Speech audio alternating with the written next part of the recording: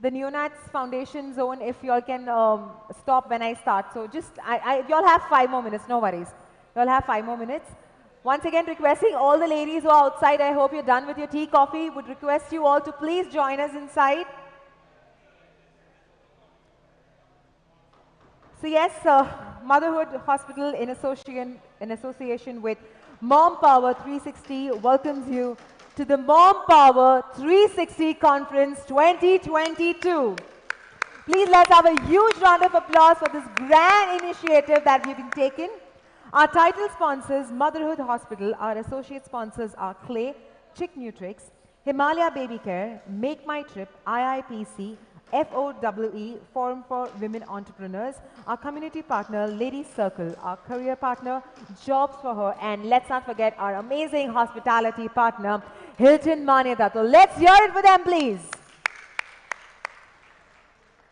I'm sure you have already got this and you all can see the agenda. So you know you have like a full day school, too many teachers coming in and giving you a lot of knowledge. What you take back is totally your choice, but what you listen right now is definitely what we want you to do. So once again, requesting everyone to please get inside. We can have a little soft music playing in the background, no problem. It's not any formal lecture for them. Everyone, please start walking in, and I would request the doors to get closed.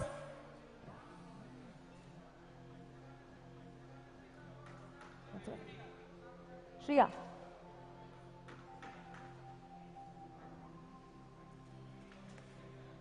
Okay, so before I start curating my session, I'll just speak a little bit about myself. I'm a former MC, a former Mrs. India 2015, and what struck me and got me into the entire yoga journey was, we all know, COVID. So I was just a yoga practitioner for a very long time, but it was working since the age of 16. It was COVID that made me realize that, shit, I am stuck at home and I have absolutely nothing to do apart from cooking, cleaning, taking care of my child, and looking at my husband day in and day out. But sometime I used to get a break. I just didn't know where to get myself back. I literally felt I've lost myself. I felt that is it. This is the end. Welcome, homemaker. But it was my evening practice with the asanas, just one of the limb. As you know, generally when you talk about yoga, people start thinking yoga is just about those different poses that you see, but no, yoga is extremely deep. It is something that takes you to nirvana. So your ultimate goal is to get freedom from the birth of coming back to this planet. I know many must be thinking, why would you not come back to the planet? But believe you me, a life in any form is nothing but suffering. If you ever think about it and get deep into it, you will realize a life in any form is nothing but suffering. You really don't know what's going to happen next moment. Even an ant, when it's walking by, is not sure whether he will make up to that 1 centimeter. He could get crushed.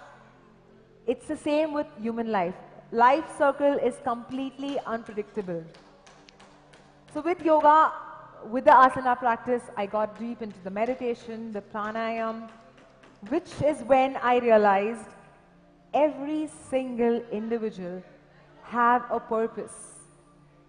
And your purpose is not just to nurture your family. Your purpose is to nurture yourself. Your purpose is to nurture your thoughts. Your purpose is to nurture your soul, your body. We get so worked up with everything which is outside of us. Even our body. We want to try and get a good body just because we want to show it outside. We forget how we feel inside. To achieve a good body, you also need to have a healthy mindset because you're doing it for yourself. Yes, if you have it, you flaunt it, but for whom? First, it is for yourself. These small thoughts kept coming into my mind, and that is when the journey began. And I didn't realize from becoming an asana teacher when I got deep into sound healing and meditation, which became my forte for the past 2 years. And conducting workshops across Mumbai for corporates and doing so many of such small conductions, even for children, made me realize that it is the need of the hour. So now, before I begin, once again, am I audible to everyone? Because it's going to be a guided meditation.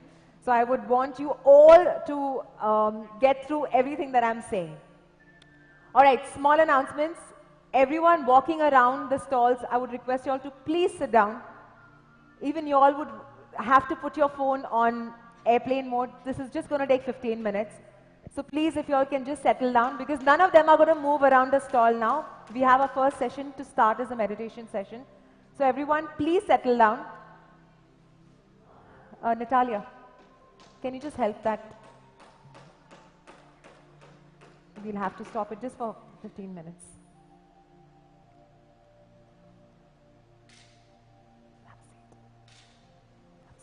No seat, you can sit anywhere, because none of them are going to get up and come to you all now.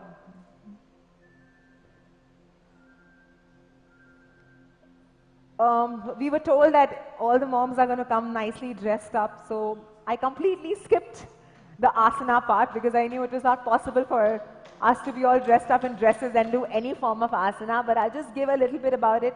So we all know that there are 8 limbs of yoga, being the yama, niyama. Yama is basically to get in within yourself. Niyama is self-discipline.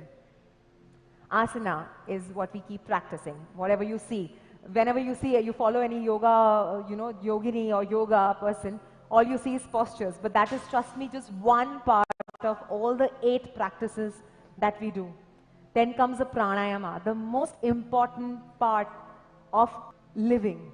You can survive without food, you can survive without water for days, but you cannot survive without your breath.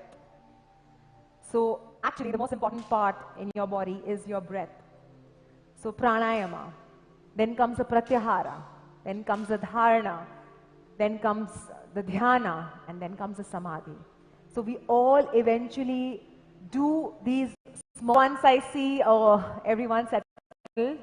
Once I see everyone settled. So it's going to be a very basic meditation. The ones who have slept enough, amazing. The ones who have not slept enough, try and be with me and listen to me, because you're going to be this close to falling asleep. It's a very common thing that happens in meditation, that you fall asleep, but try and be a little conscious. Just get to what I'm saying.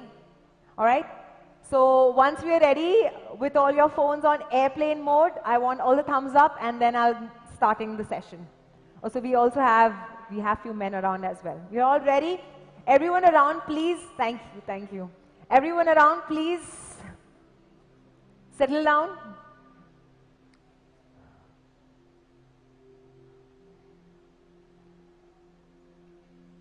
So we are conducting a guided meditation where I want you all to go through a journey. I'm going to guide you all with every single step. Just go through a journey. Listen to what I have to say. Don't have any expectation. Don't have any blockage. Do not try and restrict your thoughts. Do not try and restrict your dreams. Just let it be flowing completely freely, okay? And avoid thinking about anything to do later. You might go into the zone of past, but you will not think now what next, now what next. All right, so are we all ready? All right, so get into your comfortable postures. Avoid crossing your leg if possible. You can sit with your leg relaxed. Ideally, I would request you all to cross your leg and sit like in an asana, but if you cannot, just keep your legs down. If possible, take out your footwears. Do not cross your leg and sit. Once again, requesting all the ladies, do not cross. And let me tell you, this might look cool, but it really stops a lot of blood circulation. Try and sit like this. So avoid crossing your leg. Take off your footwear. Try and get yourself grounded. Even I'll have to do that. I'm going to do that. So just ground your feet. Touch. Just feel the touch.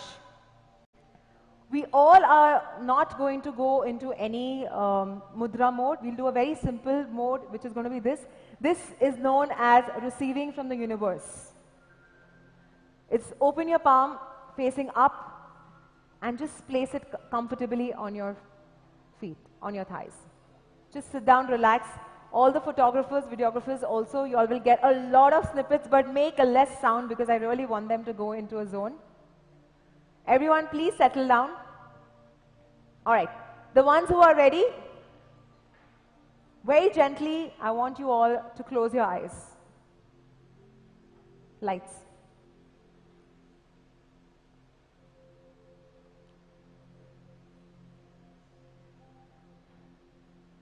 Even if the stalls, if possible, just for 15 minutes because nobody is seeing. Just for 15 minutes if you can just accommodate me. Thank you.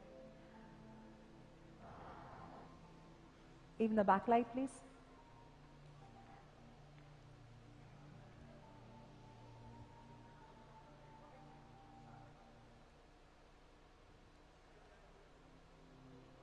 I want you all to completely close your eyes and start inhaling and exhaling with my breath, with my counts, Okay? So I'm going to give you a count and you all will inhale and exhale with my counts. Inhale deep inside and keep inhaling till I count. 1, 2, 3. Stop. Exhale out. 3. 1, 2, 3. Stop. Once again, inhale. 1, 2, 3. Stop. Exhale. 1, 2, 3. Stop. Inhale. 1, 2, 3. Hold it for 3 counts. 1, 2, 3. Exhale. 1, 2, 3. And completely exhale and empty yourself. We are going to do a cycle again.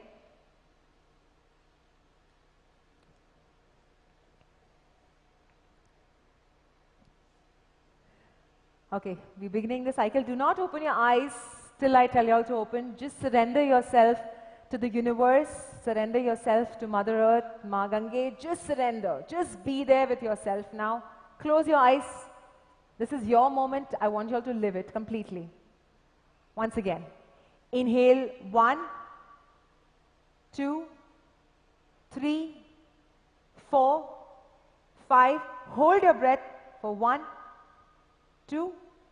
Exhale. 1, 2, 3, 4. Hold your breath. 1, 2, 3, 4, 5, 6. And relax. Just be there. I want you all to observe your breath, your heartbeat, and if possible, you will also observe a sensation going around your veins. Just be there. Now with the breath, I'm going to start giving you all instructions. I want you all to please completely follow every single step that I'm saying. Try and surrender yourself. If the stalls can please reduce the light, I can see it falling on the audience. If you all can just reduce that light for some time. You all can keep your eyes closed, please. Just a humble request for just few minutes because the audience is completely getting distracted. The light is falling on the face. If the Himalaya stall can please reduce your light. Thank you. Everyone around. All right.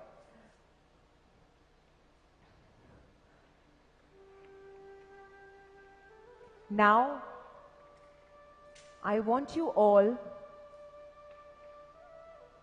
to start a journey.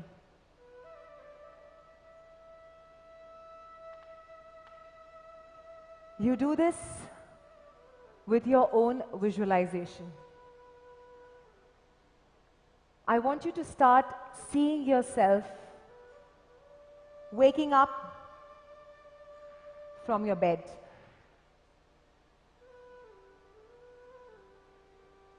Look at yourself. See what you're wearing.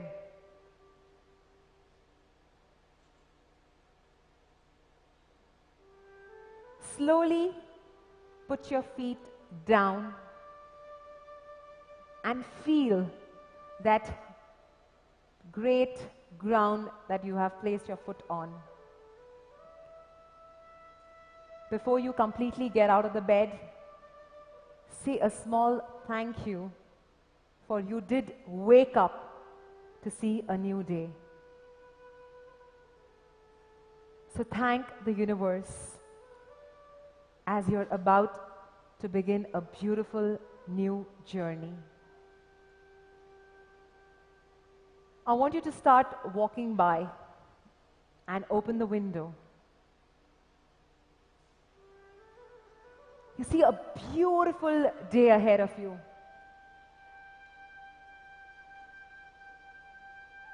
You probably never imagined that you live in a place where you open your doors and your window to a river flowing with a completely green grassland beside it. You're amazed to see yourself surrounded by the serenity of the nature. You smile and you start walking ahead. You decide to take a small trek as you see a mountain right outside your house. Yes, that's unbelievable, right?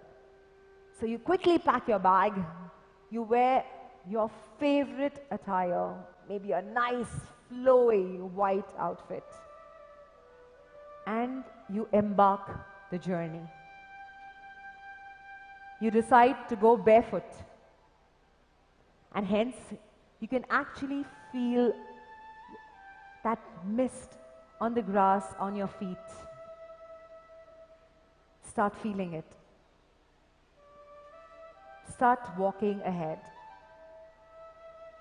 You see the birds chirping, the beautiful sky, trees all around while you're climbing. I want you to start breathing a little heavy because you're climbing.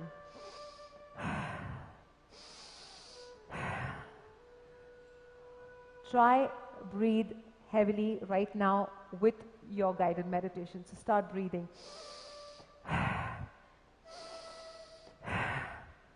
Be with yourself completely.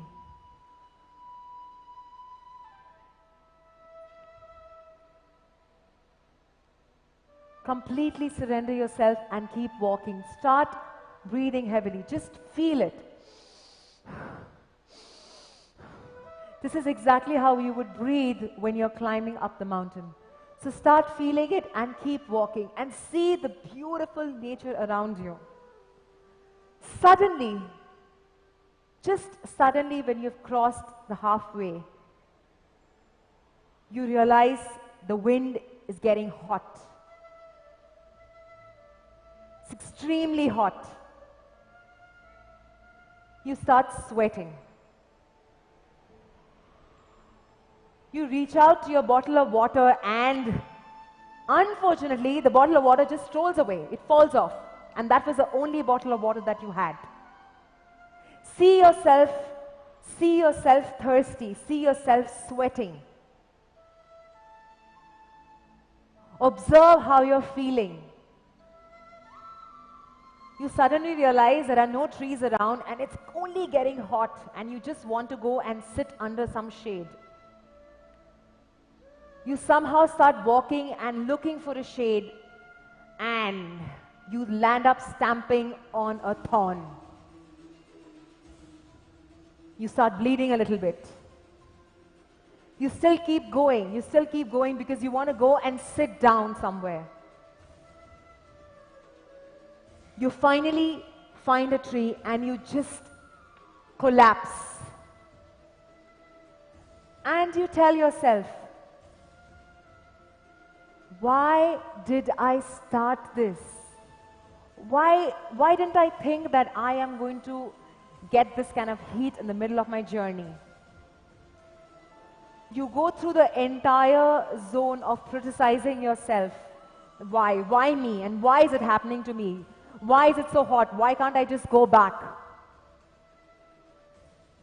Suddenly, you go and realize you have had a similar situation in your life.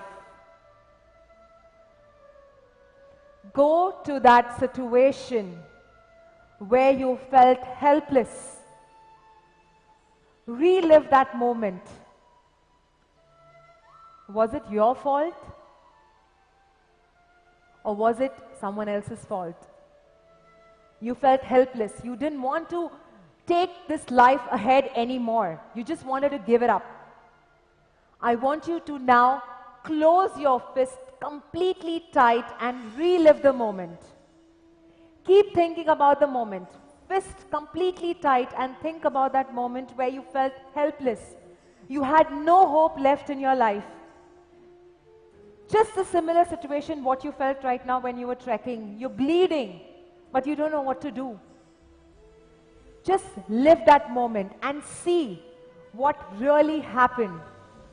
Relive the moment and figure out what happened. And once you do that, tell yourself, I accept that moment. If it was your fault, say to yourself, I forgive you. If it was someone else, tell that person, I forgive you.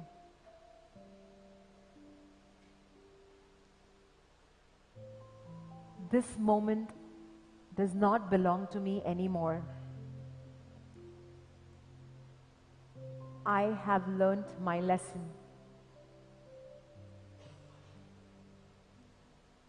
I am going to thrive.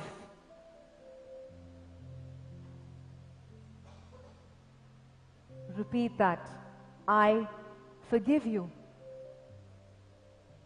I accept the moment. I have learnt a lesson. I need to move on. Now gently start opening your fist. When you do, you might feel that lightness coming out of your palms. That is exactly the moment that you have let go. That moment that made you uncomfortable, that moment where you felt your life is all over. You relived that moment, and today is your moment to end that chapter, because that chapter doesn't belong to you. You were born to conquer. You were born on your face. They all made sense. The person who hurt you did so to teach you a big lesson in life. Thank that person. Thank from your whole heart. Thank you. Thank you for hurting me. Thank you for showing me what it means to get bruised. But I know how to heal. I will heal and start embarking on your trek again. You see a sudden change not in just the weather, but the way you start walking. You are more confident. You have an aura around you. You reach to the peak of the mountain, and we all know the toughest path takes us to the most beautiful destination. And that is exactly what just happened. A little drizzle around, the beautiful view, and a tinge of rainbow that you see. These are all the signs from the universe that life must go on. There is a sudden radiant light, white light, that enters into your system through the crown of your head. I want you to see that light getting into your system. Observe it.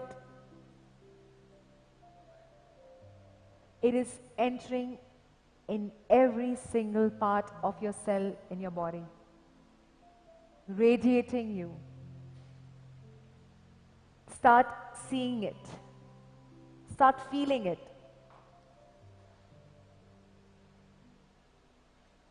You're completely getting radiant with that light. And now, with that light, there are these few affirmations that you should repeat. My dreams are coming true. I can achieve my goal. I can accomplish anything I set my eyes on. I am confident of my ability. I am love. I am light. I am radiant. I am bright. I have arrived. Stay with that moment. Just stay around with that moment and see how you're feeling.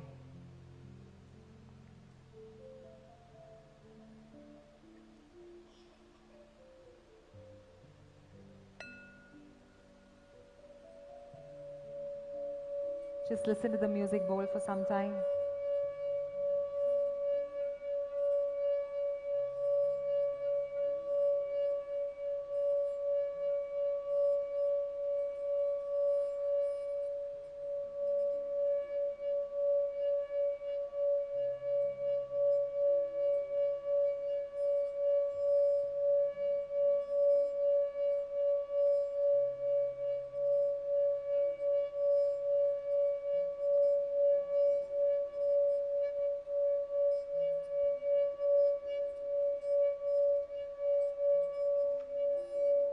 Keep yourself completely surrendered, very gently. Make a little warmth on your palm and keep the palm on your eyes. Now before you open your eyes, I just want you all to feel that moment that you all just relived and that you all let go. Now take your palms right in front of your face. Look at your palm in whatever little light which is there and thank your palm for everything that it does. Thank it for it has the power to nurture, it has the power to cook, it has the power to heal, it has the power to do the best, and it has the power of money, my friend. So with a big smile, please open your eyes and we can have the lights on, please.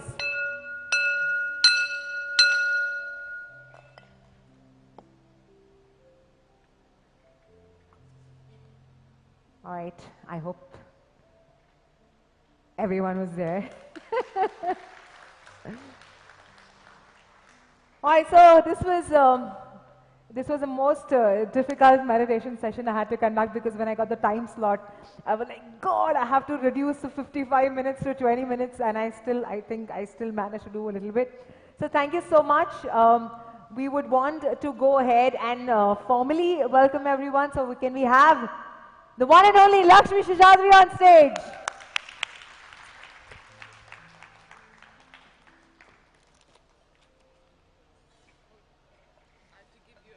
Oh. That was brilliant, wasn't it? How do you guys feel? Right? It's like letting go of a lot of things, starting something new. Yeah. So thank you, Shona. Thank that you. was absolutely amazing. Thank you indeed. And I'm like, I'm going to tear up. I have all this emotion. You know, the first thing is like, is my eyeliner okay? Because I think I'm going to cry. But yes, the whole reason why we are doing this is to, you know, to heal, to reset and reboot. Pandemic was quite tough for all of us. And we have a lot of things that everybody has gone through, not just with the pandemic, but also before. So as parents, I think as moms, we have such responsibilities, right? And when we have hurt feelings in any way, it all going to go out, right? It gets into the family. So it's so important that we take care of ourselves, that we heal, so we can create the next generation. And that's the whole reason why I created this. And it was just one crazy idea, one fine day. I was like, we need to have a conference for moms. We need to bring right kind of people to help and nurture and, you know, guide moms, because we don't come with any manual, right? We get married and here's one chapter, and before it could adapt, we have children, and then, you know, all the responsibilities that comes with it. And it's a beautiful journey, but it's up to us how we take it, and with the life and all the juggles that we have. So thank you for coming. Thank you for taking that first step to get on this journey. And I hope you enjoy the whole thing we put together. We made sure that we cover each aspect of motherhood journey and to help you get better in each one of them. So thank you for coming, and I won't take up too much time because we're like quite tight with our time with all these amazing speakers we have on board. So enjoy the session, and what I really want you to do is not just listen to it, but with each and every session that we have, I want you to rethink where you are in each of this category and where do you want to go. And we really hope that, you know, it could be one of this transformational journey for you guys that you'll embark. So thanks for coming, and I'll let the next speaker take over. And of course, before we get on that, I would like to thank all our supporting sponsors from Motherhood, Clay, and you know, Make My Trip, IIHM, all of them. So thanks for coming, and we'll get started with the session.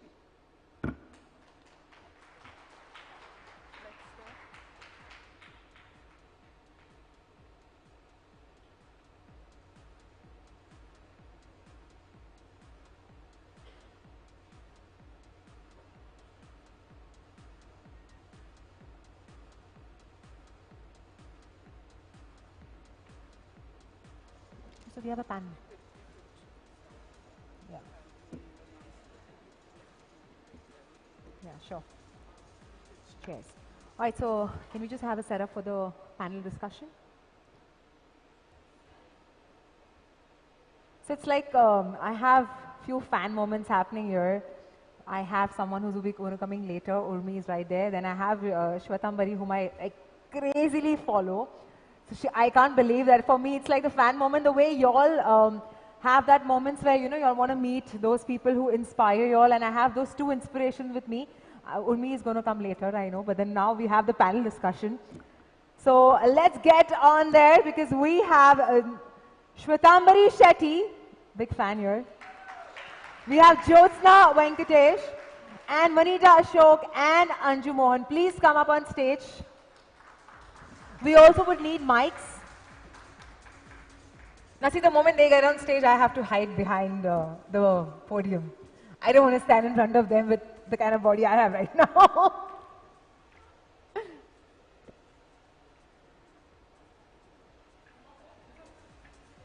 So should we do a cordless mic, handheld? We do that? Yeah. All right. So we can get the handheld mics, please.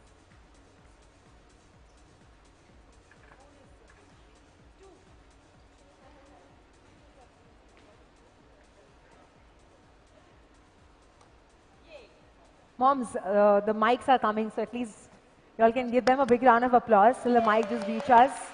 For now, at least, even if one mic reaches us, it's great. And until the mic comes, we can probably all get up and do some jumping. Oh yes, please, warm up. I'm just kidding. No, why not? They can do that. Urmi is going to take over. Yeah.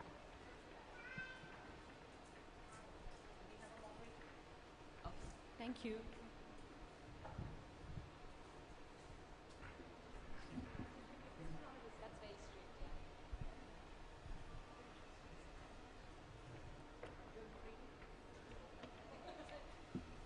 Check.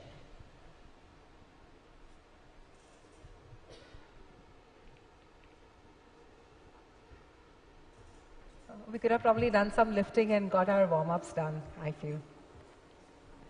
All right, everyone, please, ma'am.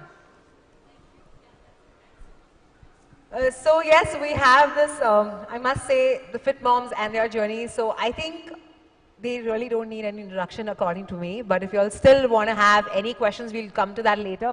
But I think Shradambari, because you're right here in the beginning, so can you start? Can you just start? So first I would like to ask, I mean, something that they would want to know, why does fitness become so important? That question is going to basically have such an elaborate answer, but we are obviously pressed for time, so I'm not going to go on. First of all, good morning, everyone. Thanks for being here. And Lakshmi, thanks for putting this together, motherhood and everyone else. Really happy to be here and just talk a little bit about my experience, motherhood and fitness together. And Shona, something that stuck when you were talking earlier was before you can nurture everybody else, right, in your family, your friends, nurture yourself. For me, as before motherhood and after motherhood, that's been the sticking point. I believe that if I cannot be happy, I will never be able to keep my friends, family, colleagues, anybody happy. And I'll never be able to do anything efficiently. And for me, I mean, happiness comes in various forms for everyone, but for me, being happy was being mentally, emotionally, and physically healthy and fit, right? And that's why I started off fitness very early on in life. And when I say early on, probably at the age of 6, because at that point, my father was forced to exercise because he had diabetes very early in life. And along with him, I started exercising. So it became, just a part of my routine. So I grew up being very active, movement, dancing, fitness. And then fitness as a career happened quite accidentally, but I embraced it. And, the last 10 years of my life being a fitness trainer, a dance fitness instructor, and etc. has been brilliant. But I also keep telling myself, my father did it because he had to survive through diabetes, heart disease, and other things. But I'm doing it because I want to keep all of them away from me.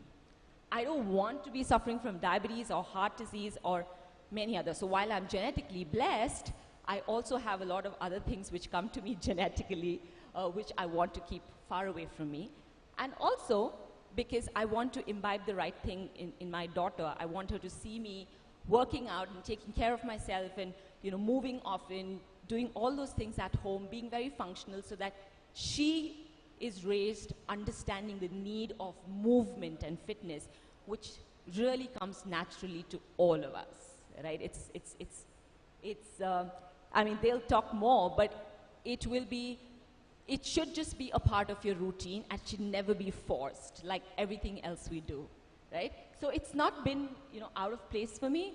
I've just made it a part of my life during pregnancy, post-delivery, and my husband's been super supportive. And I think it was harder especially for Anju and me, because we had our babies in the midst of, the pandemic, right? 2020 is when our babies were born, and it was like the peak. So we literally had no help, and I didn't have my village to take care of my baby, right? So it was tough, but we managed, we got through it beautifully. My husband was super supportive, and I worked out right from month 2, and yeah, here I am. I mean, I wouldn't have done anything differently, and I just don't think it's very hard. But I'll pass the mic on. Yes, Vanita madam. ma'am, yes. All right, I'm going to stand up, okay? A very good morning, everybody. And apparently today is Friendship Day, so happy Friendship Day. Some of you must have made new friends here, right? All right, fine. So this is Vanita Ashok here. I've been in this industry from past 20 years. I got into this industry when I was 36 years old. Okay, my children were already going to school, and they saw I was a state level athlete, so I was always into fitness, always into fitness. So exercise, eating right was always a part of my life, and my children grew up watching me this way. And they are also into fitness. My son is now 34 and my daughter is now 31. And I'm happily married for 35 years, and I'm still at it. I'm still taking online and offline classes. Thank you. And I do take corporate classes, I do attend events, grace events, give motivational talks, and I take care of myself. I watch Netflix series, And all this is happening only because I have my lifestyle them. sorted Yeah, out. that's what I'll do. That's what Okay? I thought, you How know, many of do y'all that. are in 30s, 40s? 20s? Okay. So we are between 30, 40. Anybody 50? Okay, less number. So anyway, I'm addressing people who are in their 30s. I am talking about your future tense, fitness future tense, okay? How do you want to look at 50, 60, 70? The way you are right now? Yeah, just the way you are, like in your 30s? Yeah? Why not? When you can do it, right? That's where I am. To talk about the taboo subject, menopause, which I've already reached and conquered, okay? There are many stages in life, many stages in life. Happyhood, everybody went through that. No hormones flying high. Which was that? Childhood, okay? Then we got our first period. Oh my God, talk about hormones. The PMS happens. We are that angry lord, you know, craving, bloaty, upset, you know, depressed for nothing, blah, blah, blah. That goes on. And then we become pregnant. We have a baby. And the baby is delivered, but we still look pregnant. Okay? Ever pregnant? Never delivery. Of course, that can be addressed. All right? Then comes, before you know, then comes menopause, okay? You must be thinking, all right? Oh, I have a long way to go. How many of you believe that time flies? Time does fly, okay? We already have finished about 2-3 hours of being here, right? 2 hours at least being here. Time does fly, guys. Don't ignore yourself, okay? Don't neglect yourself. Don't neglect the importance of not exercising. Don't think about weight loss when you exercise. Weight loss is not the only reason why you should be exercising. It's about, most of y'all are in a profession, right? Most of y'all are in a profession. Don't you want to hold the job? And don't you want to climb the success ladder? Don't you want to be there? You have a bucket list. Don't you want to strike off what you have on your bucket list? How do you think that will happen without you taking care of yourself? It is very important to take care of yourself, be it your diet, sleep, stress management, or exercise. When it comes to exercise, you have to do your cardio as well as strength training. And Shvetambari and Josna both know about it and how passionate I am and how important it is to exercise and to exercise with a certified trainer. Don't do something, okay? Don't do just about something. Just make sure we are all there to reach out to, we are just a tap away on Instagram and reach out to us, ask us. What to do. Google doesn't know you. How to reduce belly fat? The most searched Google question. Did it work for y'all? May I know? Did it work for y'all? No, it didn't, okay?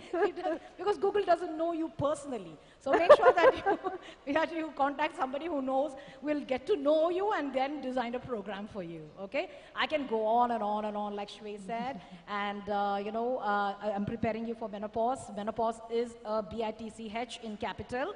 And the sweet mom or sweet friend or sweet partner that you wear will suddenly become the Hitler of the house. Everybody will be like running away. Oh my God, she's going to scream now. I don't know about her mood. She's forever hot flashing and things like that. So you can address it beautifully and still look 30, feel 30, do everything that you did at your 30s, provided you start now with the right kind of exercise. I hope I have motivated you. And Lakshmi, thanks for bringing up this platform. It's amazing and I just love it.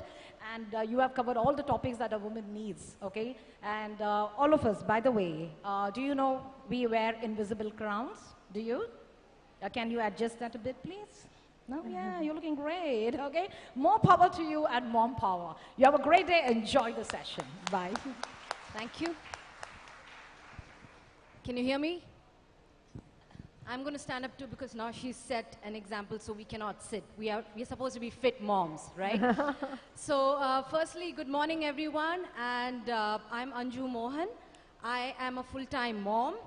I'm also an IT director at NetApp. And fitness is my passion. I would like to thank Motherhood and all the other sponsors for giving me this opportunity to be amongst some wonderful women who I have always looked up to. So what is fitness? I think she asked, why is fitness so important? I can clearly tell you one thing, fitness is not synonymous to the way you look. Let's break the stereotypes and say that even when men can do it, why not women? So that's when I took this journey when I was 41. And with all my ability, thank you, I happened to win the gold medal for the country at my first attempt itself. So thank you. So this journey of fitness taught me. The transformation of mine was I was 80 kgs and coming to 52 kgs and competing with women's of 20 and 30s, and I was the only woman at the age of 40, and I was a little scared and worried because holding those stretch marks, I stood by with a pride saying that I'm the tigress because I have that stretch marks right there on the stage. You know, that gave me a more confidence, and I decided that why not get into this beautiful journey and tell all the women that we are so proud to carry that beautiful stretch marks and stand like a tigress and be strong. That is where I learned that fitness is all about being disciplined, teaching us a lot more than being stronger in life. The journey was tough, it wasn't easy. Yes, today also when I walk, the first thing that I get a comment, do you take steroids? You know, just because I'm a bodybuilder. So a lot of people feel that. No, it's not like that. It was a hard work. Like I said, of course, we have such amazing women out there, and it's a journey itself. Yes, it needs lots and lots of consistency, focus, and I think there's nothing called impossible. At the age of 40, when I could build those six packs, I was pretty proud of myself, and I said, yes, this is the journey that I looked forward. And today when I walk, I know my my daughter's friends come up to me and say, Auntie, we are so proud of you. You know, so that gives me a lot more strength in my life.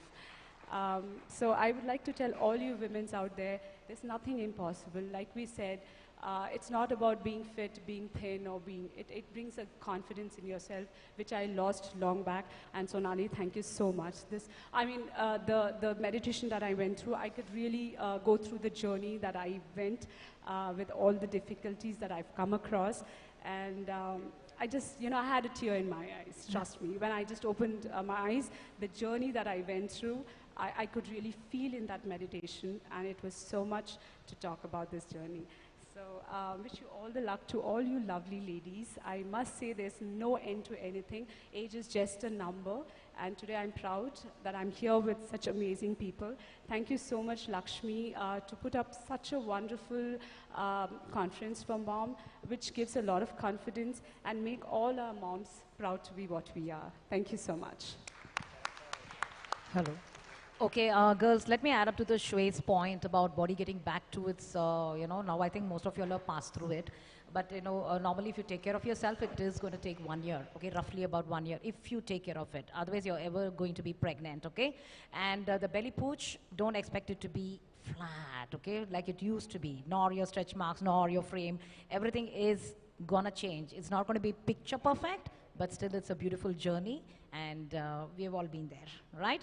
Accept yourself and set realistic goals, and do not have expectations. I am exercising, I want to be perfect, okay? No, it doesn't happen that way, all right? It's just gonna make you a better version of yourself. Don't give up on yourself. So if by any chance you all have like a quick question to ask, or we also have a lot of people like waiting, or maybe you all can note down, we're going to be hanging around, right? You all are still there. Yes, guys, we will hang around. You can ask us any questions when not during the session, and a coffee break probably. And you can reach out to us on Instagram. We are just there, okay? And I myself, I'm a Get Fit India initiator, and I've been in this industry, like I told you, for 20 years, for a reason, to get you motivated, to keep you exercising, do the right kind of workouts, all right? And this is a fitness man, and agree? So what are you supposed to do? Stand up. Stand up, come on. We can go. Sit down. Stand up. Sit down. Congratulations, you just squatted. Do that often for blood improvement. All right, have a great day, guys. Enjoy. Any sessions, anything, any questions, reach out to us. Yeah. Thank you, guys. They're going to be around with us in the audience, so if you have any question and answers, you all can ask. Thank you so much. Thank you so much. Thank you. Please, let's have a big round of applause. We have one group picture.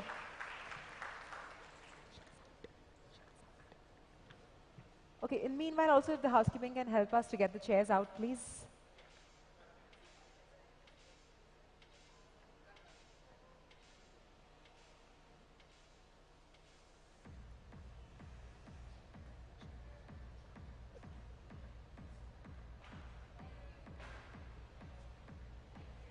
Thank you.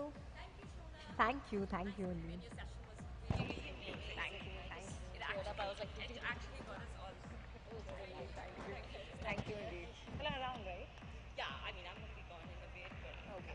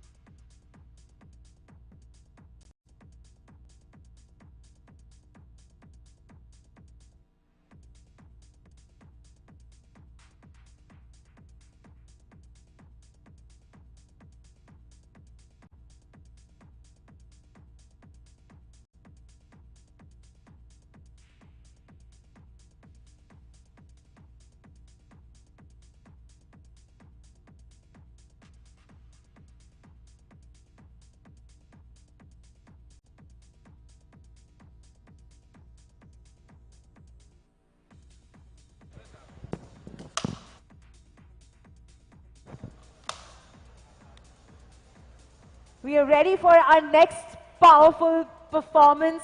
Yes, why I say performance is because, as I said, I have already had one fan moment, now I have another fan moment. I have been following her, and trust me, she's this one person filled with energy. Whenever you see her, like you see her in the morning, you see her in the evening, she's filled with energy. And trust me, the kind of coaching that she does has always kept me in awe of her. So please put your hands together as we have someone whom I'm a big fan of, Urmi Kothari, all the way from Mumbai. Can we have an AV of Urmi, please? I think the seeds of that were sown in my MBA when I heard Steve Jobs' speech, which said that do what you love and follow your gut. The dots only connect looking backwards, and that was playing constantly in my mind for the next 2 years.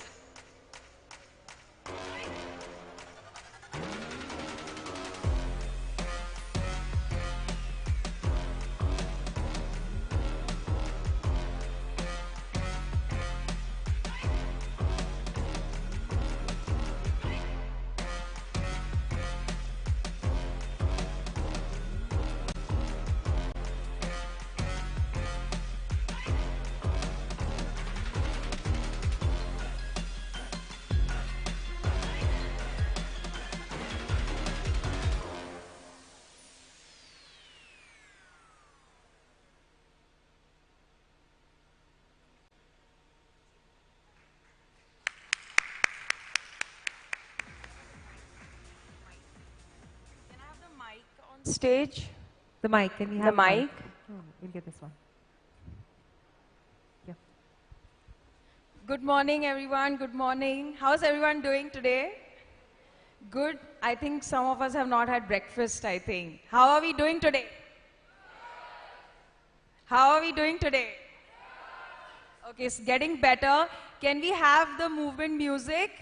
So we are going to move a little bit, stand up. We've been sitting for about an hour or so now. Just get some space. Don't worry, you're not going to do anything hectic, but we're going to move our spine, which is the center of our energy, and it's going to really energize your posture, your breath, all of that. Are we ready? DJ, can we have the music? Just the fact that you're here. Go all out, play all in. Remember, it's an energy exchange. It's not just me talking to you, it's you connecting with me as well. Okay? Shoulders. Breathe. Inhale, exhale. Inhale, come on, go all out. And reverse, breathe. Move the shoulders. Easy. You are here. Connect with your body and mirror image. Breathe in. Breathe out. Breathe in. Breathe out. Breathe in. Beautiful. Last one. up some hip circles. Move those hips. Get the blood circulation going. And reverse. Don't feel shy. And beautiful. We're going to just one more. See if you can widen your feet and just imagine you're just touching your knees. Push your hips back. And those who are wearing saris, no problem. You can just move sideways. Looking very pretty, by the way. And release. Beautiful. And arms up. Exhale. Touch your toes. Exhale. One more. Exhale. And coming up. And just watch my feet. All we're going to do is breathe and go as fast as we can, only for 10 seconds. Are you with me? Yes? And we'll count backwards. Are we ready? 3, 2, 1, go. 10, 9, come on, storm the floor, own the place. 7, 6, 5, breathe. 4, let that heart rate go high a little bit.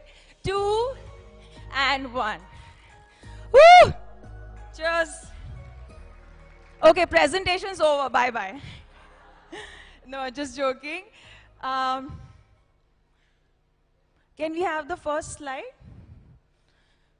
So why did we do this? You should be moving, but what to do, how to do it, and how to optimize it. Not maximize, optimize your efforts for maximum results.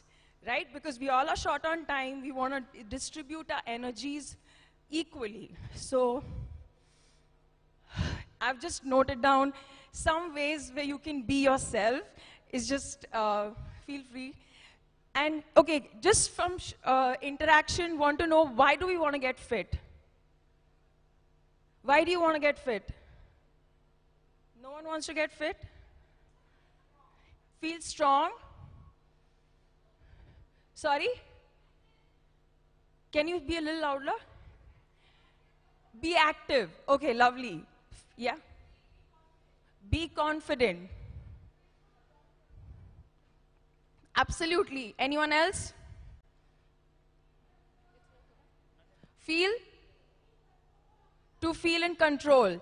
And did you notice every goal that we have for our body or for our fitness is emotional? And we all are emotional people. Then why does popular fitness talk about pushing your emotions down and just showing up mindlessly? Why are we doing that when we can actually marry the intention with the emotion and actually really utilize that? Right? Thank you. Thank you so much. And that's what I have done with myself and with my kinetic life. And I want to share that with you because every single one of us is born with that potential. But we don't utilize our own emotions. Someone wants to feel confident. Someone wants to feel strong. Someone wants to feel active. Maybe someone wants to just be and just move and be sexy. And why are we looking at other people and labeling ourselves? I'm very fortunate that people are drawing inspiration from my life. But today I'm here for you guys. I'm not here to talk about my life. I'm here to show you how you can access that potential. So moving on, like I said, let's empower our emotions. And by the way, that's my mother. And she's my source. She's a psychologist. She's a psychologist to more than 3,000 children. And she's one of the biggest reasons I'm here today. So I spoke about our bodies, right? In our life, we are not experiencing life only through our mind, where Maslow's hierarchy of needs, which is basically a psychology concept. Sorry, I'm a little nervous. And he's talking about meeting physical needs, then social, then security. Can you relate to this? Yes? Now, what if I told you that we don't just experience our life through our mind, but also through our heart, our bodies? So that means it's not just a linear progression. We are actually, everything is happening simultaneously. then why not look at our life as a spiral, as an upward moving spiral? And that's the reason I want to say that before you try to get even fit, let's build a relationship with the body. Do you agree with me on that? And if you're able to build that relationship well, like your best friend, or like your child, or like your husband, then why in the process you will get fit, you will become an athlete, you will become a mom, you will become sexy, you will become successful, anything that you want, because your relationship with your body is top notch. So that's why I'm saying that all the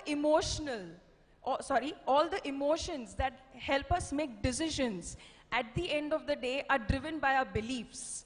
So before I talk to you about, okay, build muscle, eat this way, that way, I want to talk to you about transforming your belief. And two most important beliefs I'm going to be talking about today. And that's why I'm combining science and spirituality. Like I said, exercise science, psychology, and a little bit of philosophy, because I'm a philosopher by heart. So, and to make it very simple for you, I have categorized it into 6 B's. Are you with me so far? Can we breathe? Inhale and exhale.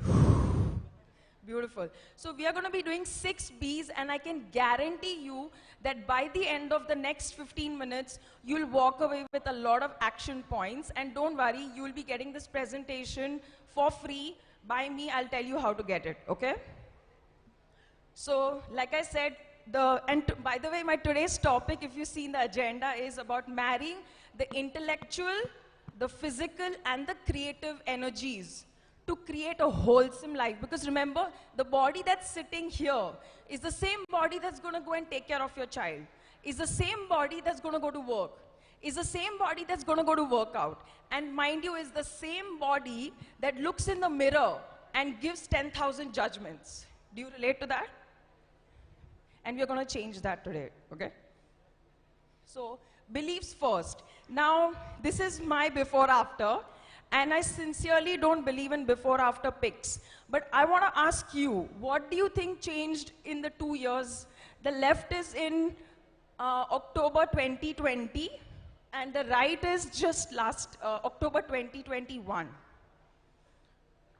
Any guesses what changed? Try, yeah? That's the physical appearance, but what did I do? Let me change the question. What did I do? Just, I want 2 guesses. Sorry? Self-belief? I feel that the potential is more in the right picture. But are you able to relate to that? That means 90% of the men as well as women that I meet and I coach are overtraining. So what did I stop here is actually I started doing less. I started sleeping more. I started eating real carbs and not eating less carbs. And I started only working out 4 times a week rather than 6 times a week. So less is more, okay? And in the last 2 years, I've been just talking about that on my Instagram, is recovery. So I just want to, yeah, effort is not equal to intensity. I'm busting your first belief. Second one is blood sugar management over calorie management. How many of y'all are worried thinking calories in, calories out? Give me a show of hands. How many of you are thinking calories in, calories out will help me lose weight or get fitter? Yes? Go up, go all up, don't be shy.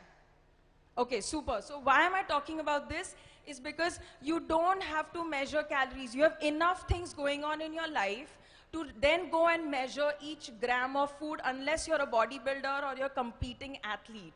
So what I'm trying to say here is if you focus on blood sugar friendly foods that don't spike your blood sugar and then bring them crashing down, you can A, improve your focus. B, you will have less cravings. And 3, you will have so much energy. And tell you why. not going into too much science, but it's something called as oxidative stress, which means you don't even realize your body is screaming that it doesn't want this up and down with sugar. Any questions so far? Yes, no? Okay, super. So, and I'm going to, the presentation in the coming slides has a few tips on how to manage blood sugar, and I'll speak about that in 2 minutes. Moving on, balance is the second B. So first was beliefs. Second one is balance. And we cannot avoid stress in our lives. It's not about running away from your responsibilities or duties. It's about how you manage that stress. That's what we mean by resilience. Okay? So that means it's not about you being strong 100% of the time. It's about when you feel weak, when you get sick, when you get stressed, how do you manage it? And that's why we're going to do some breathing exercises right now. And why? Because before I talk about metabolism and burning calories, if your nervous system, your CPU, okay, if you are getting stressed inside your body is not going to burn any fat. Okay, and I'm telling you this, every single human being first is the nervous system, which means your stress, fight or flight response. And if you have a lion sitting outside your house, do you think you're going to exercise? Yes or no? No, right? Which means the body is thinking there's a lion outside, and that's why it wants to hold on to every single pound of fat, especially the belly fat. And I can guarantee Shwetambari, me, and any other fitness coach will tell you maximum questions are for how do I burn my belly fat. My answer is sleep and breathe. And they'll be like, what? No, that's too simple. Yeah, so we're going to breathe right now. We'll just do one right now, which is diaphragmatic breathing. So place your everyone, if you can stand up for a minute. Okay, and you can keep your eyes open.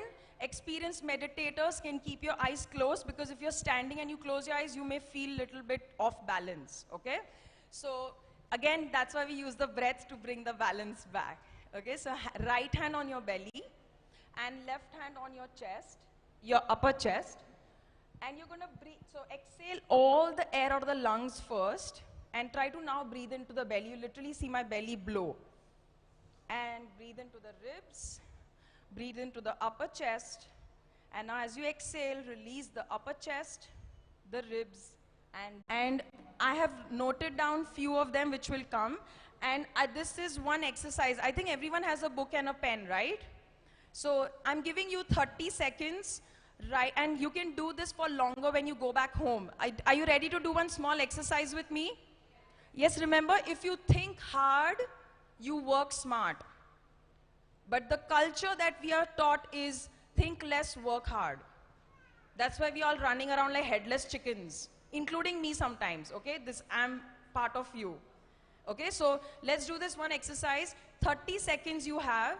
You're going to list down any energy uplifter. What do I mean by that? Any person, place, activity, hobby, situation that brings you in a state of happiness, joy, peace, love, gratitude. Let's go. Time starts now. Just in the interest of time, these exercises are very short. And the reason we use pen and paper is because, again, it's a neurological connection. It accesses your subconscious mind much faster.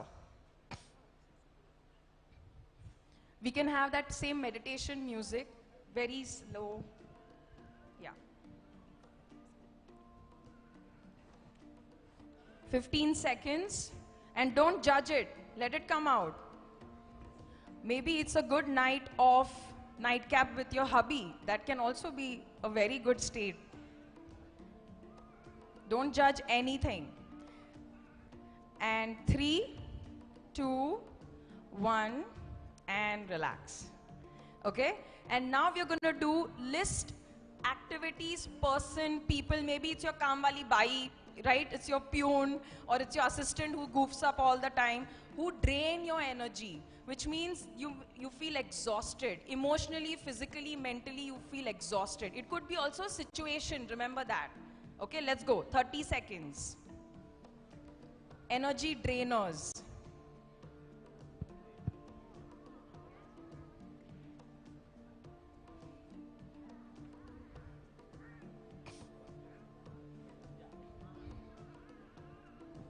Another 10 seconds.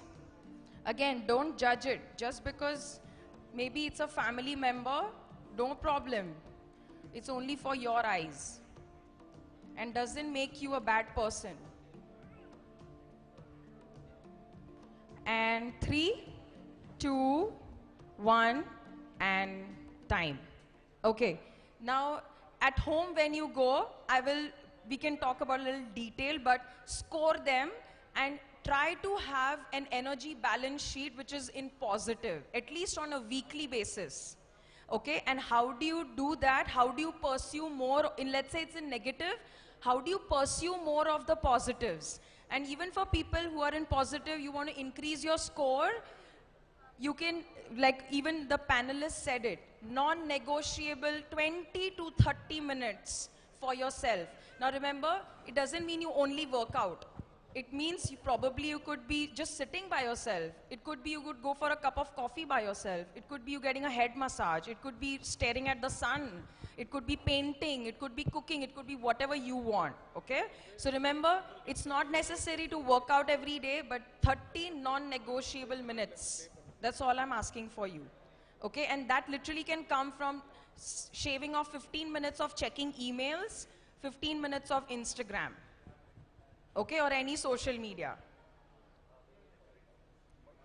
So we just did the breath work right now, and there are different ratios, 1:1, and don't worry, this is all there in the PPT, but just to tell you, 1:2 is to relax, where you inhale for 4, exhale for 8. 1:1 is when you're feeling lethargic, okay, and 2:1 is when you wake up and you want to get charged up. It's your caffeine substitute. And why, like I said, we spoke about the parasympathetic, the stress and the flight and the fight and the relax. If you want to learn how to build muscle, get fit, increase your metabolism, learn to relax your nervous system, okay? So can we just, a quick recap. We did beliefs, we did balance, and quickly I'm gonna cover body rhythm. So does everyone know we have a circadian rhythm? Morning, night, sleep cycle? Yes? Do we all know that? Do we all know that we also have the second rhythm, which is infradian rhythm, which is your menstrual cycle? Okay? A lot of you are also into menopause right now, I'm assuming, yes? Yes? And a lot of you are also still in your menstrual cycle. Remember, if you don't respect your body clock, all your metabolism, all your fitness is going to go for a toss. So cycle syncing your workouts. Depending on your phase of menstrual cycle, you do the type of exercise. And I have noted it down after this. But first I just want to speak about your circadian rhythm. Did you know that if you don't sleep properly, and I understand moms, they are anyway in lack of sleep, correct? Yes or no? So how do we tackle that? Because lack of sleep causes cravings and it increases your appetite as well. So you're already in a disadvantageous situation. This is where if you learn to relax, even just in the wakeful state, close your eyes, take a nap, it can help you recover better. Okay? Are you with me so far?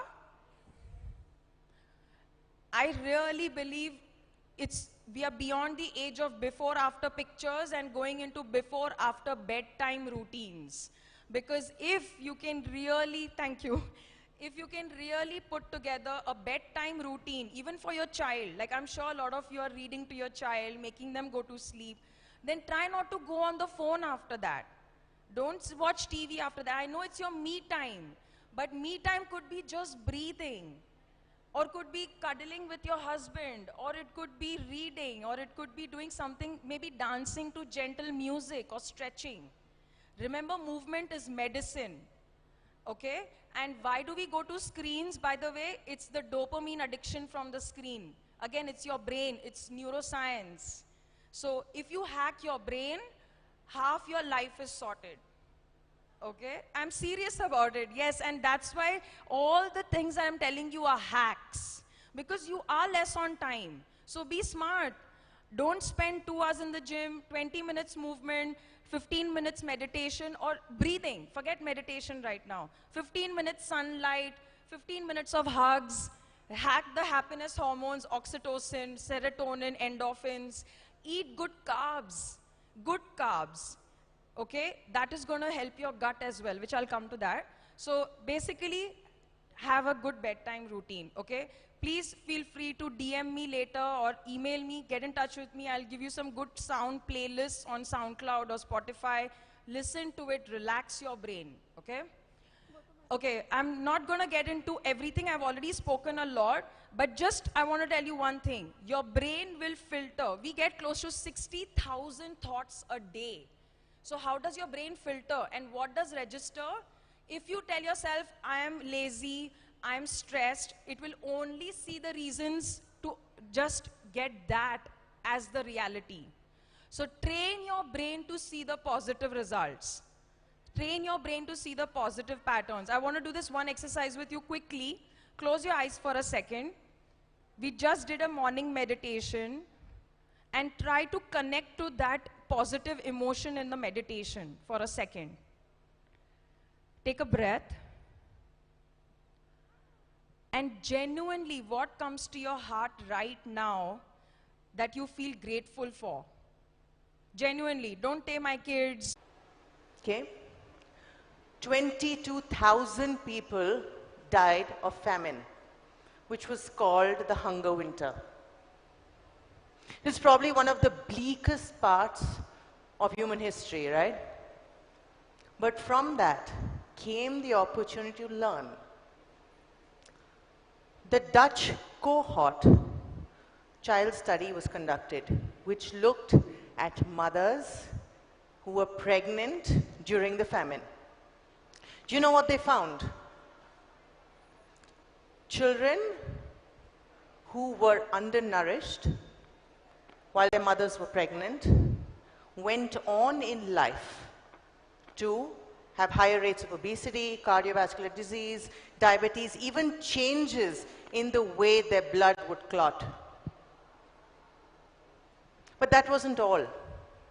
They kept following these people, and they found that children born to parents who were prenatally undernourished had all the same higher risks.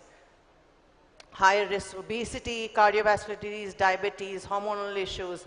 In fact, the women had higher risk of breast cancer. So nutrition is not limited to you. And what it signifies is that women play a huge link in the entire series, right? What you eat before, during, and after pregnancy affects not only you, but your children and future generations. Is that scary? Yeah? But my motto is to make things simple. Okay? Going back to this. All of you have kids here? When a woman has children, right, your body changes permanently, both physically, right, in terms of the way the connective tissues are. It changes permanently in the way hormones are managed. If you're a mother, you already know this. It's about that slight feeling of difference. My hips have become slightly different. My feet spread out a bit and didn't go back. Like Coach Urmi said, you feel those differences, don't you? The female body changes forever. The thing is, I'm going to go back to, she used a lot of my content. You were awesome. Okay, so let's go back to women and the reproductive cycle and the way nutrition plays a role here. First, how many of you follow me on Instagram or have heard of me before? Okay, very few. All right. So while a lot of people call me a nutritionist, I'm also called a deep health coach. Because I believe that health goes beyond just what we eat. Coming back again to a lot of things that she said, yeah, and to what the panelists said. How many of you believe that six-pack abs signify you're fit? What if you can bench press a lot and you eat really well and you have absolutely no markers in your blood tests? Fit? Healthy? Yes? No? What if you eat really well, you have six-pack abs, but you have anxiety attacks? Are you healthy? Okay. What if you don't have anxiety attacks, but you live in a toxic environment? Are you healthy? Nutrition, fitness is not the only aspect of health. Health goes beyond. It goes to our biosocial-psycho self, which is biological, everything, all little chemicals working, the physical self, and things that are around us. Yeah? So I asked myself, what is it that I could tell you today that you wouldn't find on Google? Yeah? What is it that I could tell you today that you could go back and make a difference to your life? So let's come back. How many of you deal with PMS? It's okay. You don't have to lift your hands if you don't want to, but it's natural. Okay, how about period pain? Cramps? Oh, more hands. What if I told you that with nutrition and a little bit of fitness alone, you could get rid of both? Everything that the body tells us, be it PMS, changes in mood cycles, period pain, are actually expressions of how the body is working, usually hormonal health, right? So, should we do a little bit of both? How to deal with PMS and with period pain? By using just food? Today I'm not going to go into any fitness because there are so many stellar speakers already doing this. I'm going to leave it to them. These two things, yes? Yes, no? Okay, great. Now, for PMS, how many of you track your cycle in terms of the length of the cycle? Awesome. Do you know there are close to 8 to 10 markers that you need to track apart from your cycle length? If you follow me on Instagram, you probably know this. Yeah? All right. Extreme symptoms. It's usually estrogen, progesterone imbalance. Everyone's heard of estrogen, right? Yeah? Yes, no? Okay. Progesterone, anyone? No? Okay. Think of them like they hold each other together, kind of pulling at each other. All right? If you have an imbalance, you will see complete differences in your mood and your cycle. Now here I'm asking you only to track this because like you said, when it came to finding what works for you, in this there is no cookie cutter approach. There is no way for me to tell you what will work from one and what will not work for the other. But once you track this, it is very easy to find which parts are not working really well and to focus on those. But I will give you actionable steps. So you think you can track these? Awesome. Now, how many of you deal with excruciating period pain where you need to take medication? Okay. Otherwise, just have period pain? No? No one? Wow, I'm usually being bombarded with these questions apart from belly fat. That's always number one. She does? Okay. Actually, most women do at certain points in their life. Again, a complete imbalance in estrogen and progesterone. But here, I can help you with some generalized suggestions, right? We're going to only look at the tip of the iceberg. Yeah? Is that okay? A number of women that we have seen, so in the last, I guess many of you don't know my story if you've not followed me, right? I'll come back to it. Okay. In my journey here, for the last few years, I started out on my own. We've grown to over 40 nutritionists that have worked with over 25,000 women across the globe. And I specialize mostly in female and hormonal health, right? Period pain is something that we have seen come up constantly, whether they are 15, or 35. In some cases, with endometriosis, fibroids, it is so bad that women can't get up and go to work. But our corporate systems don't support this, do they? The thing is that these can be fixed. So today I'm going to tell you how to, at the tip of the iceberg, to just fix this. Yeah? Because I think when I stand here today, if I tell you eat more vegetables, go work out, we're all doing that. But again, what can I tell you that Google can't? Yeah? Okay. If you have excruciating period pain, or you know someone who does, it's usually caused by estrogen dominance. What that means is your estrogen is really high and the competing hormone progesterone is really low. When that happens, the uterine lining becomes really thick. When it needs to shed, we release something called prostaglandins, which make it excruciatingly painful. So here comes why you get fibroids, why you get endometriosis, why you get extreme period pain. There are many reasons that these two happen, and one of the main ones that people don't like to talk about is acute stress, right?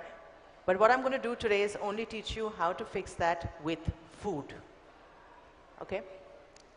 To start off with, something Urmi said again about the vegetables, right? The first aspect is to be fiber focused. What that means is you are looking at adding large amounts of fibrous foods to everyday meals. This will work for you, for your husband, for your children, in most cases. Else? Sorry? Dosa. Okay, anyone else? Okay, anyone else? Sorry? Vegetable juice with egg. Okay.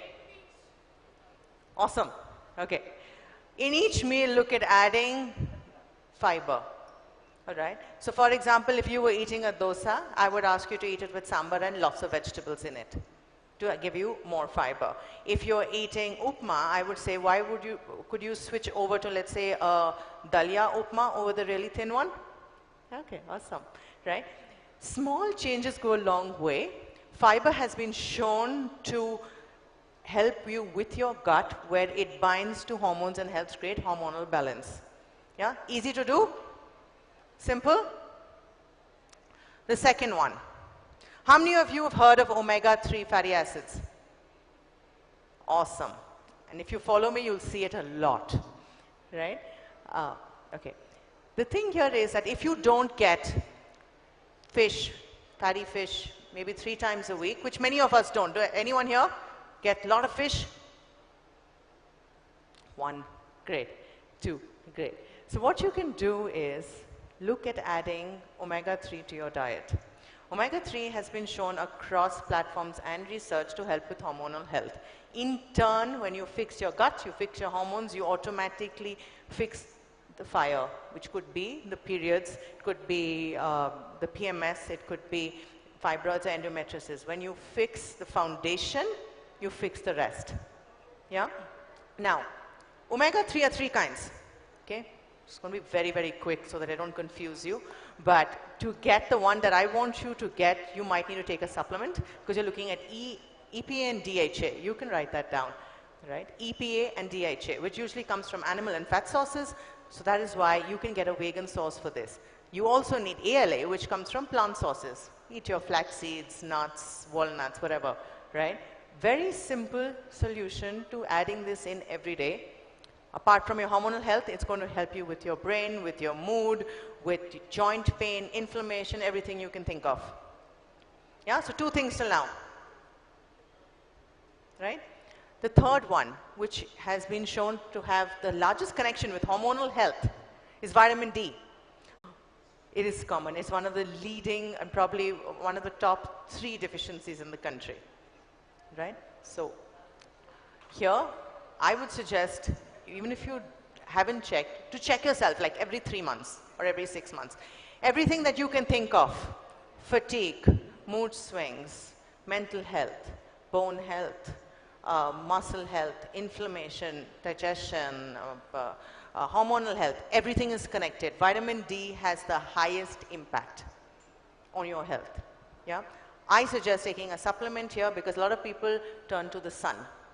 How tired with your workouts, if you're waking up tired, if you feel fatigued all the time, this is something to check.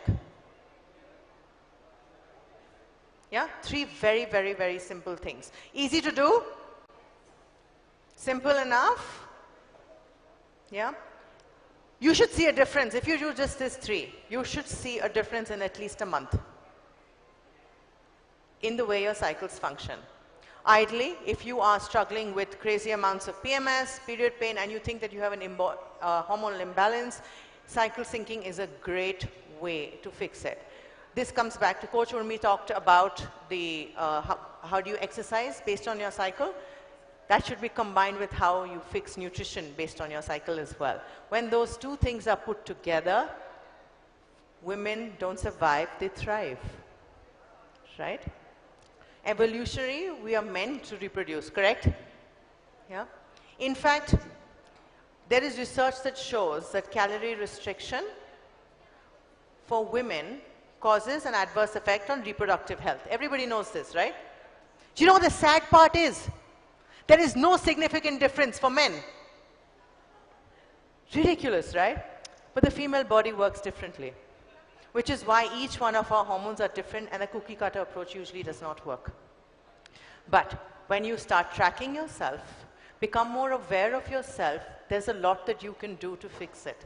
And usually it's really simple. It isn't about making one fancy smoothie and buying some imported ingredients. Usually it's the more basic, bare minimum things that you need to get done. Yeah? Okay. Now, of course, this is the tip of the iceberg. I gave you only 3 because I don't want to overwhelm you. There are about 20 to look at. But the idea always with fitness, and me, for everyone who doesn't know me, I have struggled with being XL, having a degenerated disc, a bulged disc, cervical spondylitis, having collapsed and being paralyzed when I had my little child, to now being able to work out, to exercise, and to be the way I am.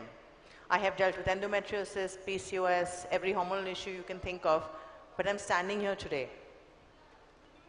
And the one thing that I can tell you is, it does not start with every fad diet and you think that you see out there. Does not change with one juice or one meal.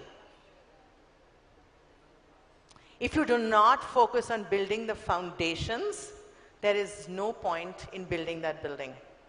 What I see as a coach, and I think what all the coaches will say to you today here is, we see people trying to paint their house while it's on fire. Yeah? You agree? They're trying to fix the wrong things. Build that foundation. It will be slow, it will be monotonous, it will be absolutely boring till you see that difference in your body, till you start thriving and not surviving. So I want you to focus more on nourishing your body. I think everyone knows vegetables are good for you, must eat protein, must drink water, must sleep more. Yes? Yeah, everybody knows this. How many of you do it? Okay. Can I ask one of you why not? Or what are your struggles? I'm sorry? Time management? Okay. Okay. Okay. Thank you for your honesty. Anyone else? Sorry? Okay. Something all the panelists have said today, all the speakers have said today that I truly believe in. You have to put on your mask first before trying to help someone else. Yeah? To be a better, stronger, calmer, more supportive mother, first, you need to focus on yourself. The fruit can only be as healthy as the tree in 20 minutes. With me, I'm all about simplicity. I'm all about effectiveness. Let's leave willpower out of this. Can you do 5-minute walk every day? Yeah, certainly. Possible. Awesome. Time management, right? Can you take out only 10 minutes for yourself every day? Possible? Yes. Yeah? Awesome. So it is possible. As healthy as you want, you can work out as much as you want. But if you do not have it in your mind to put yourself first and take care of yourself, none of it will last. I can sit here and rattle off all the healthy foods that you want to eat. And you should eat. All the workouts you should do. But it always comes down to, will you? So if there is something that you take away today, it should be that you are a priority. And the moment you decide that, everything else will fall in place. You can always find me, Coach Urme, Shweti. You can find us, right? But it must come from you be willing to make yourself a priority. Not willing to lose weight, not willing to change your body, not willing to eat healthy, not willing to work out, to make yourself a priority. When you nourish yourself, you will stop surviving and you will start thriving. Thank you. Now I'd like to open it up for questions, because usually when it comes to nutrition, there will be tons of them. Yeah? So anyone?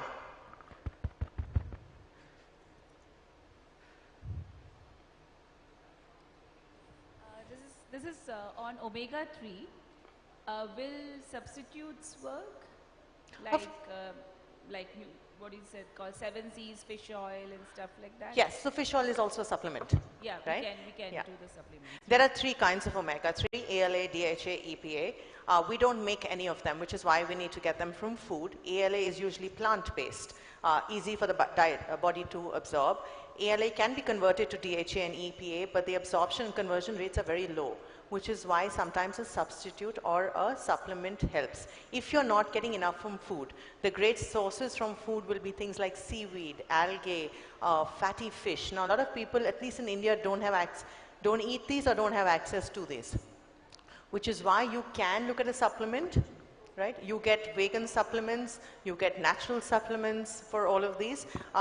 For ALA, which is the plant-based, eating things like seeds and nuts really helps. But I would not depend on them to get adequate amounts of DHA and EPA due to the conversion rates, right? So with supplements, the thing is, a supplement is exactly what it says, a supplement to your diet. But sometimes if a value is really low, exactly if you go to a doctor, if a value is really low, we just need to bring it up. Once it's up, you can maintain it with food. But if your body is struggling, especially like, for example, when I said vitamin D, I've seen people with values of 2 and 3, right? They can lead to autoimmune disorders if not brought up quickly. Bringing up 2 to the level it needs to be could take months. And a simple twist of the ankle can cause a fracture. In these cases, it's best to bring it up really quickly, then focus on maintaining it, right? So first you put out the fire, then you build the rest of the building. Make sense? Yeah. However, supplements are not a replacement for real food. They are in addition to, only when you need it. Yeah, so there are some that we see from an Indian diet, from the amount of people we worked with, that people don't just get enough of. All right. Any more? Hey, here. Can you see me? Here. Of course. All right. Yeah, you and you. So thank you so much for highlighting on the power of micro habits. It was here towards. Sorry, I don't know who I'm speaking to. I thought she had the mic. Who? Okay. Yeah. So yeah, thank you so much for highlighting on the power of micro habits. We are also a strong believer of that. So my question is, I've constantly been reading, it's not what you eat, it's rather what you absorb. So I wanted to understand from you, what are the easiest ways to understand if we are absorbing well, and if there are any hacks to track it? Fred. All right, so I have a question on intermittent fasting. I'm a physician, but I just wanted your viewpoint on that. I know men do that, but is it appropriate for women? But I just want to know your take. So the research shows very different results for men and women. It is not as good for women. For some reason, men have biologically been given stuff that we don't, right? Because with IF, right, you get increased growth hormone with increased longevity, better muscle growth. But you could get that even if you just fasted for 10 hours or 11 hours, right? No, so it is a fast. I do a 16-8. So, fast for 16, eat for 8, and it does accelerate metabolism. I would come back to assessing each individual and seeing whether they can or cannot do it. So for example, if I had someone dealing with thyroid or PCOS or diabetes, my answer to this would be very different from someone someone else. So it would really be an assessment of each person, an individual. And more than that, it comes down to deep health. What does it do to your social interactions? What does it do to eating with your family? What does it do to how you feel? And can you sustain it for life? So there are multiple aspects to look at, and health goes beyond just nutrition. There was a question somewhere here, which I think is the last one. Yeah. Okay, this is definitely the last question. Definitely the last one. Hi. So this is Komal here. I would like to ask one thing. You talked about the period pains. So is it okay if you don't get period cramps or period pains? Yeah, of course. You're scared, you're normal. You're fine. Thanks. Again, just track all the 8 parameters I told you. If your cycle duration is under 3 days, then it's of concern. Otherwise not. Yeah? Okay. So track all those. You can find answers to all the things I asked you to track on my Instagram. I spell my name with a U like run and not ran. And I have 2 handles on Instagram. One is my professional one. I'm the only one with RUN. So you should be able to find me, Simran Chopra. Thank you so much for being here, being patient. And thank you to all the speakers before this and to Lakshmi. I think we have a tea break now. I'm sorry if I took too much time. No, but thank okay, you so much. Okay. Have a great day. Simran, we would request you to be on stage. We're going to have a small coffee break, so y'all can enjoy your coffee. And also you're going to meet the panels. They're going to be in the VIP lounge. If you have any questions, y'all can go and pop in. So the coffee break is open for the attendees. Meanwhile, I want you on stage because I want the panel, all the speakers to please join us. We need to have a photo op for our PR, please. So Shwetambari, Anju ma'am, everyone please. Urmi, Jyotsna, Madhu ma'am please. We just need to have a picture op. Lakshmi.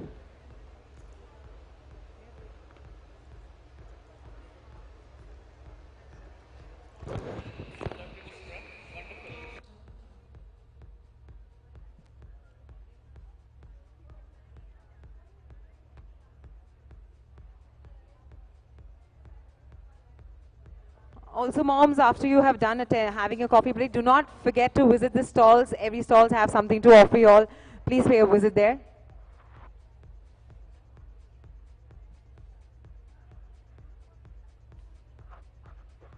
We have the Clay Childcare room in the next boardroom and the VIP lounge just next to that. Lakshmi.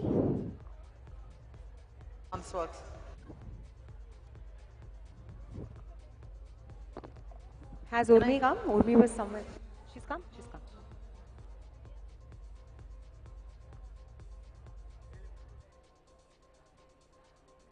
Shwetambari? Shwetambari? Vanita? Where's Vanita ma'am?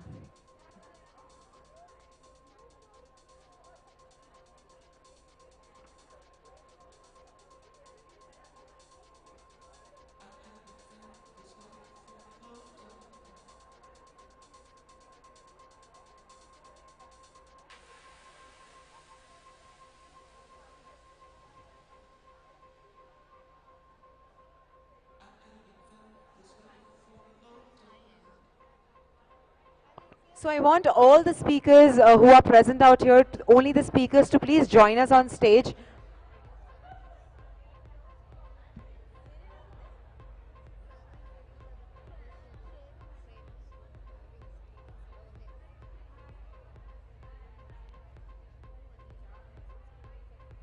We also want Deepika ma'am to join us. Oh, she's also come, okay. All right.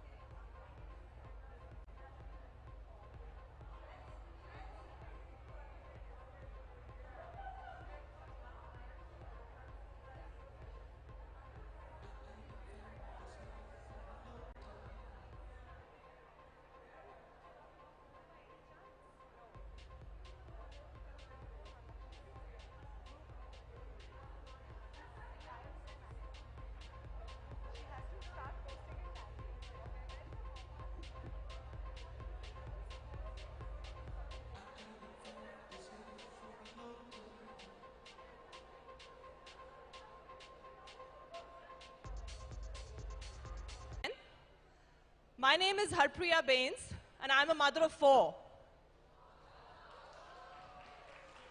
Thank you, thank you. 1 dog, 2 daughters, and a husband. Because Indian husbands, you know, such sweet little grown-up babies they are, aren't they? Little babies who can't even wash their own chaddies. Right? उनकी माँओं ने उनको बड़े प्यार से, नाजों से पाल पोस कर बिगाड़ा होता है और फिर हमारी झोली में डाला होता है. अब तुम भुगतो. यही शायद mother-in-laws का ultimate बदला है. So when I was beginning my comedy career, I also, like a lot of ladies who began their careers after 40, मैंने भी 40 के बाद पता नहीं क्या मेरे अंदर माता आ गई कि मैंने सोचा मेरे को comedy करनी है. So I thought of it then, and I read up a lot of about, you know, stand-up and how you can start. And the most thing that came out was do self-deprivating jokes. You know, अपने आप का मजाक उड़ाओ तो सब लोग खुश होते हैं. मैंने कहा अच्छा चलो इससे शुरू करते हैं. तो मैंने बड़ी कोशिश करी. मैंने कहा चलो अपनी खामियां ढूंढो. खामियां अपने आप में ढूंढना. देखो शक्ल तो माशाल्लाह ठीक ही दी है भगवान ने. हाइट भी ठीक ही है, हेल्थ भी ठीक ही है, थोड़ी बहुत चल रही है. राइट? तो मैंने कहा अपनी खामियां यार, अपने आप को तो मैं बहुत पसंद हूँ. हम सब अपने आप को बचपन से हूर परियां तो समझते ही हैं. तो बड़ा मुश्किल काम था, यू नो, अपनी खामियां निकालना. Oh my god. And then there is the ego. अपनी खामियां निकालना बड़ा मुश्किल है. अब यही काम किसी और को दो. मेरी मदर इन लॉ को दिया होता तो हाँ, अभी तक किताब लिख दी होती उन्होंने. राइट? दुनिया ਨੂੰ ਹਸਾਉਣ ਚੱਲੀਏ, ਸਾਡੀ ਤਾਂ ਇੱਥੇ ਭੂਤਨੀ ਭੁਲਾਈ ਪਈ ਹੈ. हैं? Right right. बड़े चुटकुले सुना. मेरी मदर, बाकी सब छोड़ो, इंडियन मदर्स, उससे ज्यादा बड़ा क्रिटिक आपको चाहिए ही नहीं. हाँ, so my own mother she like हाँ बड़े चुटकुले सुनानी है तो दुनिया ਨੂੰ ਨਿਆਣਿਆਂ ਨੂੰ ਉੱਥੇ ਚਾਪੇੜਾ ਮਾਰਦੀ ਰਹਿੰਦੀ है सारा दिन. मैं कहा ठीक है चलो. तो बड़ा मुश्किल काम था. मैंने कहा चलो कहीं और से कंटेंट ढूंढते हैं. फिर मैंने कहा अरे मैं तो शादीशुदा हूँ. Right? So I have been working from home for the last 20 years as CEO H&M. A cribbing, exhausted, overworked housewife and mother. मुझे अपने thankless और payless job से कोई problem नहीं है, लेकिन मुझे इस housewife word से थोड़ा problem है. I think बड़ा सड़ा हुआ थका हुआ word है, you know, just like a housefly, house lizard. ये तो women empowerment के चक्कर में हमारी थोड़ी सी rebranding हो गई, you know, and we got a fancier name, homemakers. Right? At least now we sound like a mixie. है ना? और चटनी तो हमारी पिसी रही है. So, you know, मेरा मेन प्रोफाइल, जॉब प्रोफाइल तो आप लोग समझ ही गए होंगे. घर में रह रहे सभी जीव जंतुओं का ध्यान रखना. सबसे मुश्किल रॉयल इंडियन हस्बैंड, जिसका फेवरेट काम है eating, sleeping and mating in no particular order, any time anywhere. The best a man can be. वैसे एक बात तो सही है, यहाँ पे सारी लेडीज है, so you know we can bitch about them. थोड़े से हैं बेचारे, 1-2 बंदे बैठे हुए. So, but give of the bhai sahabs of the world. So I'm asking you this question, मतलब how much and what? Trust me, dinosaurs के ज़माने से female anatomy नहीं बदली है. No extra baggage is added. और शादी के इतने 15-20 साल बाद ना, you know, husband and wife become like, you know, चड्डी बड्डीज. So मेरा husband मुझे दिखा भी रहा है, ये देख, look at her. ऐसे मैं क्यों देखूं उसको, मेरे अपने हैं ना, छोटे हैं पर मेरे हैं. Why? So anyway, as a result of मेरे husband के भी घोड़ी पे सवार hormones, we have 2 female offsprings whose prime profile is to suck my blood. You know, whoever said बच्चे भगवान का रूप होते हैं must be obviously an atheist.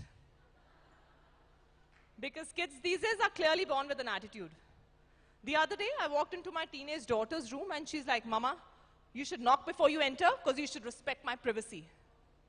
I said, darling, you screwed my privacy the day you entered this world through my private space.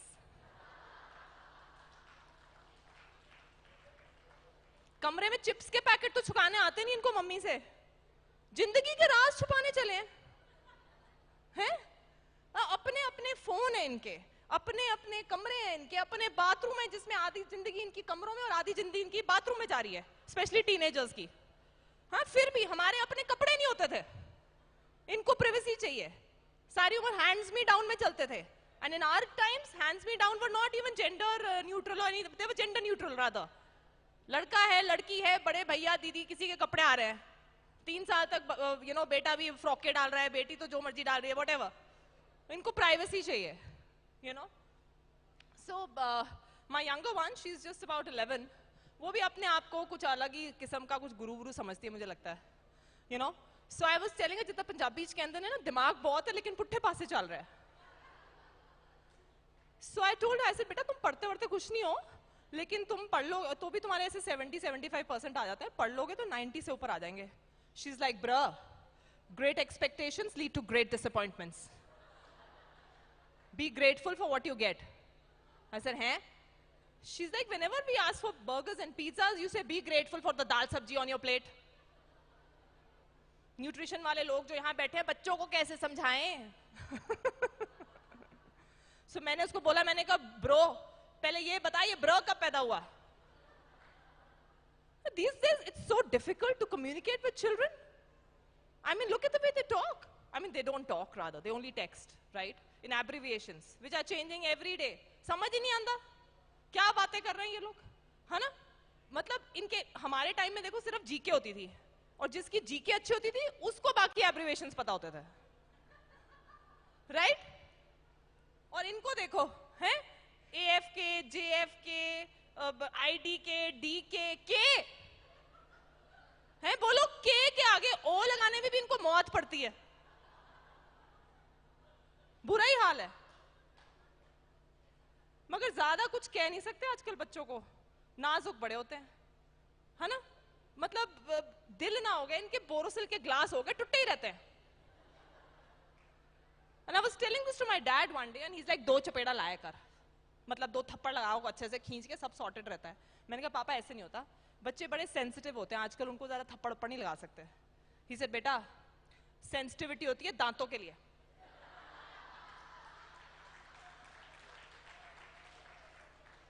और छित्तर होते हैं न्याणों के लिए, और इसका नमूना मेरे सामने खड़ा है.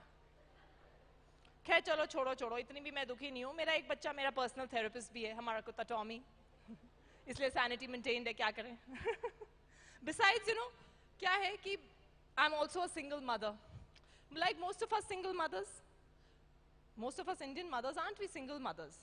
Because हमारे जो Royal Indian पति हैं, इनको लगता है they have already made the most important contribution to bring the child into this world. Right? उसके बाद क्या बचा है? पार्ले जी खा के बच्चा बड़ा हो जाएगा, और पार्ले जी खा के जीनियस बन जाएगा, कॉम्प्लान खा के लंबा हो जाएगा, पड़ गया बच्चे. So my husband belongs to the same species, you know. So till the time the babies were sweet and happy and playing, she was mama's little princess. The moment she would start crying and cranky, and you know that the diaper had leaked because she became mama ki gudiya, mummy ke paas jayegi. So अभी तो मेरे बच्चे बड़े हो गए, लेकिन in those days, जब मैं मदर डेयरी की ड्यूटी देकर बच्चे को आप सुलाते हो, बेबीज बिल्कुल भी क्यूट नहीं होते, बार बार जागते रहते हैं, right? So my baby would wake up, then I would wake him up. I said, listen, why don't you help me, yaar? I'm totally exhausted. थोड़ी देर baby को देख लो. And he'll be like, he would do that classic act of play dead. Play dead पता है ना? It's an act जो आप dogs को सिखाते हो, फिर कुत्ता ऐसे मरने की acting करता है. Now ladies, please don't mind this joke because I don't mean to offend your dogs. I love dogs. So he would do this classic act. I said, listen, तुम्हें सुनाई नहीं दे रहा यार, कितना रो रहा है, I'm exhausted, थोड़ी देर तो देख लो. फिर खरांटे बंद हो जाते हैं. I'm like, listen, you are really so mean. तुम्हें मेरे पे तरस नहीं आता? मैं थक गई हूँ यार, थोड़ी देर बेबी को देख लो. फिर वो सांस लेना भी छोड़ देता है. पर चलो ऐसी बात नहीं है. आजकल मैंने सुना है, आजकल के जो नई ब्रीड के पतीज आ रहे हैं काफी हेल्पिंग है, मैंने देखा है, काफी कंट्रीब्यूट करते हैं. जैसे पानी का ग्लास खुद उठा लेते हैं, टीवी का रिमोट ढूंढ देते हैं, तो करते हैं हेल्प, है ना? सो हम डॉक्टर मधु चोपड़ा से पूछते हैं कि आप बताइए, आपके जो जवाई भाई साहब, हमारे निक भाई साहब है, वो क्या हेल्प करते हैं हमें? हम क्या है ना, we are all like the normal people. हमें बड़ी खुशी होगी, हमारी रूह को शांति पड़ जाएगी अगर हमें पता चले कि निक भाई साहब भी डायपर चेंज करते हैं. बताइए क्या करते हैं? नहीं करते हैं? हाँ देखो, मैंने सोचा मेड इन अमेरिका थोड़ा तो मेड इन इंडियन पति से बेटर होएगा.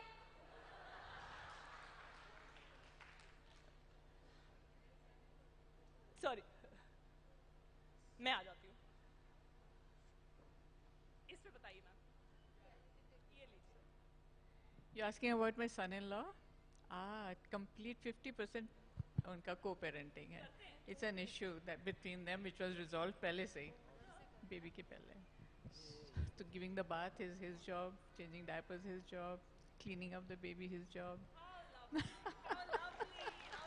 मैंने बोला था ना, वो made in America है. That Jawai is made in America. India में नहीं मिलते भाई ऐसे पति, ऐसे जवाई नहीं मिलते. I'm telling you that. So really, but हमारी patriarchy ऐसी है that it cannot absorb all of this. The first time my husband actually changed my daughter's diaper, he almost got a standing ovation in the family. My mother-in-law was like, "Hi, beta, तूने तो आज वो कर दिखाया जो तेरे पापा ने भी नहीं कभी किया." And my own mother, forget anything. She came to the room and she's like, "Hi, की गल होगी? Baby बहुत रो रहा है." मैंने कहा, "हाँ, और ये देखो उठा भी नहीं." तो she's like, "कोई बात नहीं, जवाई है ना? सोने दे बेचारे को, थक क्या होगा?" मैं कहा, "पैटर्निटी लीव पर है, वो सारा दिन टीवी देखता है." तो क्या हो गया, सारा साल तो काम करता है, हैं? मैंने कहा, हाँ, मैं तो सारा साल शाहरुख नाल पिक्चर देख के आई हूँ. And she's like, सोने दे बेचारे को, हैं? तू क्यों उसकी नींद डिस्टर्ब कर रही है? देख बेबी कितना रो रहा था, पड़ोसी भी जाग गया, कुत्ता भी जाग गया, इसकी नींद नहीं खुली. इसको कहते हैं ब्यूटी स्लीप. स्किन और हेयर के लिए अच्छी होती है. मैं क्या, बिल्कुल इसको चाहिए beauty sleep. Next miss India इसी ने बनना है. Thank you, ladies. That was my time for the time being. I'll be back for more. Thank you so much. You've been a lovely audience.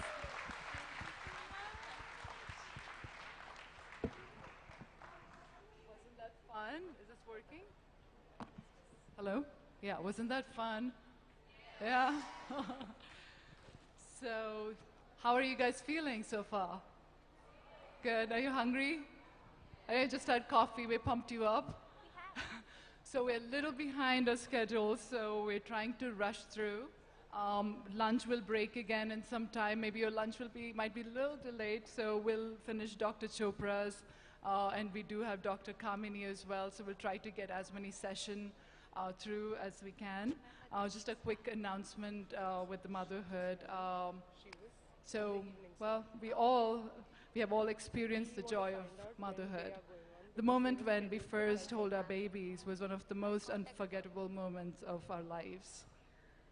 But even today, there are about 5 lakh women who lose their babies within the first month due to lack of facilities or because they cannot afford the treatment for their babies. Neonate Foundation of India is working to provide advanced high-end treatment to critically ill newborn babies in the rural areas or born in very poor families. Please join us in our mission to save India's children. And thanks Motherhood for helping with that initiative. A quick video.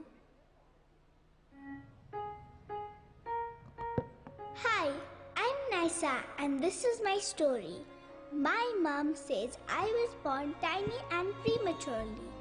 After a 45-day stay in the NICU, I went home healthy. Unlike many, Nisa received timely care in the NICU, but not all babies are as fortunate as her. 1,600 newborns die each day in India because of lack of timely access to neonatal care, as most families cannot afford NICU treatment. 80% of them can be saved. All it takes is a community to come together to give these little fighters a ray of hope. With your support, together we can save a newborn's life and make a difference.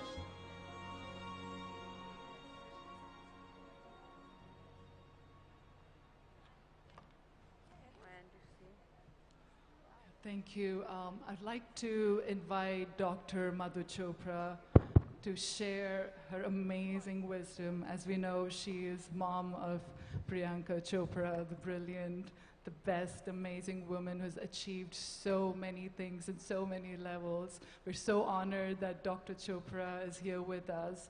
And, you know, roots, she's the root, right? Like as moms, we are the root of the family. And when we are healthy, and so is our families. And she's a perfect example of a strong root and what we could get out of it. So, yeah, and I mean, when I got to know that she's going to be joining us, I was telling her, I said, you know, that's a perfect example we have for all the mothers out here. Being an Indian, being able to establish yourself away from the country I still remember the line that Priyanka had said, you can take a girl out of India, but you can never take India out of the girl. And I think it all comes from the roots that ma'am has kept it so strong that the tree is growing and flourishing all over, and we all fall under the same. So, ma'am, it would be an honor to have you on stage and share all the wisdom with us. Please, may we have a huge round of applause for Dr. Madhu Chopra.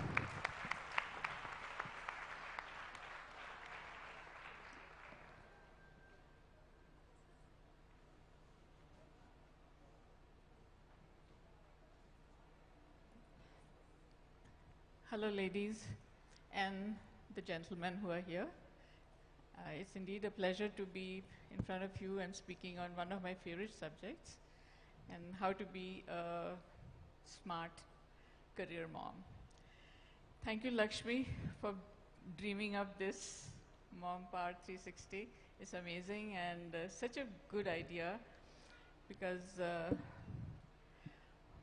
if I presume that all of us here are at some stage of being a mom, what I speak to you today would be like, some would find it absurd because they are in a happy mom space.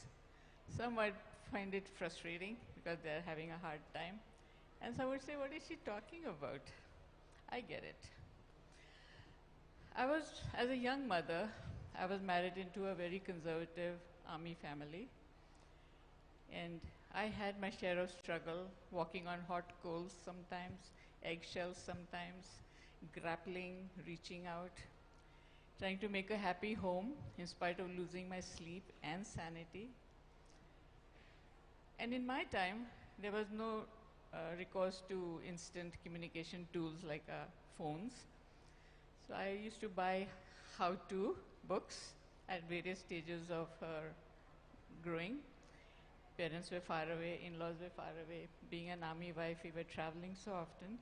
It was very difficult to, learn something that you never went to school about. And we didn't have, antenatal trainings that people have today. So it was rough. But here I am, standing in front of you. I landed on my feet. I have two amazing, lovely children, and a host and quite a number of nieces and nephews whose life I was part of. So today I will speak to you some excerpts from my own life, real life experiences, and some wisdom that I've gathered along the way. And I hope I can help you bring some joy into your todays and hope into your futures. Being a mom is one of the greatest leadership challenge. As a working woman, that should be your aim, to ace that. This leadership challenge has no curriculum, has no syllabus. You have to play it by the ear, play it along the way, as per your circumstances and your situation. I'm a very ambitious, career-conscious woman. I thought I was capable, and I kept studying, learning, working. I don't remember taking a single day off other than 6 weeks maternity leave.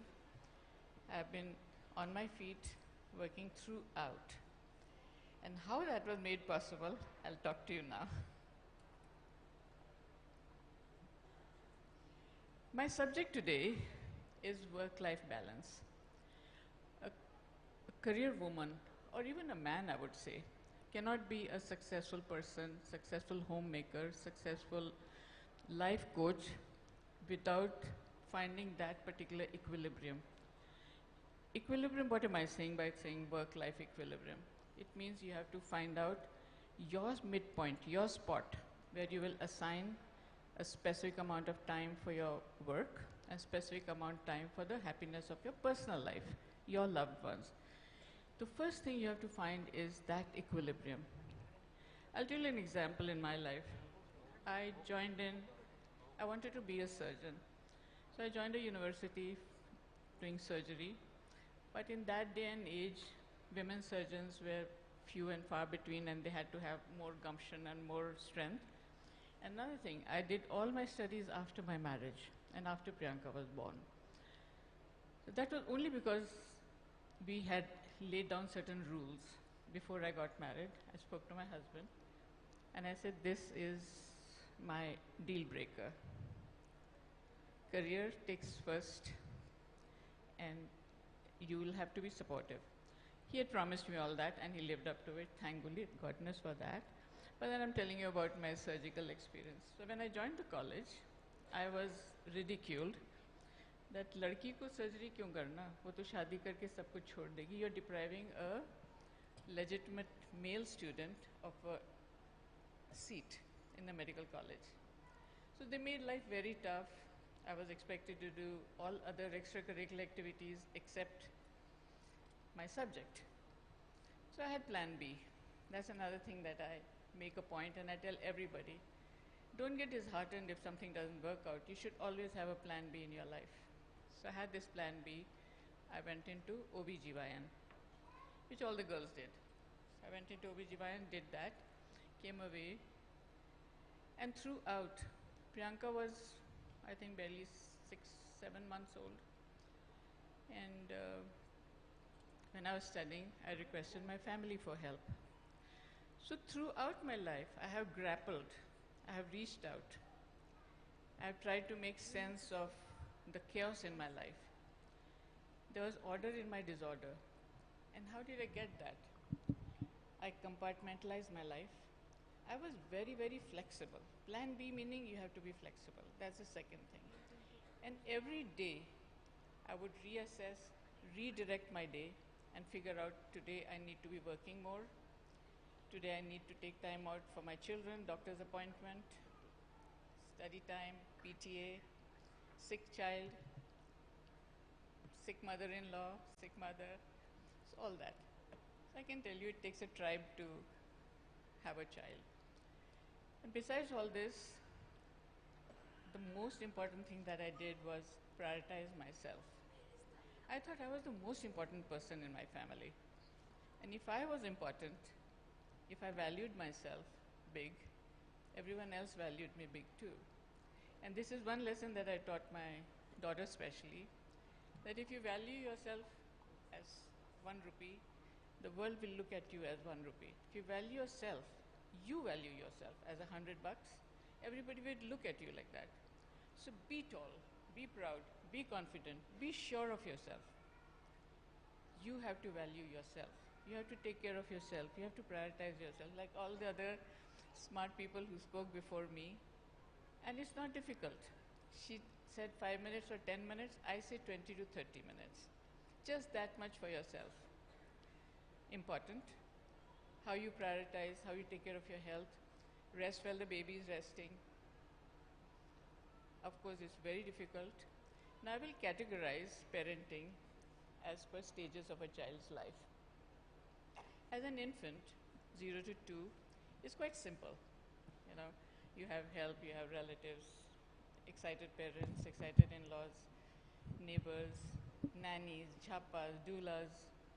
You have a lot of assistance. So that's the time when you should look out for yourself. Do things so that you can reverse all the changes that have happened in your mind and body through your pregnancy and your childbirth. Some people are psychologically damaged, some people are physically damaged. You should take this time out to reverse all this. Don't be afraid to reach out for a counselor if you need to. But take care of your own health, your own self. Most important. The real parenting challenge starts after the child is 2. So between 2 and 5, or sometimes 2 and 8, the child that comes to you not wired anyways, completely a blank slate, has some genetic traits which as a mother you can hone. So the outcome of a child is the sum of the environment to give her or give him. As a mother, as a father, as a parent, you have to make sure that the human being that you are responsible for is a huge work. As soon as you embark into motherhood, as a career woman, as a working woman, you have taken on this added responsibility. You cannot shirk.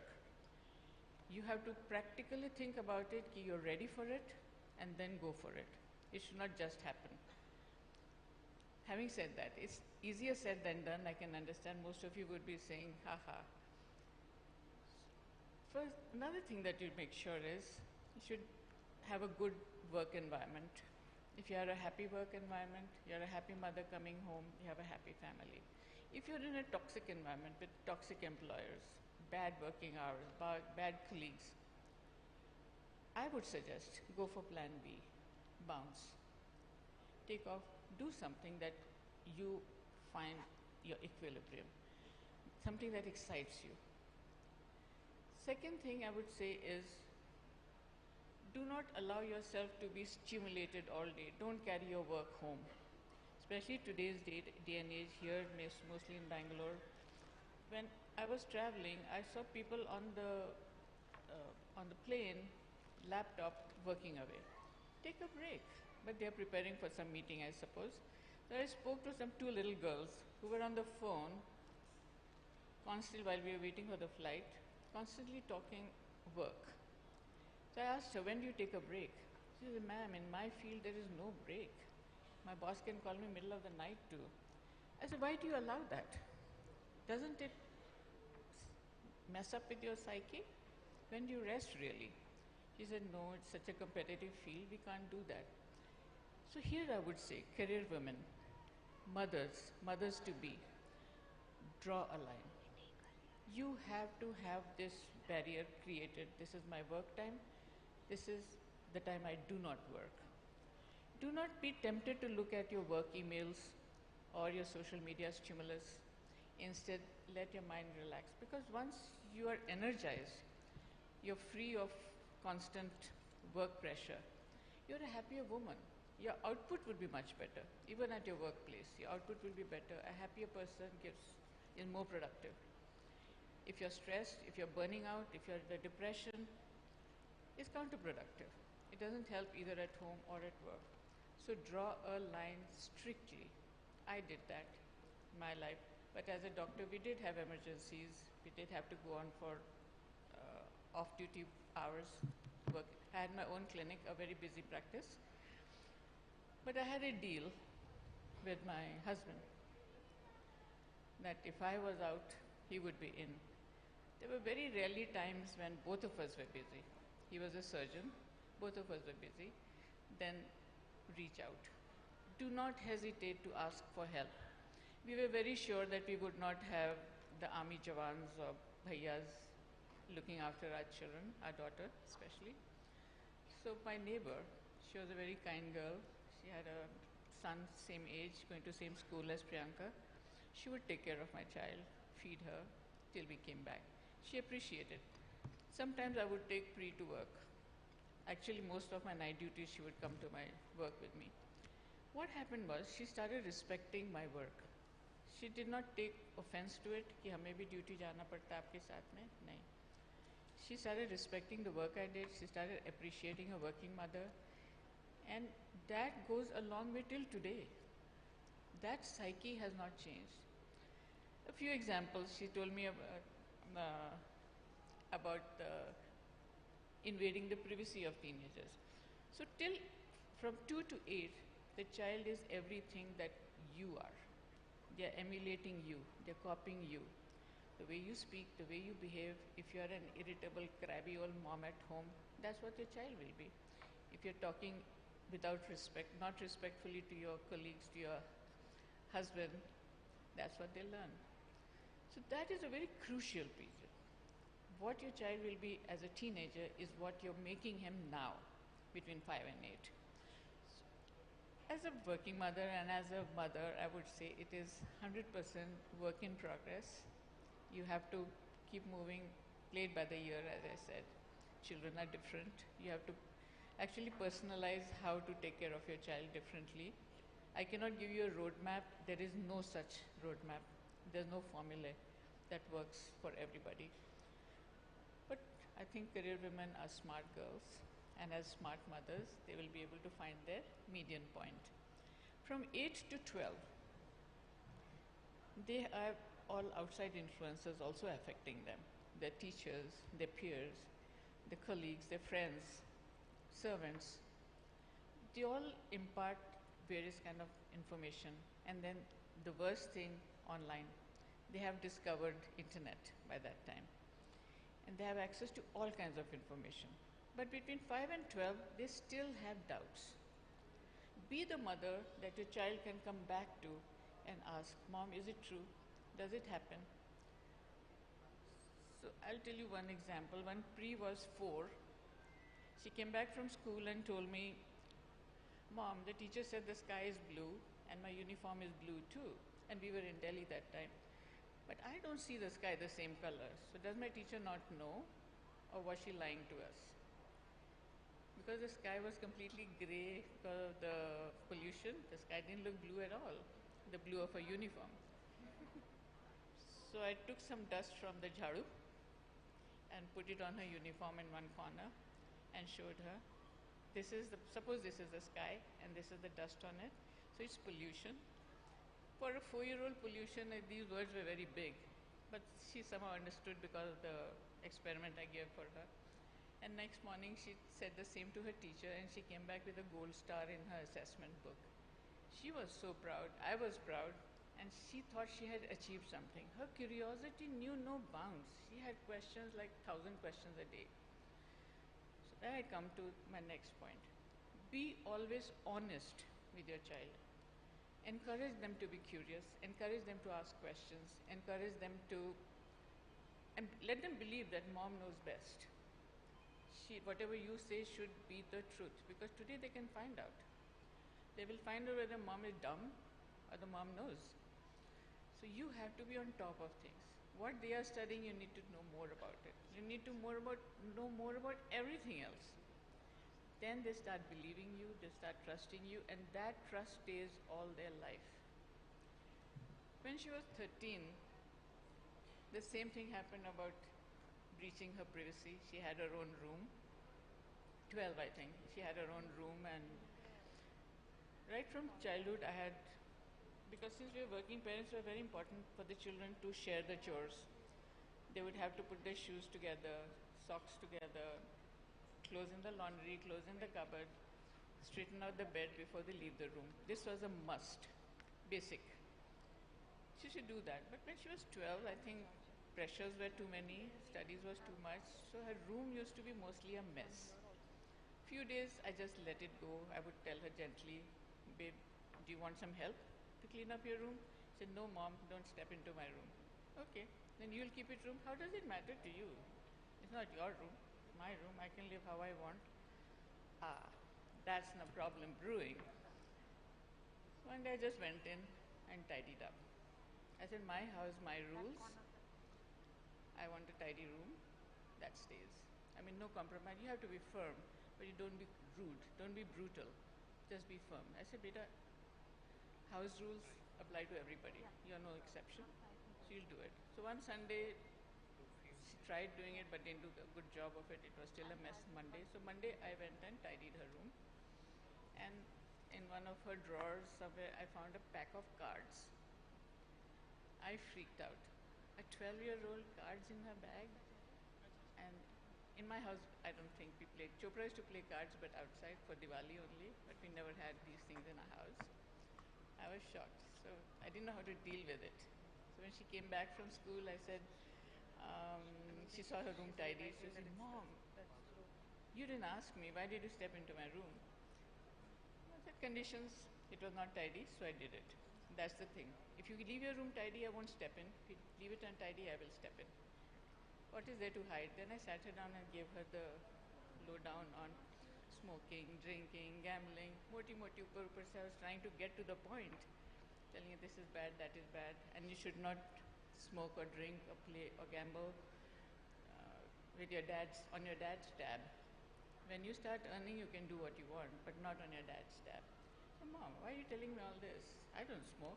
I've never seen anybody. I don't drink. I said, babe, I found cards in your drawer.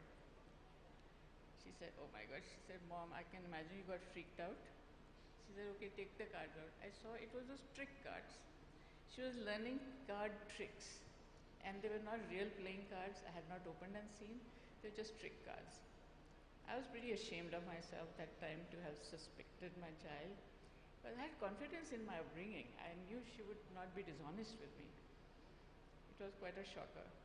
Then the following day she came up to me and apologized. I apologized to her. I'm sorry, I should not have thought this way about you. But anyways, if there's anything ever, feel free to come and talk to me. You can always talk any subject. She said, I know, Mom, I can say anything to you. So we started our life together on that basis, complete honesty. I've been taking care of her work till about 4 years ago, 100% trust. It was all the foundation that you make. So as young mothers, that's the advice I would tell you. What you make of your child as a future adult human being is what you are doing today. They are the reflection of you. You have to lead by example. You have to be the good person. Have I spoken too much? All right. Yeah. And then as we grew along, and she went off to the US to study for her high school, and I went on to do further post-graduations, and we were practicing. So I made it a point, and I don't want to expound too much. All of you will have different challenges, and would much rather answer questions if there is any. These are all mota-moti thingies. And very easy for me to say because that's what I went through. Your situation, your life is very different. Kids' exposure is very different today. But I'm still taking care of all the requirements just by one funda that I know about things better and more than them. So when we have a discussion, we sit down and discuss as two knowledgeable people. Not that my mother, I know best, I told you so, you have to do it because I said, never. You have an issue, you convince me, I'll believe you. I'll convince you, you do what I say. We always had a conversation. It was always a non-confrontationalist conversation with no negative intonation. I can say it is possible. Some people are so frustrated from your work day, you come back and you start fretting, you hate everything at home, you start screaming, throwing things around, or just shut yourself in the room. No. Leave your work behind. Don't let the frustration of your workplace come back home. Home should be your refuge. Home should be your happy space. Home should be your safe space. And your children, your husband should look forward to your arrival and not feel, oh yeah, she's come. Aaj kaisa mood hoga. Should not be that. So when you come to your happy space, you just watch it. You're in good health, good mental health, good physical health, energized, full of bounce. And then one Sunday in the year was a no-chore day. Nothing to do. You want to sleep late, sleep. You want to go to the club, go. You want to dine out, do. One day in a month was fixed. Nothing to do. And every Sunday was a free day for me. My husband took care of the breakfast. And then afternoon, after a siesta, we'd go down to the club, have dinner out. So Sunday was my relaxation and recreation day, so I would catch up on my household work, leftover, TV watching, movies, this, that, the other. And they made me feel special. Because the rest of the week, I made them feel special. And believe me, we are not superwomen. Don't let anybody tell you that you can do everything. You can't. Don't fool yourself. You're a human being. You need help. You need support. And today's men, she asked me about my son-in-law, they're absolutely 50%. Everything about them is co-parenting, co-house owners, what they do in the house is everything shared. If she's working, he's at home, he's working, she's at home. It's a great thing. The children today are so much better. And as mothers, it will be easier for you all than what we had. We were highly influenced by our in-laws and the parents who expected us to chaped maro. So in my house, there's a law. No yelling. Yellers not allowed at all. You have a problem, talk. Voice it, word it, use words. No tears, no crying, no tantrum, no stomping of the feet, out. And my son has a big voice, so sometimes he gets agitated, he speaks loud. I just hold my breath and then say, babe, step out. When you cool down, come back and let's talk. And he does, he steps out. can I just step out, cool off and then come? So that stayed with us all our life. So if you see Priyanka, people see her very, very often everywhere else. She's smart, she's intelligent, she doesn't lose her cool. She's very calm, very composed. So too my son, very, very calm, very responsible. And of course I think a lot happened because my husband was 50% my partner, contributing to everything, never crossed me. And he had the veto power, of course, but if I said a no, it was a no. He would not say, okay, jane do, never. If he said a no, it was veto. Nothing on earth could change that. So we always had a conversation.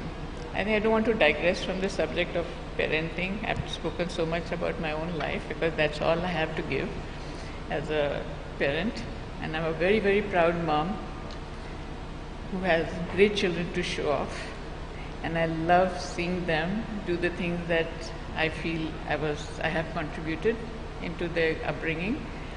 I gave them a good milieu. They had great friends. I am friends with all their friends with their friends' parents. So that way you know the environment your child is in. You know they are safe. Participating in your child's life. They hate it to start with, but they'll want it. Honestly speaking, you are just one set of parents. There are millions of friends. You can be a friendly parent, but don't stop being a parent. Don't stop doing your duties of a parent. Don't stop your responsibilities of a parent. The child turns to a parent to look up to a parent. Be an example, be a good smart mom, good smart parent, and a good career woman. With that, I want to end up and open it to questions if you all have any.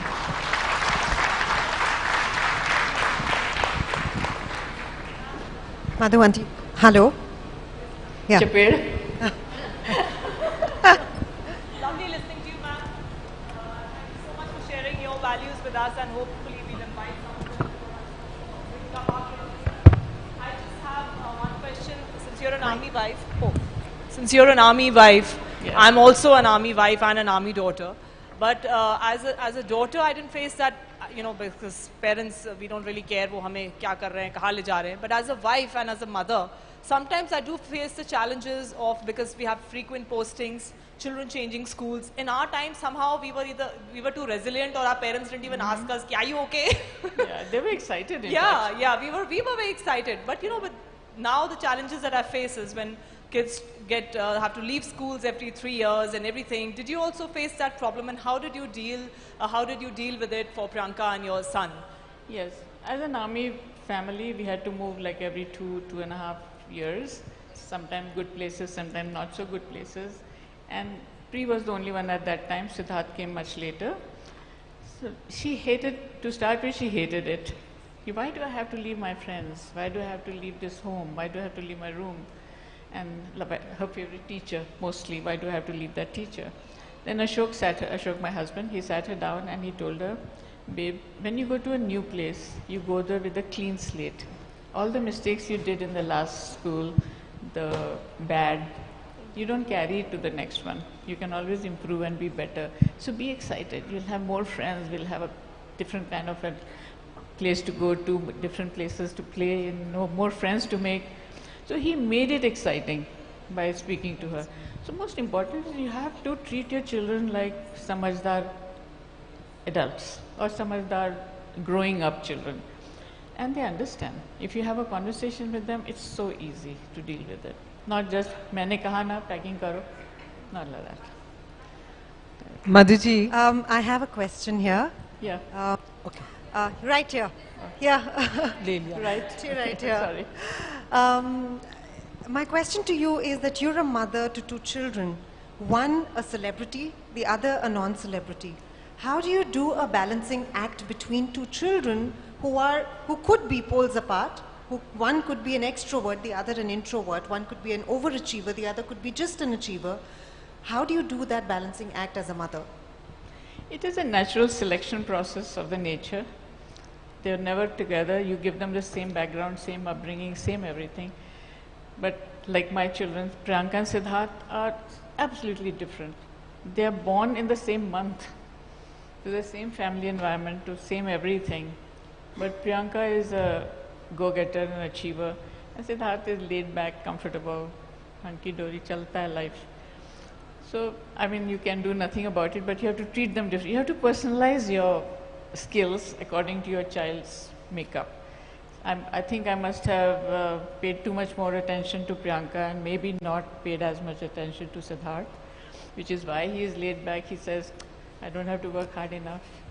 He's comfortable.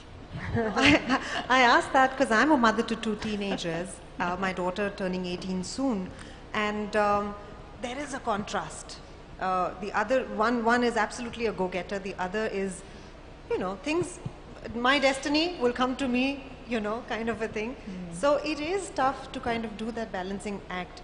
And where do you kind of define that line, or is there something that you've done differently in their upbringing? Yes, we had this Naseeb and destiny conversation. She learnt all these terms in school and she came back कि mom वही होगा जो नसीब में है. तो हम बोले तुम अपने नसीब से हमारे घर पैदा हुई हो. अब हमारे घर पैदा होने से तुमने क्या किया है वो तुम्हारे मुट्ठी में है, तुम्हारे हाथ में है. तुम अपने नसीब से इस अच्छे स्कूल पे गई हो. अब वहाँ तुम क्या करती हो वो तुम्हारे हाथ में है. Your नसीब will only take you to a point, and from there is all your hard work. समझ आ गई, शुक्र इस बात का. Thank you, thank you. Hi. You could have been born a dog on the street. You could have been born an ant to be trampled upon. तो खूब अच्छे से समझ आ गई. Yeah, Madhuji, I have a question. Yeah, I'm here. Okay, right. I'm here. Hi, my name is Vandana. So on one hand, I'm the super strong woman. I run a woman cab company. I'm this feminist to the core and okay. But on the other hand, I'm a very weak mother. So my child is right now 18, 19 and just about to go to college in a hostel. I've been a single mom helicoptering him all these years. And next week he flies away and I'm breaking inside, okay? I don't know what to do next actually. So no matter the persona that we women take of this Shakti and everything, and yahan pe sab phatti hai. Let's go. So when I was listening to you and her going on to the US and I was like, what happened to you? Did you, something happened here, melting moments? I think I was a very strong parent too, although I feel I led by example, so I, excuse myself for that. But the rules in my house were black and white, and I was pretty strict about children following the rules. Back chatting, loud speaking. So somewhere I was confident that jo maine sikhaya hai will help her along. So when she went to the States as a 13-year-old, I was quite shaken up. Of course, I was scared. My husband didn't speak to me for a long time because I took that call myself, that it is better for her to study. And she was staying with my family, so that was not a big deal. But she had a rough time. She was going to an all-white school. She had a hard time there. Yeah. We used to converse on phone. We didn't have FaceTime and all that time. Yeah.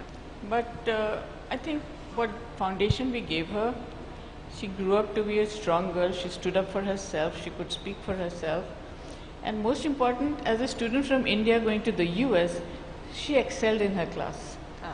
The education system here is so good that when she went there in grade 7, 8, they were doing stuff that she finished in grade 6. Yeah. So she topping 110, she was topper of her school. So that all added to her confidence and it worked. But what happened to me here? Yeah, that's the interesting part. Husband upset, not speaking to me. Family, everybody thought I was weird to take such a call to send a teenage daughter US, which you do not ever do. But I've had conviction that she will not fail us. She'll be good.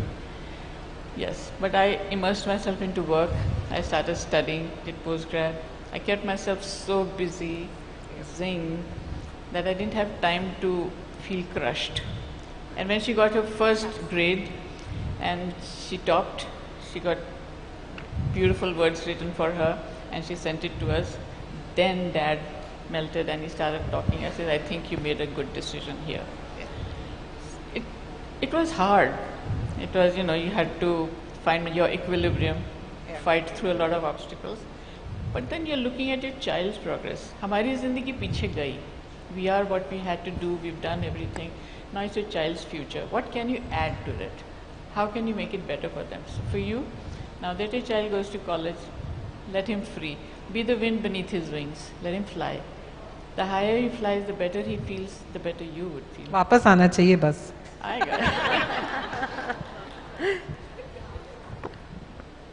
Hi, ma'am. So I am raising 2 boys, and I am a single mom, or I was a single mom until a few months ago. Now, the biggest challenge that I face is that I do not have a fatherly figure to show them, and I do not know what to stop them from doing. My elder one plays football. Now he's in 10th, and I don't know whether it is right for me to stop him or to let him, fly. Of course, they want to fly, but as a parent, how do you know which flight is good and which flight is not? Like I said before also, your home should be a safe spot for everybody in your family. So your child should be able to express all his emotions to you. Don't give him a format. Don't give him a stencil. Keep boys are like this and girls are like this. No. Let him feel free to talk to you, feel his anxiety, feel his tears, and you must have the answers to calm him down. If you're a calm lady, if you don't get frazzled, if you don't fret, I think you'll be the best person to support your child. And this is a time they're still developing their personality. Till he's 13, what you do today is what he'll be for you as a teenager. So today be very careful with that child. He must be sensitive, I'm sure. Right. So the thing that bothers, or that is really baffling, is we try to tell them one thing, but the society pushes them towards another thing. And they are at that tender age where they can understand the difference. At that point of time, as parents, sometimes it becomes difficult to figure out, are we right or are they right? Yeah, or is the society right? This is what I told you. Between 8 and 13, they will get influenced by everything else around them. But he should be able to come back and ask you for validation. Mom, was that the truth? Was it right? He should be able to trust your answer, that what my mom says is right, what my whoever is the parent in his family is saying is right, like your dad, uncle, anybody. If he needs a father figure, I doubt children today need a father figure. Having a father is one thing, but having a father figure, not necessary. I mean, women today are so smart, so bold, they can take the role of man and woman both. True. Thank you. That would be the last question. I'm sorry we're running out of time. We have a lot of speakers, and I think we're really very grateful. It takes a lot of emotions to speak more than the time, and thank you so much, ma'am. You've done that for us. Thank you so much. Can we have a huge round of applause to Dr. Madhu Chopra for sharing her own life story and journey with us and motivating us all.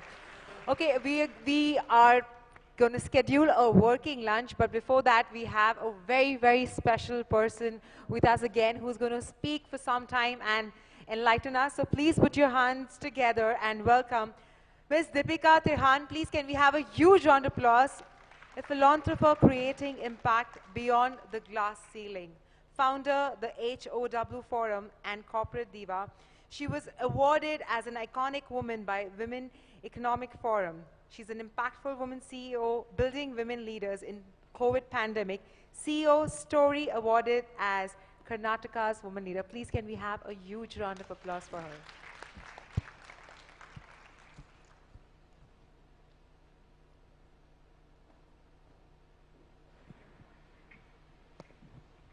Good afternoon, ladies and gentlemen. Thanks for hanging around. I know stomachs must be grumbling and we have a long schedule to go. But thank you, Madhu Aunty, for such an enriching talk. I think a lot of us resonate with that, being mothers to little children, to the age gaps that you kind of explained. Thanks for the introduction. I thank Lakshmi and a dear friend, Mudita, for having me here. The one line that I resonate with, which led me to rebuild myself, was, and I continue doing that, is to make a woman fall in love again, this time with herself. That's extremely important. Whatever I weave in the next 2-3 minutes is going to be threads taken from Madhu Auntie, and I call her Madhu Auntie. I walked up to her saying Madhu Auntie because, yes, we were in Delhi together. I'm an army officer's daughter, a surgeon's daughter, and Priyanka's parents and my father have served together. So a lot of value systems that she spoke about are integral, are critical, and we've kind of imbibed all of that. But before I move ahead, I'm going to take just one or two inputs from the audience. Can somebody decode diva for me? What does diva mean to you? Anybody? Real quick, because we're running behind schedule. Woman of substance. One more. All right, that leaves me with me. So diva is dignity, intention, vision, authenticity. You put them all together, you become a diva. And I stand here just to let you know that you're not alone when it comes to not feeling good enough.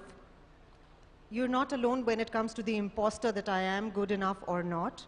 You're not alone when it comes to, will I be able to do a particular thing? Would I be able to perform? What will people say?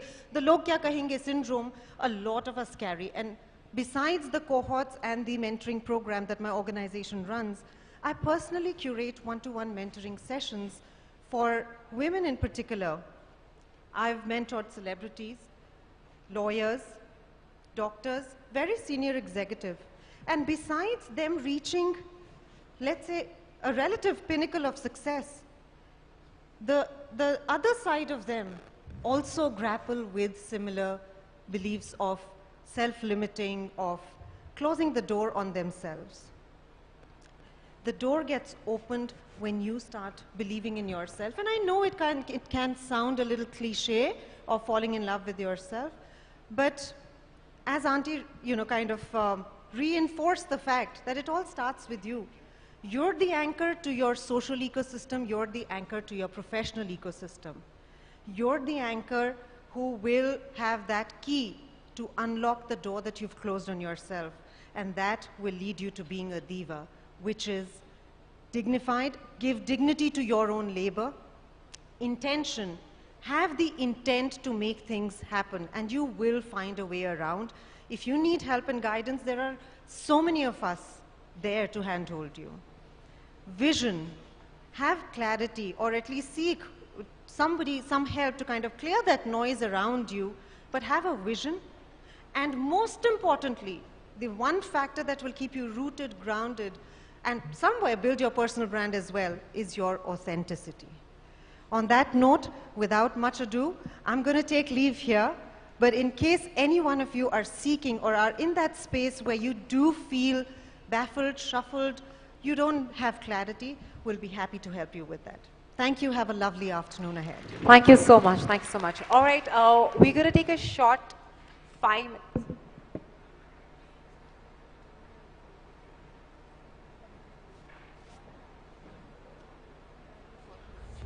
We would request you all to grab your plates and come inside because we won't be having like a big break.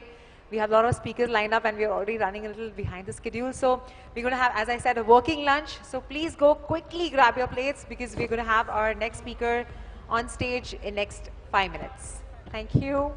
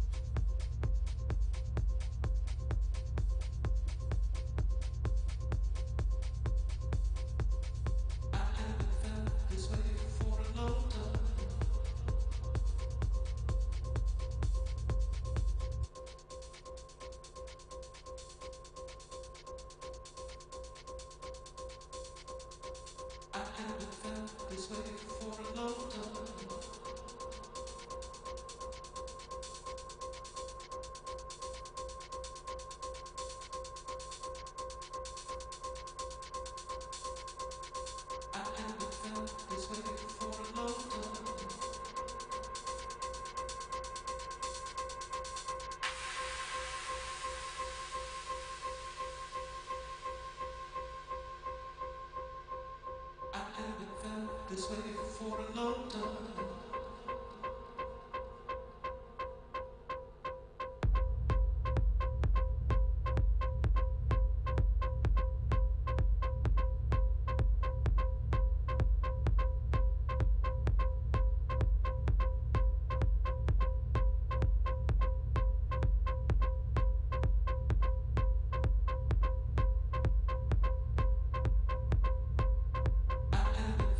This way for a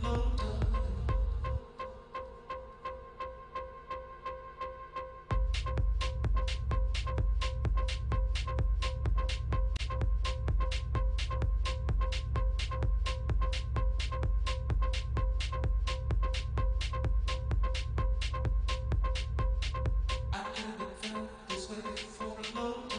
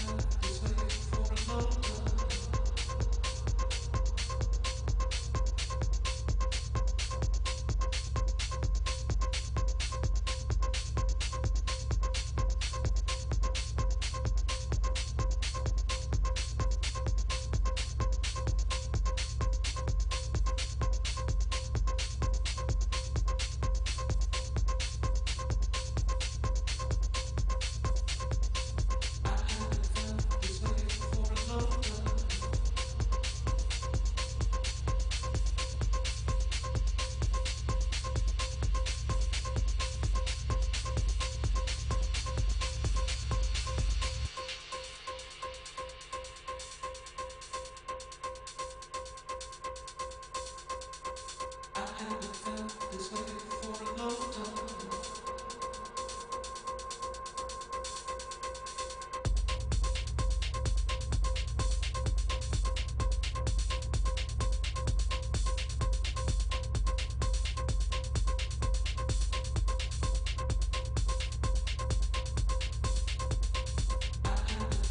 This way for a long time.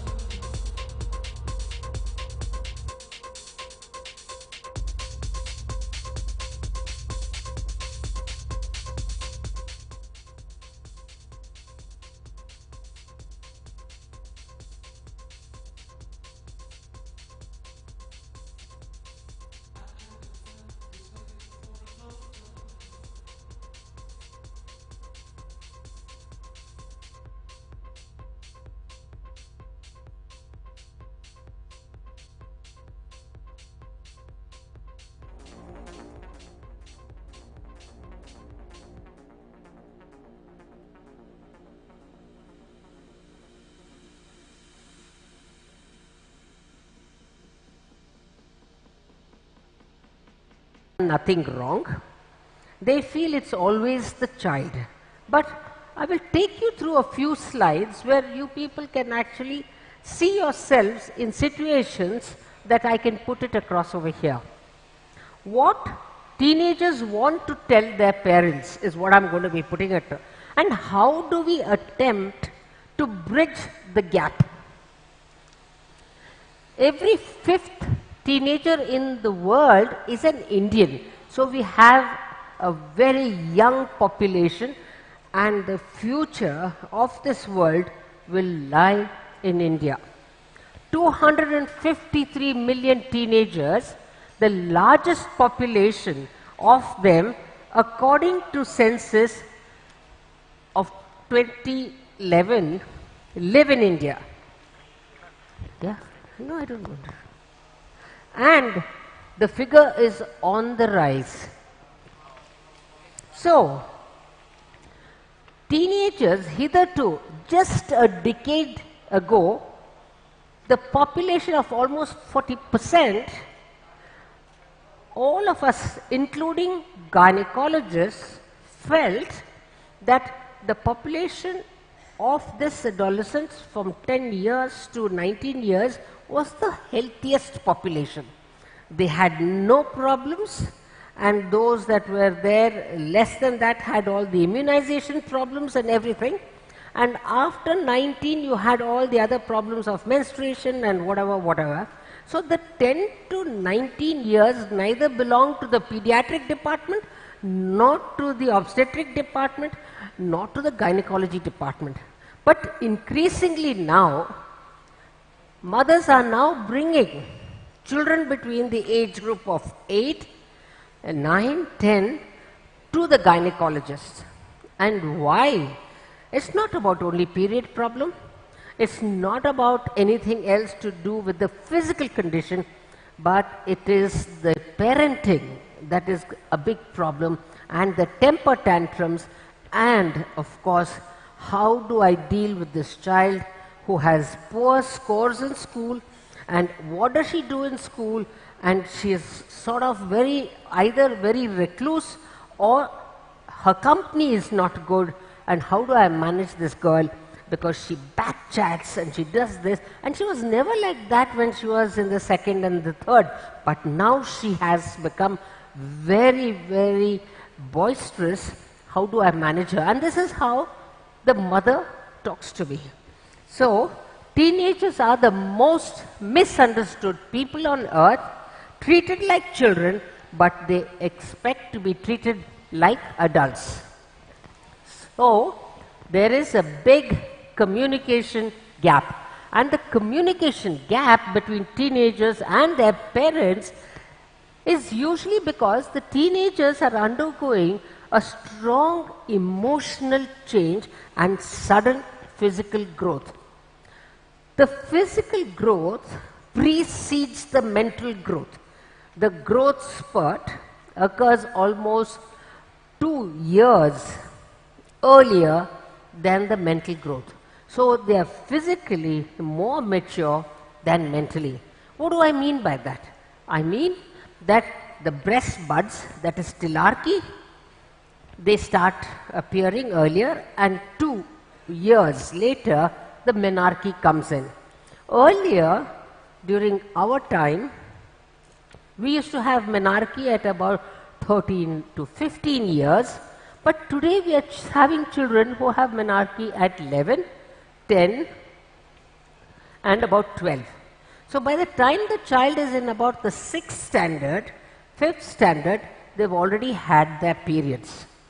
So what happens when the child has periods is that the estrogen and progesterone variations has a lot of mood changes within the child.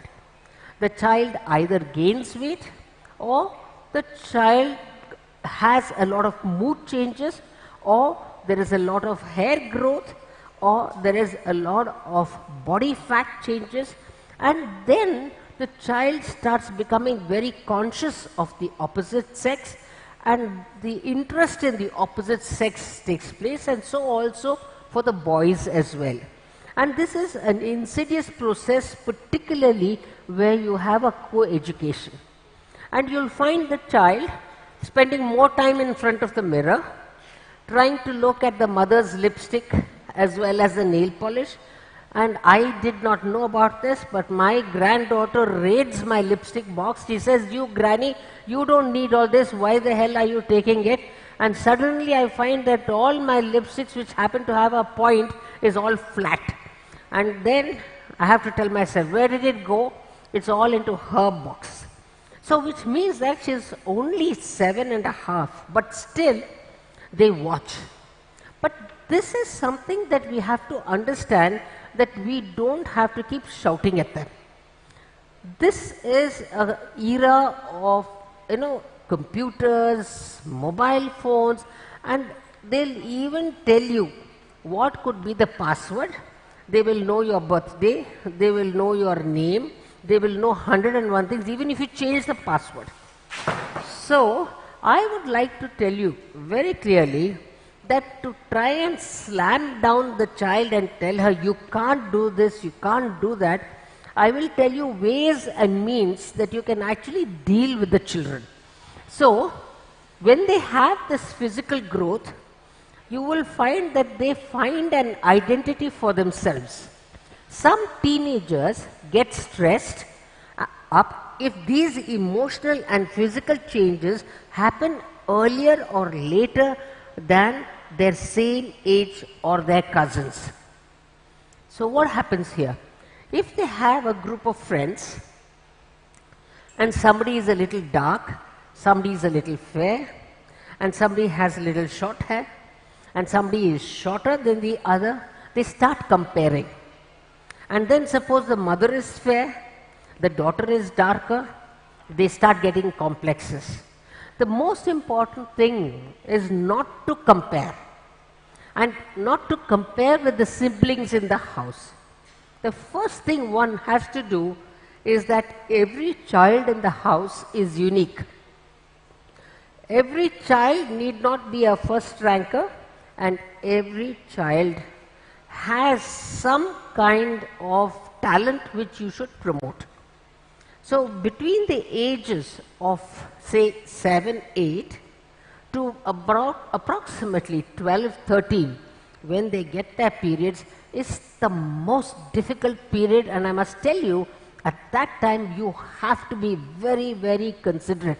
This is the time when you can get children into depression, you can get children into being antisocial elements. This is the time when children learn how to flick money from the purses. This is the time when they start going astray.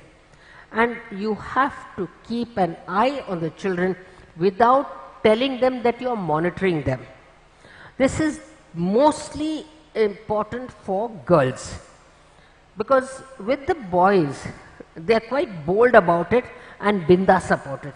But with the girls, you have to be, because they are very secretive about it. So what I feel is over here, when they get emotional, how does it actually show? The kind of feelings that you see in this child, one, either their food habits change, or their sleep patterns change, or their attention patterns change, or their study patterns change. So you will have to look for subtle changes in all this. Or if something like this happens, you must first alert yourself, has something happened in school? You must actually have a conversation with the school teachers. Is there something happening?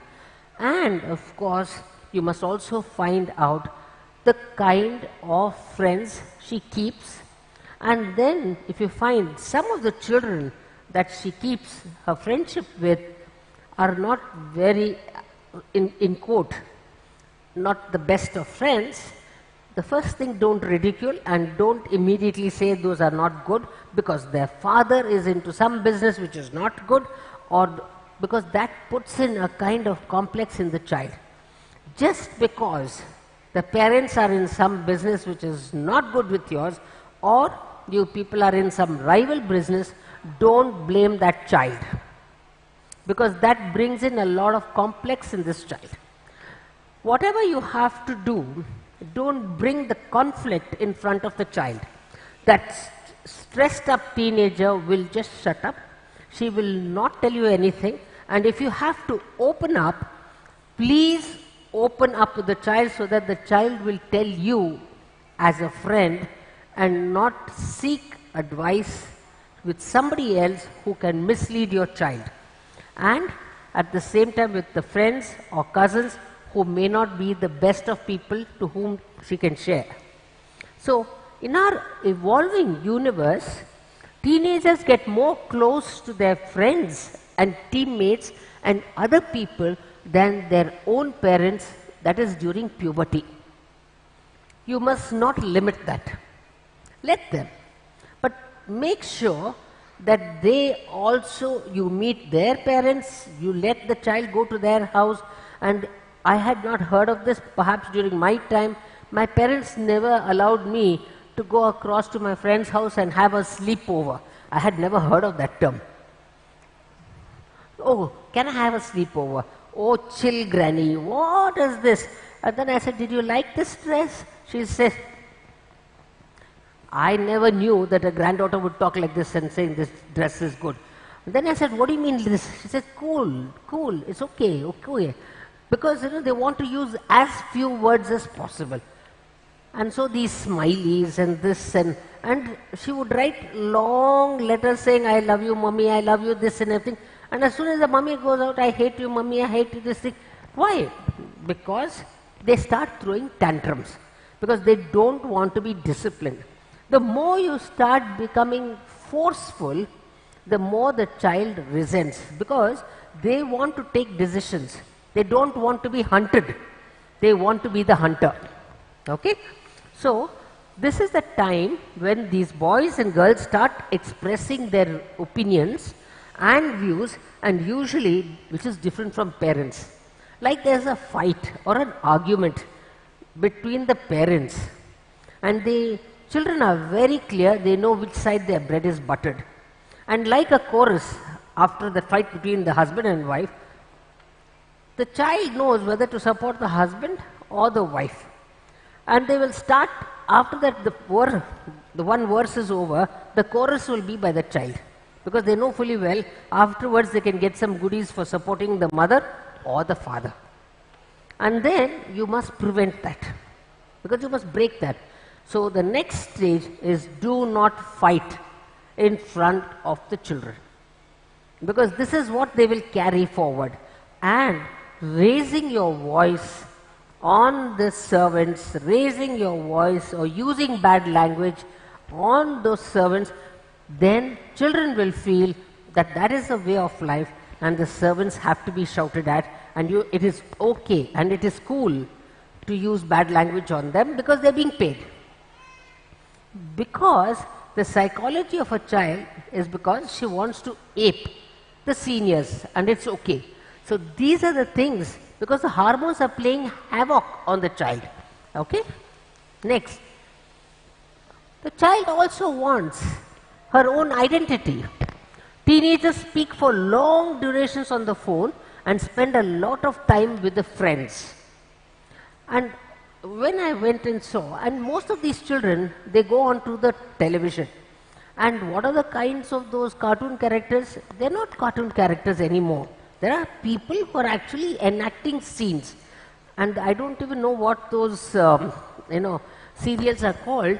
But if you look at it, they're all human interest stories where boy meets girl and then they get angry and then this goes off and that fellow has cancer and then they meet again and then that boy leaves her and this girl marries somebody else and then she says, then that fellow comes and kisses and then I try to put the television off. She says, Mom, they're only kissing, they're showing an expression of love.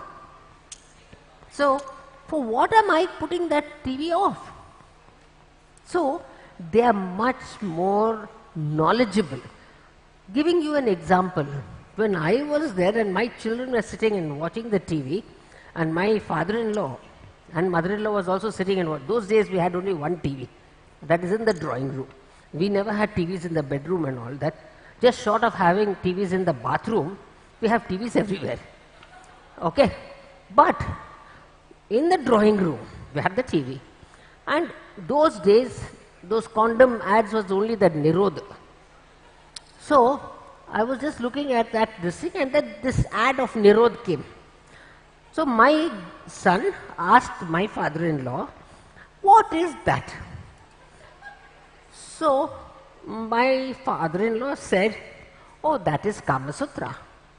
That was right what my father-in-law said. Then I wondered, Kama Sutra? Okay, Kama Sutra. My son kept quiet. He didn't say anything. He said, but what is Kama Sutra? That is Nirodh. Oh, thank you very much. And then after that, they just continued because that ad finished. Then I thought it was a very easy way of saying. But not to be undone, after that my son came and asked me, isn't that what you put on your private part? He didn't talk to my father-in-law. He came to my room. Because you are a doctor? I said, yes, that is it. And that is to prevent babies, no? So, he knew, but yet he went and asked my father-in-law. And perhaps my father-in-law knew that he was asking that, so he put it in that way, and he put the blame on me that I should say. So, my dear friends, don't be shifting the blame. Be truthful, and there is a parent in every grandparent, and there is a grandparent also in every parent. So, when you're talking to the child, take the responsibility of being truthful and telling them. Then they don't have to come to a second person. Thankfully, they came to me. But suppose they had gone to somebody else, then we would have lost that opportunity. That is what I'm saying to you. Okay? And in trying times, they want to go for an independent seeker if it is not correct what you're telling them. Once or twice they see that you're giving them the wrong advice, they won't come to you. You have lost that chance. Teenagers in these trying times want to become independent. Okay? One fine morning, they behave like a kid, and some hours later when they're talking on the phone with their friends, my God, if you just have to listen to the conversation, you wouldn't be talking that to anybody else. Okay? So, teens is the age when kids want to try out new things, experiment new things. Okay? It may be about clothes, hairstyling, tattoos, body piercing, bikes, cars, parties, loud music, dancing, smoking, drinking, or in some case drugs. In this age, for once, teenagers wish to forget all the do's and don'ts as advised by their parents. Initially, for some time, parents should also let them do their own things. This is the age of extreme curiosity, sense of bravado, and testing on oneself.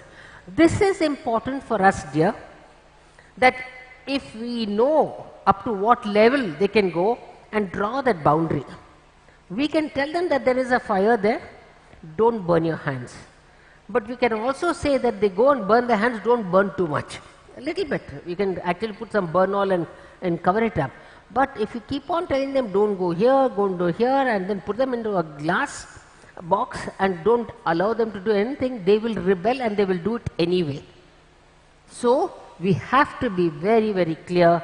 Don't be restrictive, be responsible parents. But you have to actually go ahead and sort it out. See, I have a daughter. And my daughter also is now a doctor in my same field.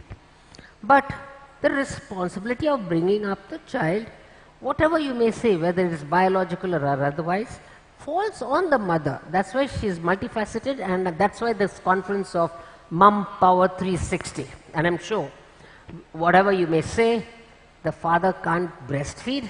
Whatever you can say, the homework falls on the mother, and so also the upbringing to a great extent. Maybe they can take them out to the park or something like that. But the main thing falls on the mother. So I used to be very, very particular that a lot of our social life has to be curbed. It has to be with the child. Even before the child asks me, when they open the book, I used to explain everything to them. Absolutely clearly. Nothing used to be left to chance. And they would go and check again. And she would find that whatever I said was true. I would meet her friends and their parents. I used to call them home also. And she would tell me, Mom, what will the teacher think? Every day I have to take the same school bag? She would think that every day she has to have a different school bag. That was her style. And she'll say the same tiffin carrier. She was more interested in her tiffin carrier for brunch and lunch rather than her school bag to take to school. But I didn't do anything. I said, okay, take, no problem. Because I didn't want her to feel that I'm being restrictive with her. And if she had some homework, only that homework she would do. And she'll close the book. She said, now you go and do what you want. She would not open that book. But that was only a small phase in her life. But at that time, if I said, open, I'll take the stick, I will hit you. Please do not use the stick. Children today will not tolerate that. Because once they use the stick, I know how my granddaughter is. She'll say, you want to hit her? Hit. How much you want to hit it? That's all you can do? No, you can't do anything else. No, that's what she tells me. I said, no, I can't even hit also. Oh, that also you can't do. Then you are a waste grandmother. So, they are very clear in their this thing. So, they know what they want, and from whom they want, they will get it. Alright? So, initially for some time, parents should let them do their things. And this is the age of extreme curiosity, a sense of bravado, and testing on oneself. As long as you have a sense of observation, the hormones play havoc. And one more thing that you have to be very distinct, that is the power of curiosity of their sexuality, especially for the girls. When they have a whole lot of this little excess hair growth, for example, or that obesity, or the kind of dresses that they wear, how much of midriff they have to show, all those kind of things are all curiosity. And this they would have learned from their friends. Okay, let them go, let them do it. As long as it is within that normality or whatever it is that we can call, allow them to experiment. Because sometimes, and they also need to be appreciated. Wow, you're looking great, yeah. And I don't know why, but I think in most times, my granddaughter wanted her hair, too loose hair hanging on the side. And then I realized when I was looking at the serials, most of these heroines had those two hairs hanging. So even after combing her hair, she would put two hair down. I thought maybe they had not combed properly, so I took those TikTok clips to put it up. No, it is a style. So, forgive me, because they know what they want. That is what we must understand. So putting 2-3 hairs like this doesn't matter to me, but they are very clear in what they want. So this is the age of extreme curiosity.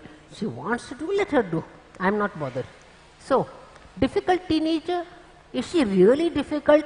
No. It's difficult parents who don't understand the teenager. Teenagers are easy because according to their age group and the hormonal variation, they are acting their age, but we are not, because we are very judgmental. We have got a shoe for that child, and whether it's fitting or not, we are trying to push that leg or that feet into that shoe. Make a shoe that fits that feet. That's what is important.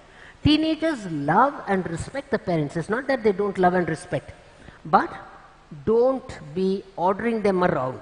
They don't like it. After all, the twists and turns in their fresh journey, they come back to their family. Please. So, the first kiss. That's again another curiosity. This is the stage when some teenagers indulge in sex for the first time, and the risk of underage pregnancy is always there. Parents, older siblings, senior doctors and NGOs have a big role to play in this, in providing support, disseminating detailed information about sex to the bewildered teenagers, and this must happen at the time of the 4th and 5th standard, not at the 9th and 10th standard. That means you are actually closing the doors when the horses have fled. I have seen some of the who's who where their children have come with their friends on the fear that they have not had a period, and when you put the scan on the abdomen, she is already 4 months pregnant. And the first thing they tell me, don't tell my parents. And then you tell them, how is it possible? Did you have any encounter? They will flatly refuse and say, what is that? They will not accept because they feel, and the first responsibility of the doctor should not be to scold them, because you will already they are worried. Already there is a stigma. So the doctor should be as counseling and as considerate as possible, because the boy would not have come. So why should only the girl be blamed? The boy doesn't come, she comes with her friend. So the first thing is to solve the problem. Then to get the parents involved, and then parents also should not be judgmental, because they are equally responsible. They should have had an eye on the child and make sure that they should not have actually occurred. But having occurred, the safety of the child is very important, and we have to sort this out. So when this happens, I think there has been a miscommunication between the child and the parents. So stop nagging and start listening. In these years, teenagers believe in their parents and are trying to control them, while parents believe their kids have stopped listening to them, and parents' only concern should be to know where their kids is and doing. As a parent, don't nag too much. That's all. Parents need to be understanding and sympathetic to their growing children, and parents need to be good listeners first. That's all. Be your child's hero. Role model. Sure. What's up? Check. And set an example with your own behavior and attitude. Okay? And be the change you want to be with the child. Let your children observe and follow you. And keep on, don't say, do as I say. Do as I say usually doesn't work with teenagers. Teenagers believe that even if their parents' effort to explain patiently appears nagging and being pushed down their throats, teenagers find it unnecessary advice from parents totally unwanted and overbearing. So let's look at this case. Nalini is a middle class Mumbai girl studying in a women's college. Nalini's parents have become overprotective and suspicious and argued with her almost on a daily basis. Her parents didn't like her meeting boys and kept a check on her calls and messages, and at times she used to also answer them back, which led to further conflicts and fights. Nalini became stressed and sought help from the counselor. The counselor helped Nalini in improving her relationship with her parents, and she was made to think about her parents' perspective. Nalini began to help Amma in her daily chores, which helped Nalini also to build a relationship with her mother, to give her an opportunity to discuss her issues. So there should be a bonding with the mother and child, with giving more time to both of them. So don't be overprotective, very important. Yeah. So you have to introduce her. We are going live with the Miss Kiran Bedi karke. She's Yeah. already online. So we are putting on the screen. Okay. I'll finish this one. 2 minutes, sir. Okay. Okay. So praise your child, very important, all right? And stop comparing her, as I've told you, and have faith in us. Please have faith in your children and be serious with them. And of course, rebel without a cause, again, be careful. And this is again another one. I think we have Kiran Bedi coming very soon, so I won't be able to say this. And understand our pain and fear, okay? And of course, play games with us, spend quality time, very important, with the children. And compliments are always welcome, more compliments than remarks. And of course, spend time with us, spend quality time with the children, taking them out for lunch, this, etc. will always help, and stay away from our issues, very important. And of course, it's another case history, and ask us, don't tell us to do this or that, and show your love as a parent, and they will remember for life that you're standing behind them through thick and thin, okay? So this is important. Thank you very much. Yeah.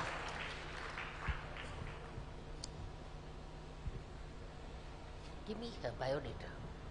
Give me her biodata. We are already having on screen. Where is it? It's there?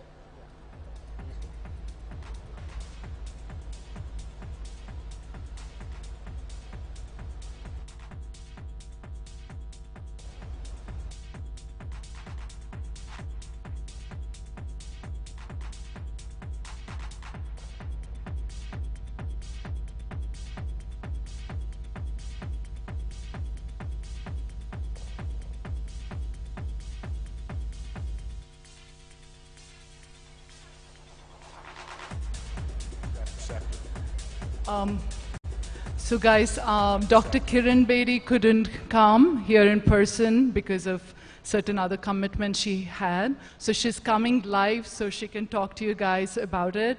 Are we ready to go?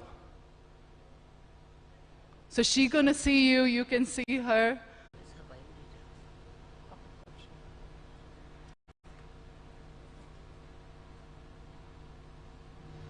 Yeah, there you go. We can hear you. Sorry. I think I can hear myself more. So. Sorry about the glitches. So.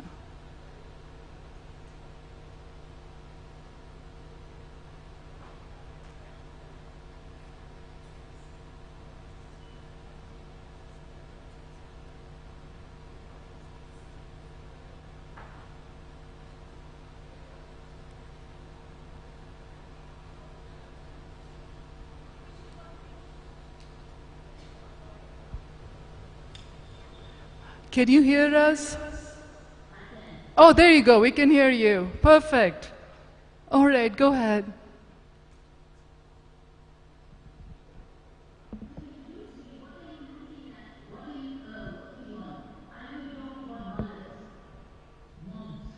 Right, so we have a whole bunch of moms here, and we wanted you to address them. And since you couldn't be here in person, it'll be nice to talk to them. And we are definitely missing you here today.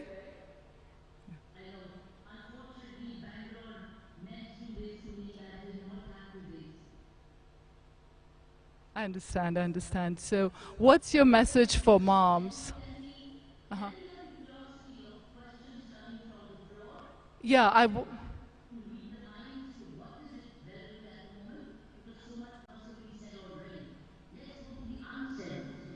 What is fresh in me I can contribute? Is it my experience or is it, what is it? Any message that you have for moms? You're a power woman, you're a mom, and we want your message for the mothers here today. We're waiting to hear from you. My immediate message off the cuff is there are two kinds of mothers, working mothers and stay-at-home mothers. Working mothers have very special needs, and stay-at-home mothers have their own needs.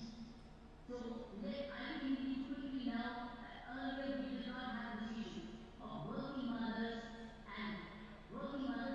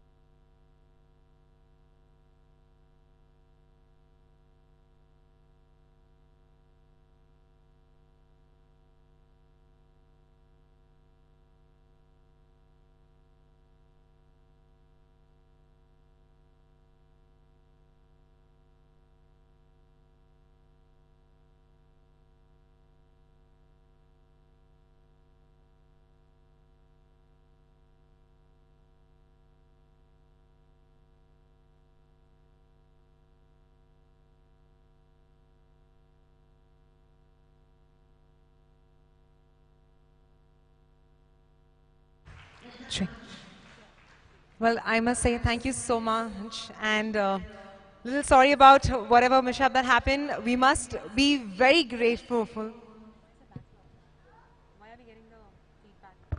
Why are we getting the feedback? Okay. So please, let's not forget, I have always seen her as the Iron Lady, the first woman IPS officer. So please, can we have a huge round of applause who's joined us? And the insight from her that she's given, I'm sure, is extremely powerful. The powerful woman that she has been, the way she has stood out all the time. Ma'am, thank you so much. Thank you so much for all your input. Yeah, thank you so much for coming virtually. We really missed having you here, and those were great points, like truly. And you rightly said, like how mothers do so many different things and how much support they need, and that's why we're doing this event. Thank you for coming.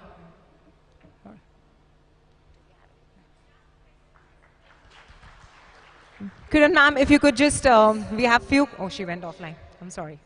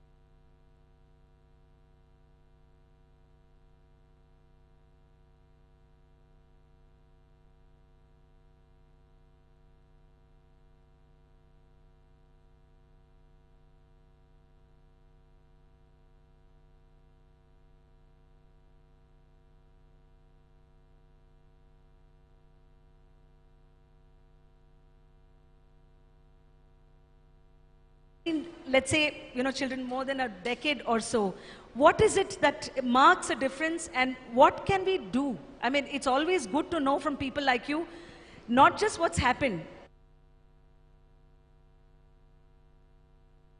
Through that particular situation, there is always a counseling sessions before they come to that particular decision, whether we are going to go for a divorce or regular counseling sessions as well. At the same time, I think the child should also be pitched and appraised of what is happening within the parents as well, in a nice way. It doesn't mean to say that you have an argument right in front of the child or anything. The discussion should start off involving the grandparents as well within that particular time as well. But counseling sessions are a must in the prior course before coming to a conclusion. So we have two experts on my either side saying communication, constantly being in touch with your child, that's important. With that, we come to a wrap of this session. Can someone tell me how many more minutes we have actually left? 4 more minutes, we are finishing that. I know we are being a little unfair that we are not giving you time for a question and answer. At the same time, I really respect speakers' time. Dr. Anu, I want you to share how can people get in touch with you if you have an Instagram or Facebook handle, same, and a project. So you want to make a quick mention. Yeah. So, being a pediatrician, I had the privilege of actually seeing a child right from the day it's born. And then being a teen health specialist, I see them growing in front of me. So I think it's so important that we focus on the first 1,000 days of life. And that is the pregnancy and the first 2 years of a child's life. And you might be wondering why this first 1,000 days, but this is the brain's window of opportunity for us. Now, most mothers I encounter are extremely anxious. They feel alone. They feel they are not supported in motherhood. So once the baby comes, they're really clueless. So I'm looking at creating a breed of mothers who will be expectant mothers and moms to be, plus moms who are in the having kids in the first 2 years of life. Because this is where we are going to lay a strong foundation to raise smart, secure and healthy kids. And this can be done only if we have moms like you all who have the power of taking care of themselves. Because it's not just about your kids, it's about yourself and the kids as well. How do they stay in touch with you? So you can follow me on Instagram because I love to connect with parents and I do a lot of education and reels. So most of them, they call me the 3-minute because I give 3 tips. So you can follow me on Instagram and I can share my Instagram handle, which is @ Dr. Anuradha HS. So please stay with me. Anuradha HS. Remember that Instagram handle. What about you, doctor? How do they? Yeah, I'm Dr. K. Suresh Gowda. I'm based in Motherwood, HRBR, which is just 2 kilometers away. We have the neonatal setup and the maternity unit as well as IVF center as well. And we do have the pediatric intensive care services, which has been provided throughout 24/7. We're a team of 5 consultants round the clock as well. So if there's any issue, please be free to contact us, and we are there all the time. Excellent. You have their contacts. If you want to find me, Vasanthi Hari Prakash on Instagram or Facebook. Vasanthi spelled like a typical South Indian with an H. Or Pickle Jar In on all the handles on Twitter or wherever. Great having you as audience. Great having the experts and great finishing 1 minute before our time given. Thank you. Dhanyavada. Namaskar. Thank you. Thank you all. Have a great day.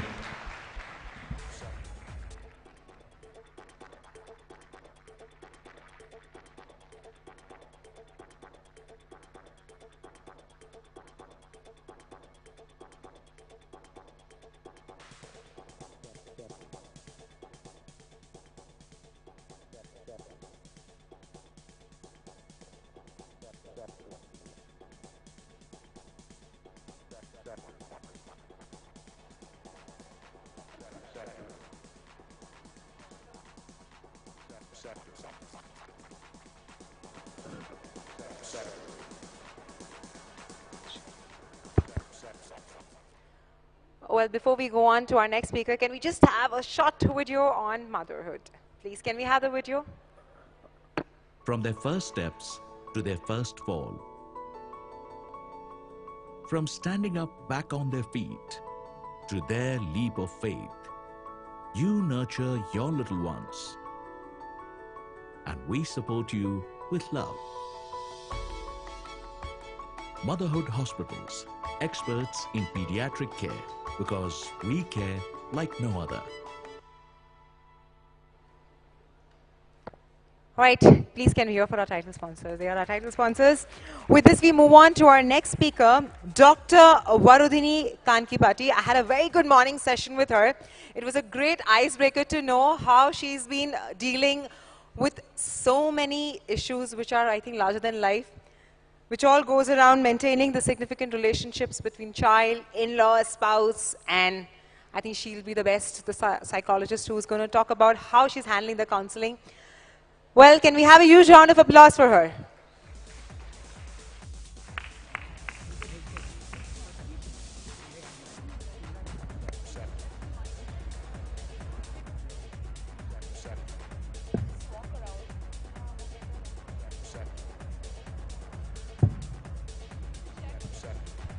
Hello? Okay, you can leave this if I want to. Hi, good afternoon. You've all been waiting a long time. One, I had a shoe bite, so I'm getting more comfortable. I want to get comfortable. I only have 10 minutes, and I know the topic that I have to address is pretty long. So I'm going to try and summarize it as much as possible. My name is Dr. Varudhini. I'm a counseling psychologist, and I've been practicing for 22 years. I color my hair. That's the only giveaway. So I've been practicing for a long time, and I'm basically a family and marriage therapist, and I've been doing that for around 18 years. So I have couples from India, Canada, all over, and I wanted to talk about a couple of things that I feel motherhood, all of what we're hearing today is all related to empowering you, but the one area that we get our biggest support from is our spouse. And we haven't actually touched upon that, and I think that that's an integral part of our existence. It gives us a lot of our meaning, it gives us a significant support, and it's the one that we don't really talk about how to invest back. Besides date night and that being quite a fad right now, keep that aside. The other daily nuances of a marriage and how that impacts us is never addressed. So I want to take a little bit of time talking about that. A couple of weeks ago, I had a couple who came in and they were in the process of deciding to get a divorce. And it was very hard because they've got 2 young kids and it's not something that they wanted to do. It took a lot of energy and a lot of tears and pain to come to that decision to part ways. And I had an individual session with each of them, and I asked the father, what do you think went on? What happened? What do you think happened? And he said, Varu, I thought about it long and hard. And the first thing is, I love my wife. I still love her. But after that love translated to all the focus on loving the child, they didn't know how to, divide their time in spending their time in building their relationship, because children is a lot of work. And before, the system was that, it takes a village to raise a child. But our circumstances nowadays does not give that much of support easily if one doesn't ask. So the mother is all focused on rearing the children.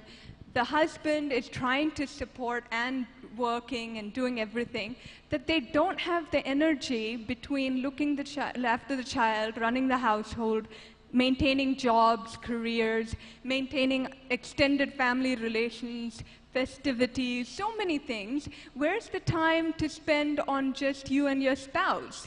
That time gets most neglected.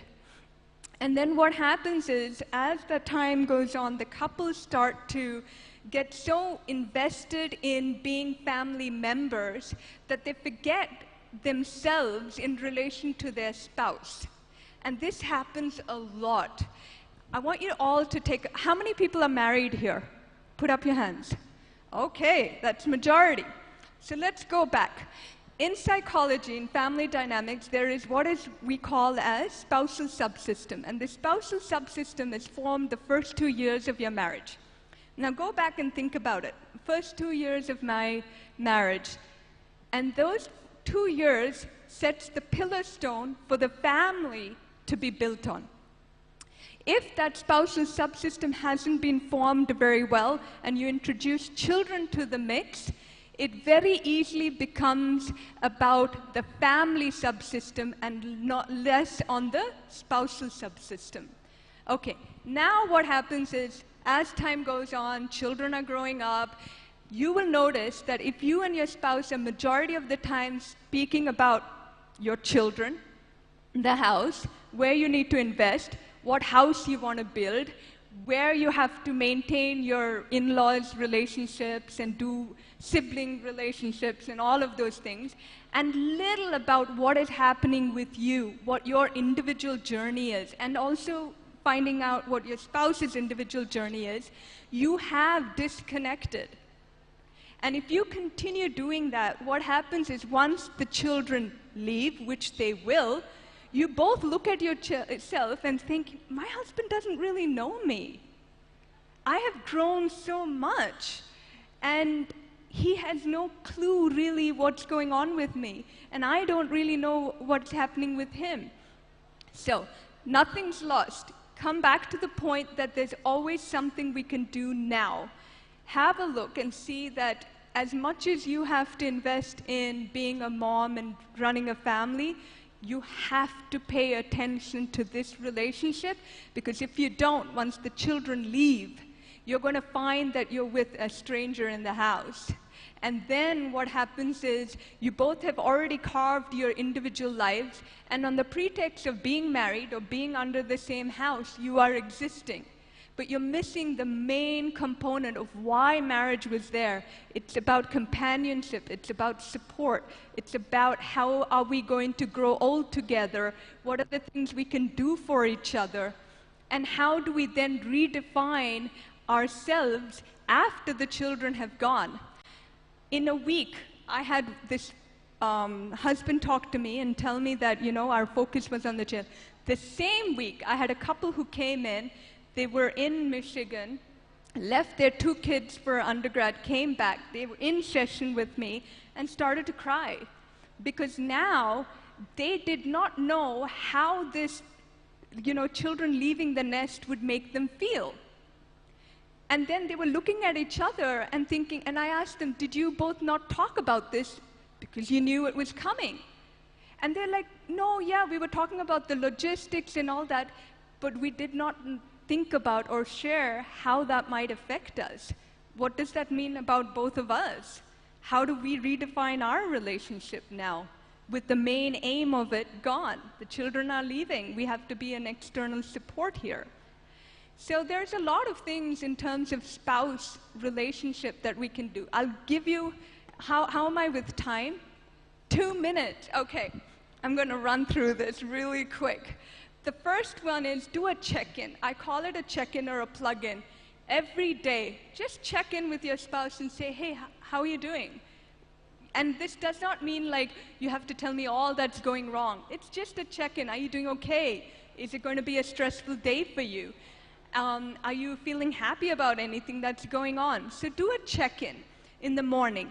Do a check-out at the end of the day. And if you don't have time for a meal, at least do a coffee, some 10-minute gap where you and your husband are sitting down and just sharing a meal or a coffee, and it's not about children, it's not about the house, it's not about the renovation or properties or investment or anything. It is just about casual talk. I have a big issue when I see many couples coming, and you'll see this, going in restaurants and everywhere, sitting together, but they're not really having a conversation. Have you seen this? How many of you have seen this? Or you might be one of them. I don't know. Okay, either one. You've seen it. That tells you something.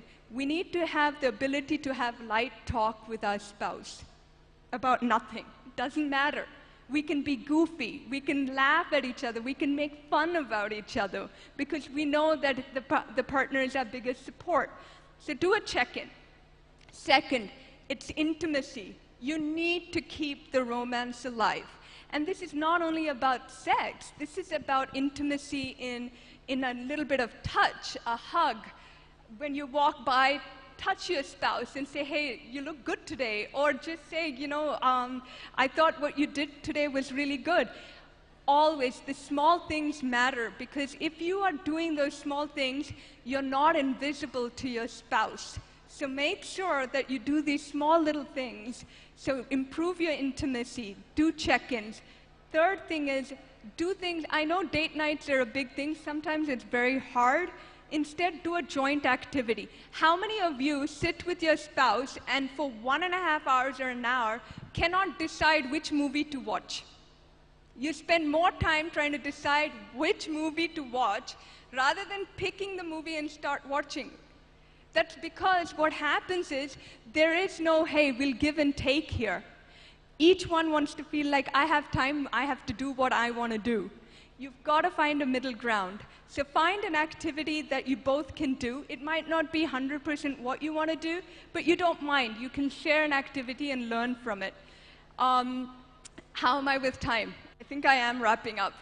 I haven't touched upon another one, which is in-laws and parents and your role with yourself.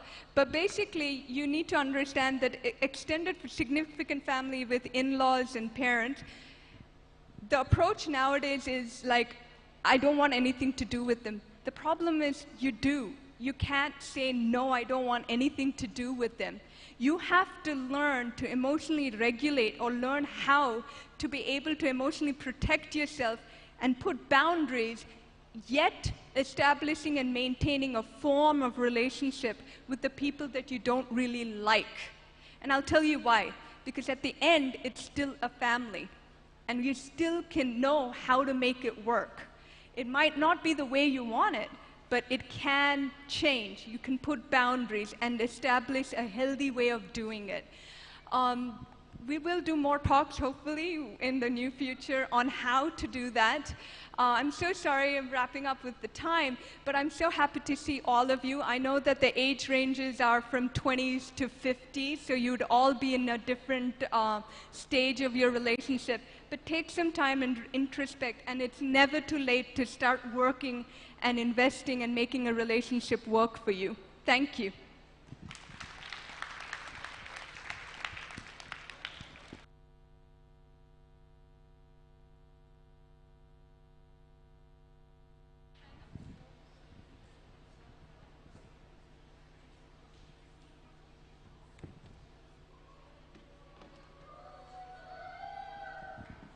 Really? Whoa, hi. Okay, so for the next panel, we have Bindu Subramaniam, Ashika Chittiappa, Pavitra Chalam, and Sandhya Mendonca. And they're going to be talking about dealing with juggle struggles and making time for what matters. Because we only have 24 hours, right? We wish we had like 48 and some extra arms, but we don't. So how do these wonderful ladies manage it all? And each of them are quite accomplished in their own rights. So I'll pass the mic. I'll have Sandhya moderating the session. Thank you, Lakshmi. I'm Sandhya Mendonca. I'm a writer, editor, and publisher. We also do a women's cultural festival that you can look up online and come and join us later in the year. It's called Under the Rain Tree Women's Cultural Festival.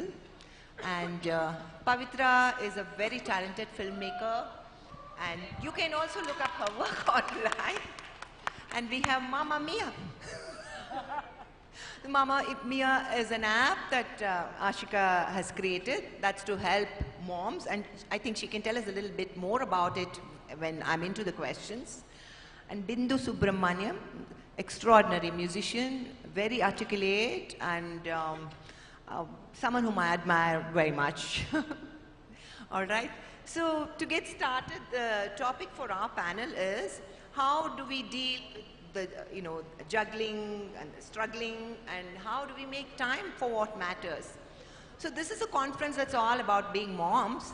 So being mom, I know, can be a full-time job. But what does it mean for you as a woman? What does it mean for you as a human being? How do you make time for all this? This is what I'm going to be asking my co-panelists to talk about. So, I mean, let me begin by saying a little bit from where I'm coming in this. So I've been raised by a family of very strong women. My mom was a working woman. So were her sisters. And I think maybe just one or two of my aunts never went out to work. So it wasn't something that seemed extraordinary to me. And strangely enough, I always found that my father was always around, being supportive.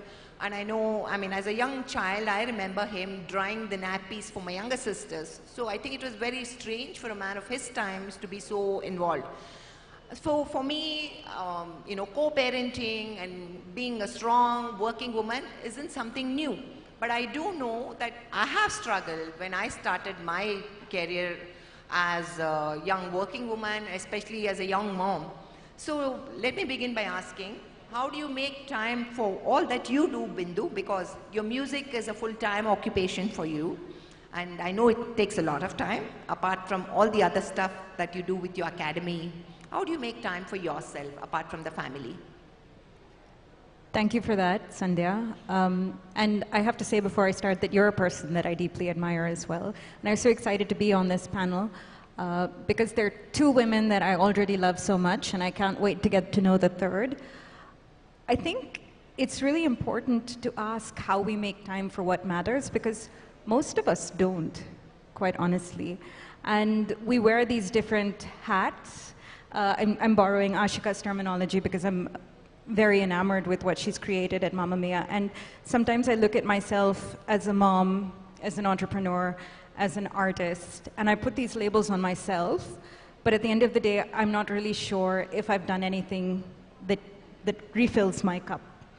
So what I've been trying to do over the last year, couple of years, during the pandemic, when I sort of hit rock bottom and decided that I need to tattoo a message on myself, and was that I will find 15 minutes in a day where I do something that I value.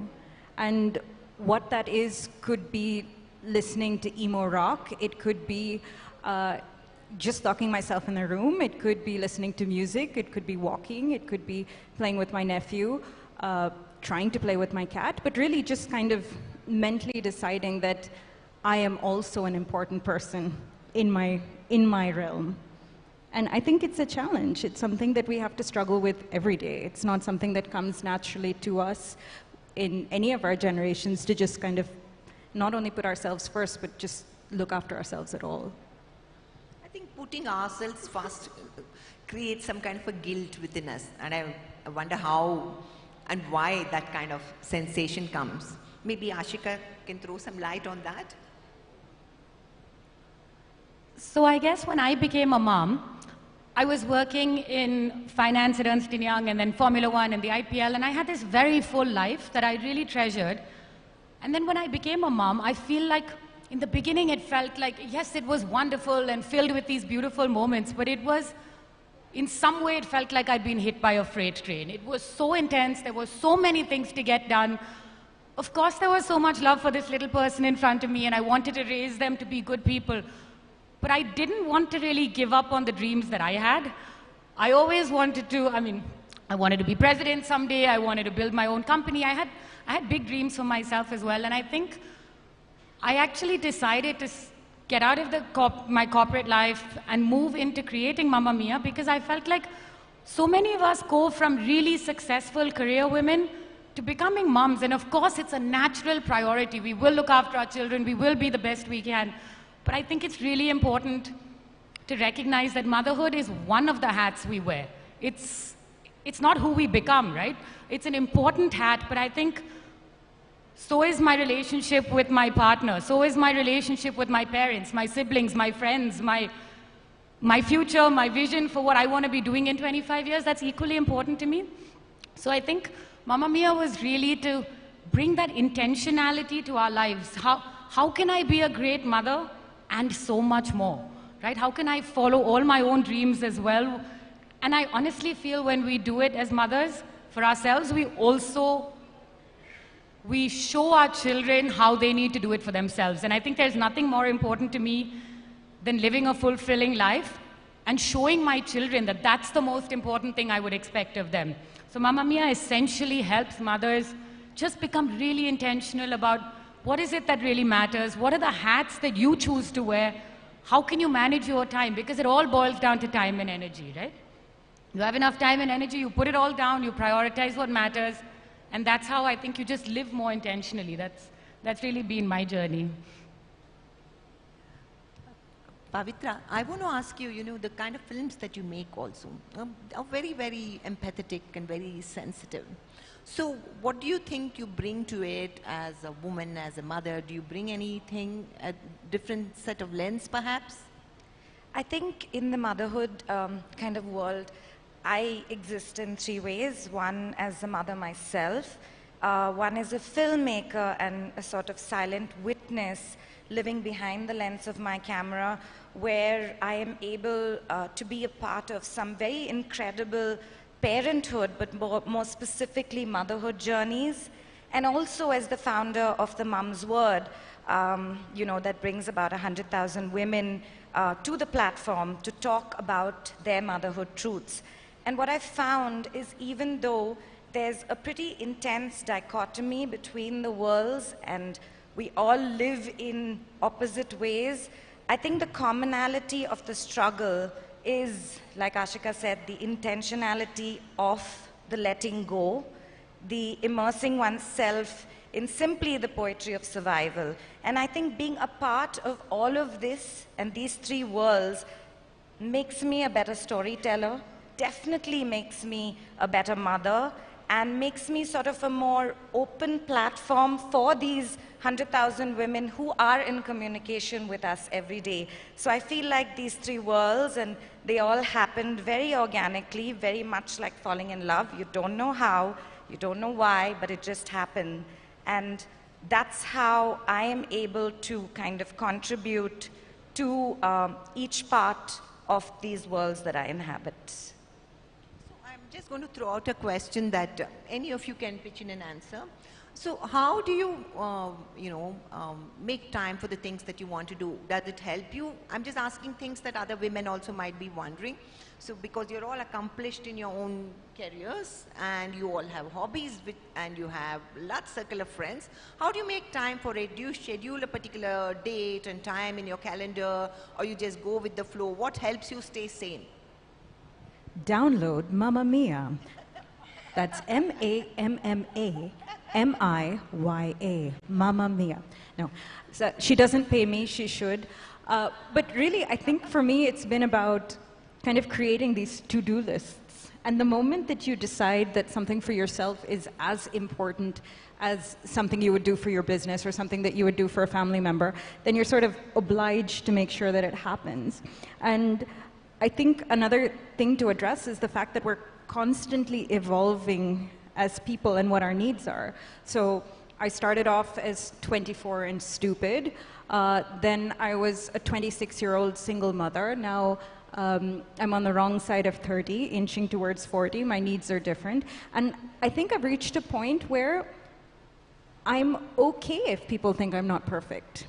I'm okay if people think that I'm being selfish. I'm okay if people think that, oh, what does she think? She's going out with friends. She could really spend this time at home with her child. So I think as long as you disconnect yourself from other people's perception of you and you start thinking about what creates value for you and you put it down as something that's important as what you do for somebody else, then that's how it gets done. So I think what I do is I literally started with what are the hats that are really important to me. Being a mom is important. I married my high school sweetheart. We were 16 when we met. We're like 20 years in. It takes a lot of effort to keep that relationship going, right? After so many years. My friends matter to me a huge amount. Playing a lot of sport matters to me. conservation and the environment matter to me. So I put down the things that really matter to me, right? And I think of them as hats. I think work-life balance is fundamentally like a little bit of a skewed concept because we think we need to balance. I think we have to look at it as a blend. You know, there's a rhythm, right? Like my mentor told me, she said, stop thinking about it as balance, start thinking about it as a rhythm. Sometimes your children need you. Sometimes your work needs you. I think we all have a different rhythm at different stages in our life. So I feel like I put down all the hats that I would love to wear. And then I start putting down everything that I need to get done. I put down all the things I need to do for work, all of the things I need to do. I put down things like connect with a friend, you know, once a week, like an old friend, or like get in touch with a colleague, or call an old cousin or an old aunt. I feel like you need to put down these things because we're so scrambled in our everyday lives as mothers because there's so much to do, there's just not enough time. I think when you start putting it down and then you start balancing it.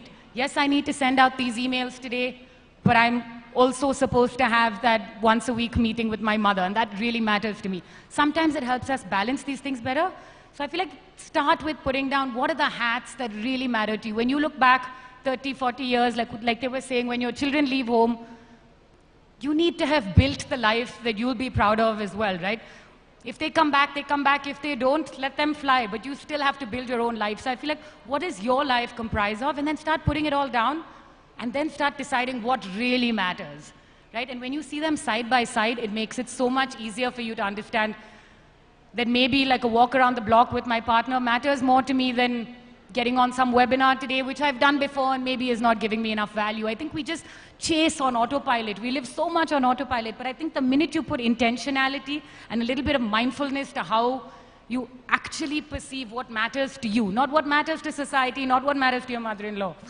If it matters to you, you got to make time to do it. And I think when you make a habit of it, it's unbelievable how you find the time to do the things that matter to you.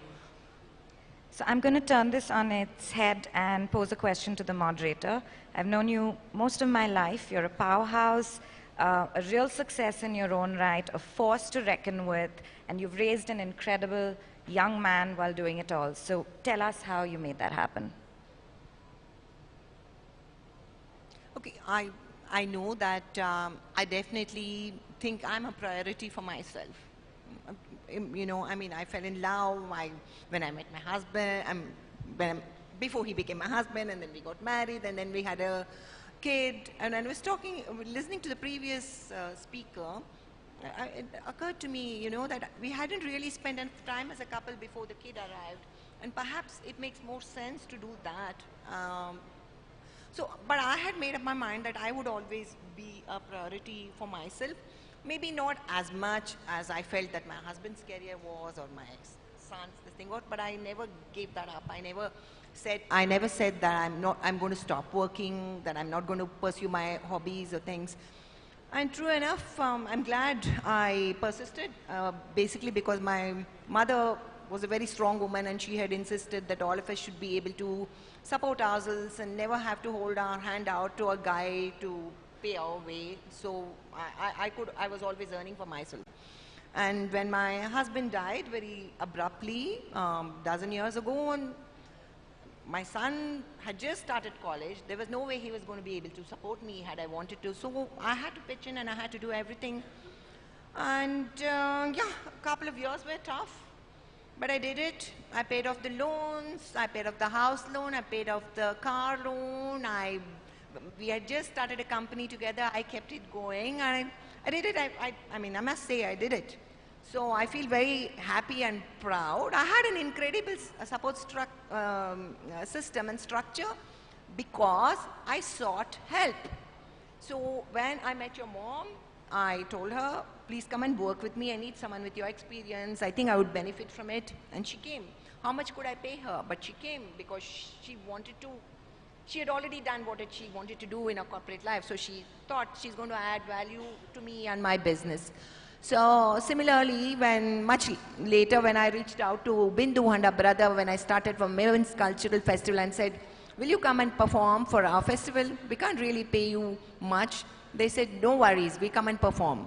So I reach out to people at every stage, and I think it's how much you're willing to come across as genuine that gives back to you. but I make time for my health. I work out at least 5 days a week, either in the morning or in the evening. I eat a balanced meal. I make time for my friends. I don't think one should be serious all the time, so I love music and dancing and drinking at times. I like to go to plays, I like to go to walks. So I make time for my friends and they make time for me. And I love my work. I wouldn't be doing it if I didn't like it. It is very tough at times. It's not easy to be writing, to be editing, to be publishing books. Clients can be very difficult, and we can be very difficult because it's a very artistic world. So sometimes ideas don't flow, but you are bound by the deadline. You know what I mean? So you know what I mean. No, but I think if you just look at it, I mean, you are answerable to yourself.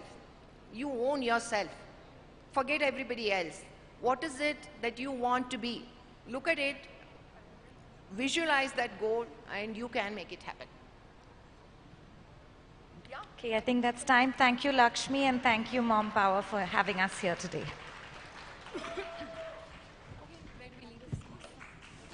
Well, as I mentioned earlier, if you all have any questions, they're going to be at the VIP lounge. You all can go and just give a shout out there. So friends, let's not forget, we are extremely delighted that we have Clay Preschool and Daycare, who have been our sponsor. To speak a little bit about them, Clay is India's trusted learning and childcare partner, founded with the purpose of bringing women back to work. Clay has a large network of over 80 non-franchise centers and 350 plus corporate connects across India, and it is recognized for world-class early years education and care. Every center has meticulously designed learning spaces and a passionate set of teachers and caregivers who provide a safe, welcoming and stimulating environment for children. So thank you so much, Clay Preschool and Daycare, for being associated with us. We hope the mothers find your way out. So let's welcome our next speaker, an amazing, very, very famous Kannada actress. Please put your hands together to someone who has won numerous awards. Miss Anu Prabhakar, and her take is something which is definitely going to be extremely enlightening. Something that we almost everyone deals with is body shaming and how moms can handle that on a daily basis. Thank you so much, ma'am, for picking up that topic.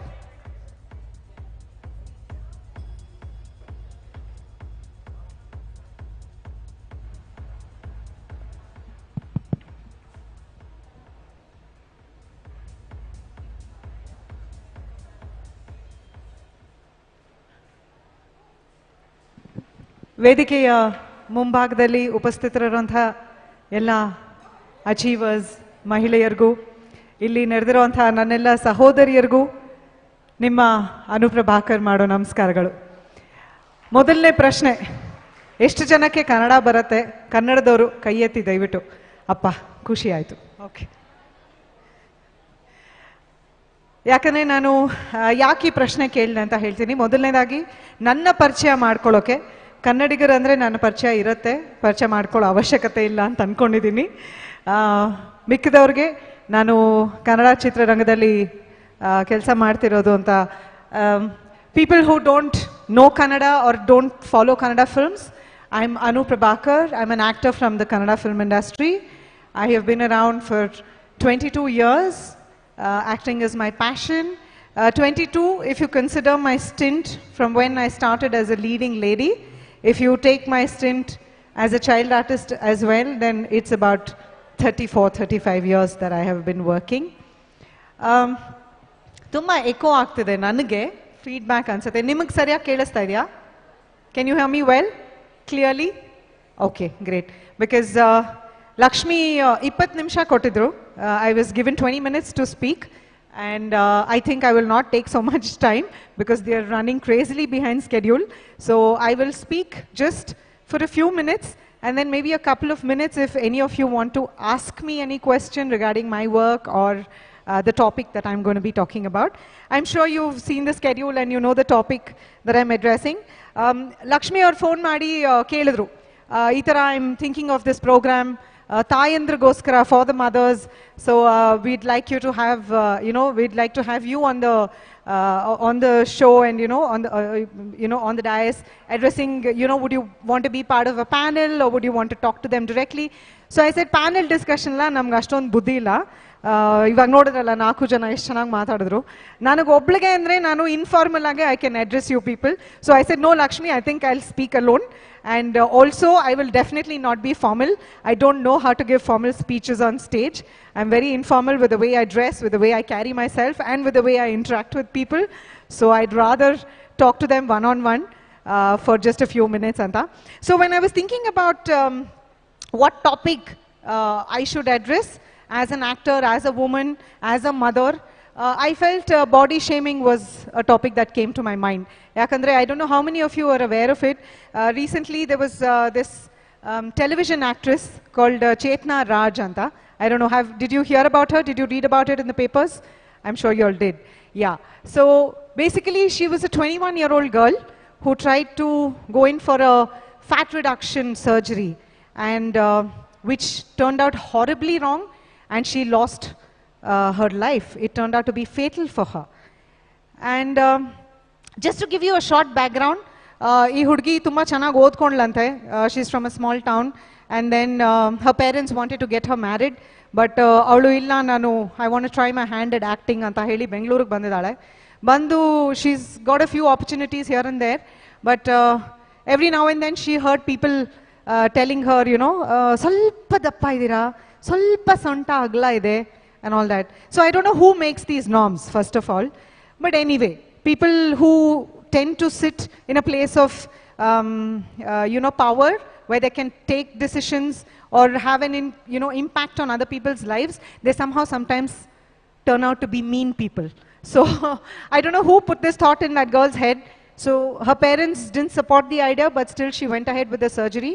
And within hours of undergoing the surgery, she lost her life and she died. And she's not going to come back. And her parents have lost a daughter forever. That got me thinking, and that was one of the reasons I chose this topic, because as mothers, as women, we go through a lot in life. And this just one small topic that I would like to address. Adak munche, I'm sure ellardu tale chitrana mosrana agide ansate alva? Agidya? Kelistha illa? Agidya? Yeah, so many topics, so many important issues. So the only suggestion I wanted to make was, if there is something that strikes you about a speaker who's talking, I would suggest make a note of it and take it back with you home. Because there's so much of information being given to you today, I think it can be very, very overwhelming. So just make a note. Like I made a note of what Varu said. She and I happen to be Dr. Varu, who spoke before me. She and I happened to be studying together, Ante. I didn't even know. So the point that she spoke about the spouse, I made a note of that. So similarly, I'm just suggesting that to you. So when I started as an actor, I was 18 years old. As you can see, I'm not wearing any heels. I am 5 feet 2 inches in height. And I was only 18 when I was introduced in the film industry. And I came to the industry because of my mother. She's a veteran actor. And a very, very famous dubbing artist. So one thing that I heard before this, when I was in college, I was studying in Mount Carmel College, and I was so conscious of my height that I would wear 4 inches of heels to college every single day. Okay? That's how conscious I was of my height. And at 18, I started working, and a couple of directors, once made this comment in front of my mom and me, and he said, Kannada artha agatalva? I'll say it in Kannada, what he said. Inno 4 inch udda ididre, industry ne rule madbidtidri madam annod. So I said, okay, I'm only 5'2", is that going to make a difference? Because I was young, I wasn't confident. I was young, I was a bit nervous, and I said, okay, is that going to make a difference? And slowly, as years passed by, I realized that 5 feet 2 inches made no difference. I have made a place for myself in lakhs and lakhs of Kannadigas' hearts, and I don't think they care that I'm 5 feet 2 inches tall. They only care that I perform well, and when they see me on screen, they feel happy. Then, I think I've done my job well. So, of course, it took me a while to get there, to get to that level of confidence. And who would think of it? I ended up marrying a 6-footer. Raghu Mukherjee is 6 feet tall. And when I'm with him, I specifically, consciously don't wear heels. Because that's the way God made him and this is the way God made me. So it really doesn't matter to me. So, you know, a lot of ridiculing like this, you know, whether it's about weight or height, whatever it is. And why I chose this topic was, as moms, we become mothers, we put on weight, the kids come, the weight doesn't go anywhere, you know, it just stays, and then we start having troubles in our mind, you know, more than anywhere else. Because we're like, we look at ourselves, oh, chana kantala, yo, salpa dappa agbadidini and all that. And with that, there are people around us who also put us down. You know, it starts with the husband. Ayyo, yen ishtu dappa agide, aha, ee dressa, ninaga, chana kanata, you know. And then the atte, and then the mother. Yene ishtu dappa agbadidya, salpa sanna agema, anta. So there are people around us, our friends, or, you know, our relatives, our neighbors, everybody commenting about the weight that we've put on, you know. Let me tell you, it's been a 4-year journey. August 15, my daughter's going to turn 4, and I've still not gone back to the weight that I was before I conceived her. And it doesn't matter to me. I have a nice tummy, which shows, and I'm an actor, I can't afford to, you know. But it doesn't matter to me. Because today I'm at this point in my life where I love myself, I love the way I am, and what everybody else thinks of me in terms of my physical appearance just does not matter to me. And it'll take you a lot to get there. Why I'm saying it is, there were moments after Nandana was born where I was nervous about my weight, you know, because if you have seen Raghu, you'll know he's very fit. And, you know, to be slightly on the fatter side, I had put on more than 14, 15 kilos when I conceived Nandana, and after Nandana was born also the weight stayed on for a very long time. So you do feel those moments where you feel insecure, you feel like, oh shit, what is this, you know, I'm not feeling good about myself and all that. But I'll tell you how you can beat it. If you can, I would wish that you can beat it, because that's the way I did it. There were moments when I would feel a bit insecure, but what finally got me on track was telling myself that I was good enough. However I was, whether I was 64 kgs or 52 kgs, it didn't matter. As a person, I felt Anu was good enough, is good enough. So I read this somewhere on the internet where a man said, I will not compare my wife to another woman, you know, because that woman hasn't gone through what my wife has gone through to bear my children for me. I thought that was such a wonderful statement. How many of your husbands would think like that? Mine does. I really wish they do. If they do, you're very lucky. Love your spouse to the moon and back, if that's how much he values you. But if he doesn't, and compares you to, say, Deepika Padukone. No, Deepika Padukone hasn't had children yet, right? So fine, let's say he compares you to Kareena Kapoor and say, look at her, she's so slim, why can't you lose weight and become fine?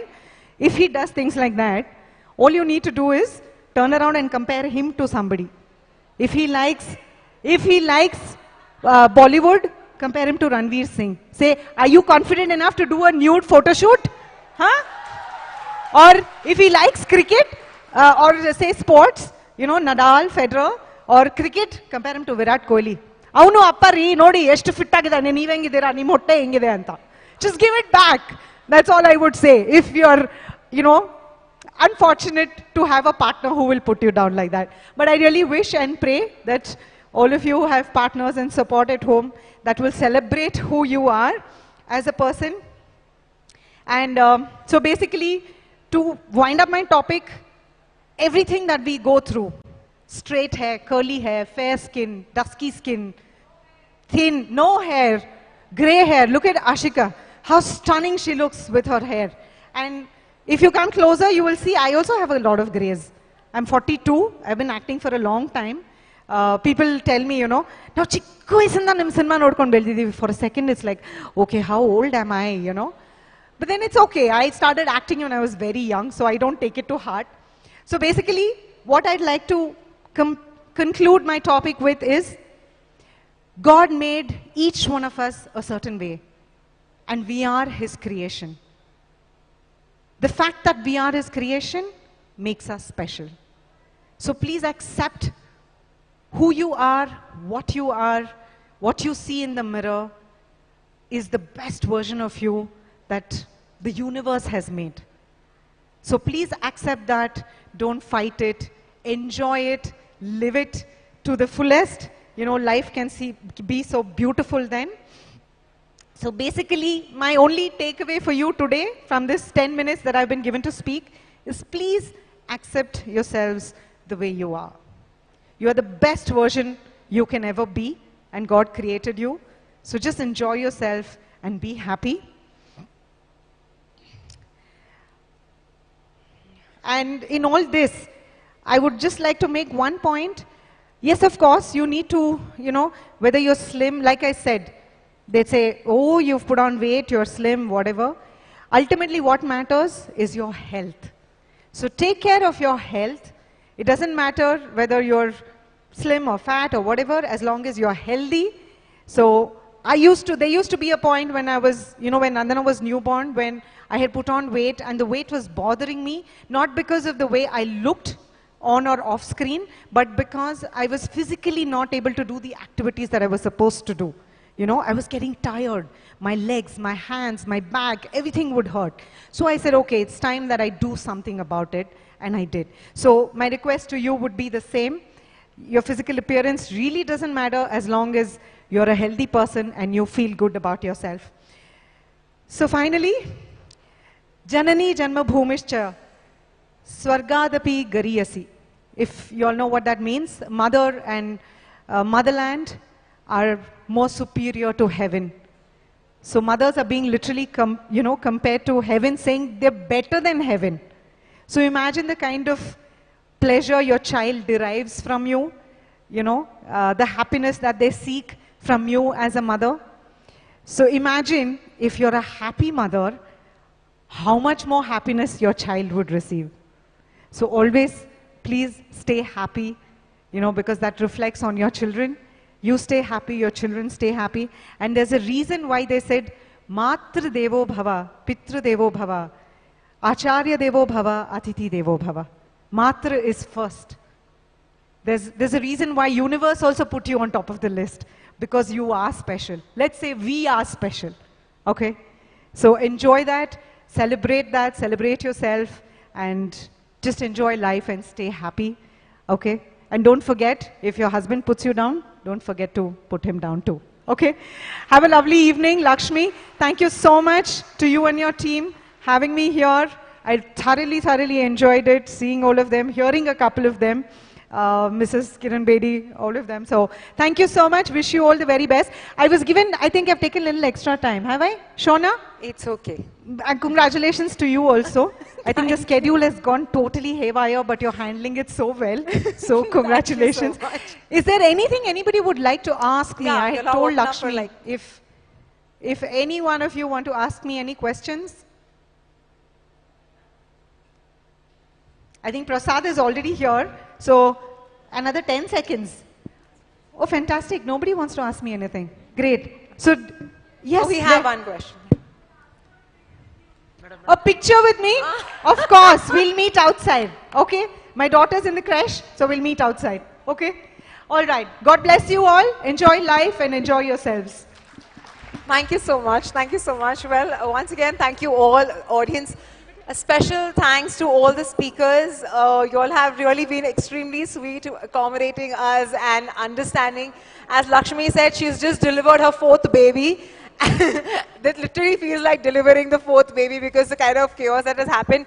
But I really thank you all, the speakers who have been so sweet and accommodating and helping Lakshmi build something which she started from the scratch. And as they say, all these stones land up being an empire. So now next on stage, I have someone who said, don't worry, I'm going to lighten up some mood. And we have our Executive Director of Brigade Group, Nirupa Shankar. Please can we have a huge round of applause for ma'am.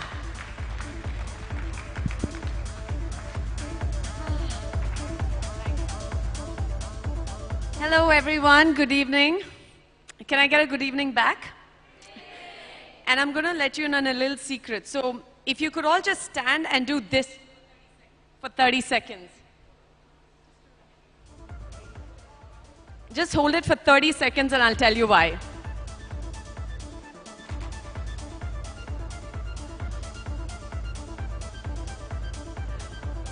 Okay, we can put it down. Just actually, so the reason I made you do that, and I read this, I actually watched this TED Talk, which said that this is a very powerful body language. You know, when you see tennis players win or sports people win, they always do this, right? It gives them a lot of confidence and a lot of power, and it's actually a trick that I use before I enter any meeting, especially when it's a male-dominated one. I've been given this very heavy topic of, you know, how do you survive and thrive in a male-dominated industry. Honestly, I put women in male-dominated industries. I put that in little tiny letters because, quite frankly, to me, it doesn't really matter. Okay, so, so I work in the real estate and construction business. I'm often in rooms with 400 men and 4 women. So this is actually new to me. I'm going to try and keep my talk short because I'm sure you all are brain fried. But the reason I do that is, like I said, it is a pose that gives you power and gives you confidence, as opposed to making yourself small. When you make yourself large, subconsciously, you become and feel like a bigger person. So my part is actually divided into 3 small sections. And like I said, each section will just take about 2 minutes. The first part is, you know, personal, second is family, and the third is on the workspace. So from a personal standpoint, right, what does it mean to survive and thrive?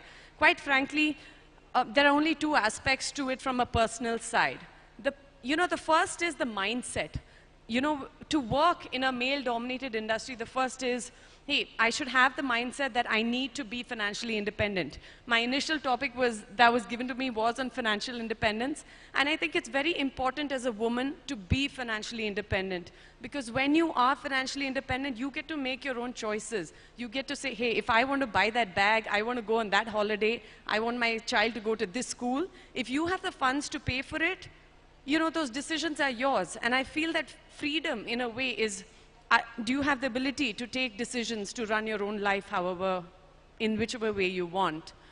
The second part is, you know, a little controversial, but I really do believe the most important decision of your life is the partner that you have. And if that partner, man, woman, whoever, is not supportive of you, very hard to have the career that you want, very hard to follow your passions.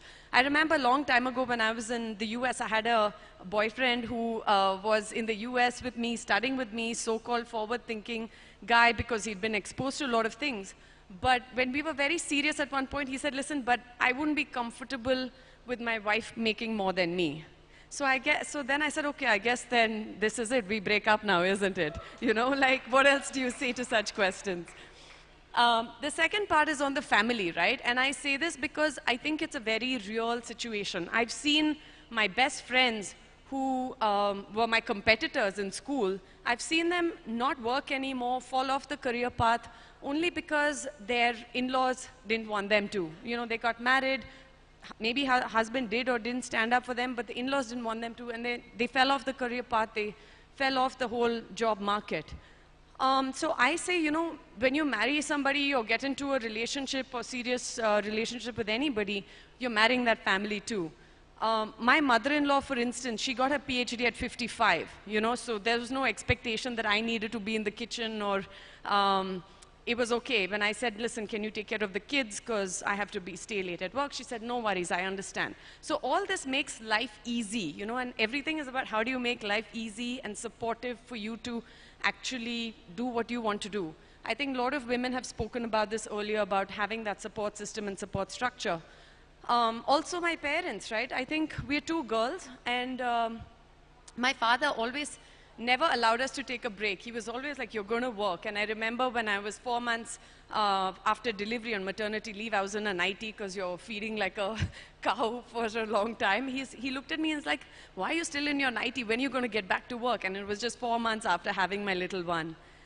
So I think when you have your in-laws, your parents, my mother was also the first woman stockbroker in Bangalore, in the Bangalore Stock Exchange. So when you have people like this who are always telling you you have to work, the concept of not working, the concept of not being financially independent just doesn't arise. And my third section is on work. You know, I really do think that while I am in construction, I think I'm very blessed because I'm in South India, I'm in Bangalore. People approach women in a very different way. Like I've never faced any situation that I've not been able to handle in terms of whatever it could be, sexual harassment, people coming on to you. All that happens, but not in such a bad way that I've not been able to handle it. And just, you know, like I said, it's just a few tips and tricks because this is what I see with a lot of women in the workspace, right? I will just give you 4 or 5. Some of they're quite long over there. The first is, you know, ask for what you want. If you're going to be in a career, first, of course, actually, I'll step back. Find a company that is okay with giving flexibility to women. Secondly, find a boss who's okay and comfortable dealing with women. I've worked with people who wouldn't be able to look me in the eye. Every time I spoke to them, they'd be like that because they just couldn't take orders from a woman or they were not comfortable talking to a woman. So those are a couple of red flags, little on the extreme side. But, you know, having a good boss definitely helps you survive and thrive. The third point is actually, oh, there's some fun happening outside.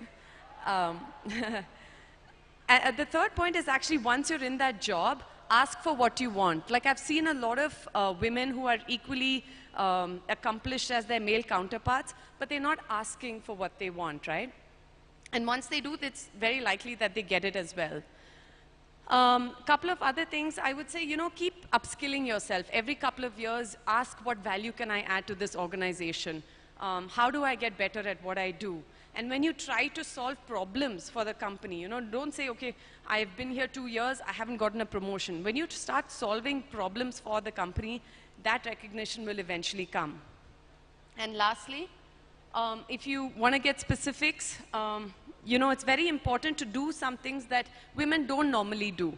You know, go out there, network, go out there and try to sell. You know, these are very important roles that any company will value when you can sell anything, right? Like I was not a salesperson, but now I have to sell office space. Not the most sexy thing to sell, but, you know, it gives me such a high when I'm able to make a sale and make a pitch. So these are just some of the things that I would say that in order to survive and so-called thrive.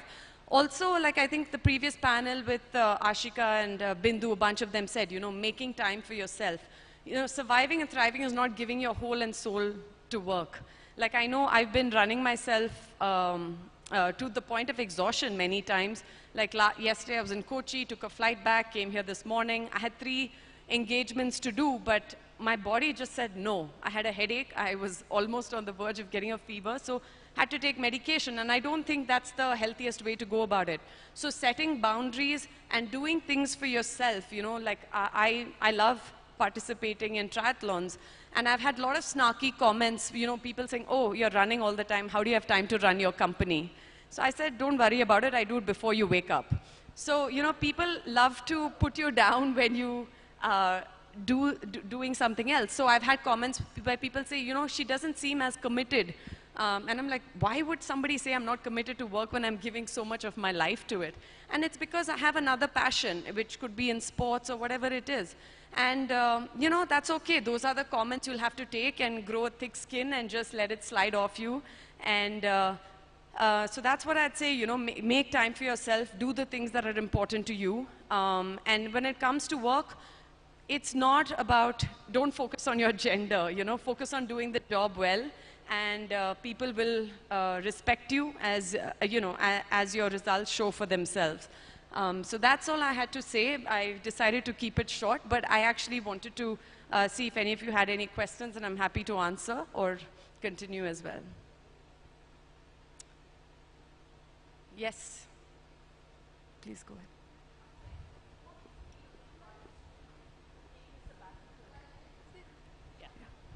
Hi, that was very interesting. What would your advice be to women who have decided to take a sabbatical, maybe for motherhood, and wish to rejoin the workforce? So great question. Thank you for asking that. You know, I took 2 sabbaticals. I had 2 kids, age 6 and 2. I took my whole maternity break. I was like, why not? I get 6 months to enjoy this. So I took both my maternity breaks. But you know, contrary to popular belief, right? I had my biggest brainchild and brainwave when I took my maternity break, because I was able to delegate all my responsibilities and actually think of new business ideas because you had time to actually relax. So a couple of points I put there was, you know what, take the break, but come back to it. You know, come back to work eventually. Like a lot of people, if they don't have support, I understand they need to take a year or 2 or 3 till the child goes to school. Take the break, but come back. Because if you look at the women in the workforce, a lot of the reasons why you don't have senior women in leading or senior women in senior roles is because a lot of them drop off from the workforce after they have a child, or after they get married, or to look after parents or in-laws or whatever it is. So do whatever you can in terms of building your support structure. So I remember when every time my nanny left, I had to stay back at home because there was nobody to look after my children. So now I have 2 nannies for 1 child, just so that I can go to work and also not have to skip work every time somebody decides to leave. If you want to take a sabbatical, by all means do it and enjoy the sabbatical. You know, there was actually another TED Talk where this guy took advertising agency. He took 6 months off every 7 years. He would just shut his company down, take 6 months off, and come back with rejuvenated, renewed ideas, and his business would even skyrocket even more. So I actually, I think I'm absolutely for sabbaticals. Like, I'm waiting to take one again, not because I'm having a child, just because you need to renew yourself and not burn out. And I think my friend Neha is here, so she started a company called Jobs for Her. It's to help women get back into the work life. And trust me, companies want women in their workforce. Like, I think women bring just so many different aspects, and not just for the diversity factor, just because of the way they think differently, right? You can't have everybody thinking the same way. It doesn't bring out the best in teams. So employers want women in the workforce, even if it's for half a day. I know sometimes I'm more efficient in half a day than some of my male counterparts over the whole day, you know? So absolutely take the time off and just make sure you come back. Any other questions, ladies? Yes, Mr. Bidappa.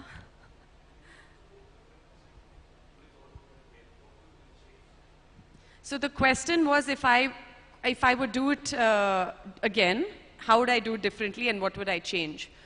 Again, good question, you know. I'm close to 40 now, but I know I've worked my butt off for the past 20 years. And I think I really try to be this superhuman person, you know, try to be the best for my husband and the best for my parents and the best for my in-laws and the best for my kids, to the point of exhaustion. Like, I have worked myself sick to the point where my body has just said no, and I had to, you know, take a week off from work just because my body got sick. Honestly, when somebody says, man, you're superwoman, yeah, I don't take that as a compliment anymore. I would actually give myself more time to do the things I really love. Today, I love my job, so it doesn't feel like I'm extending myself too much.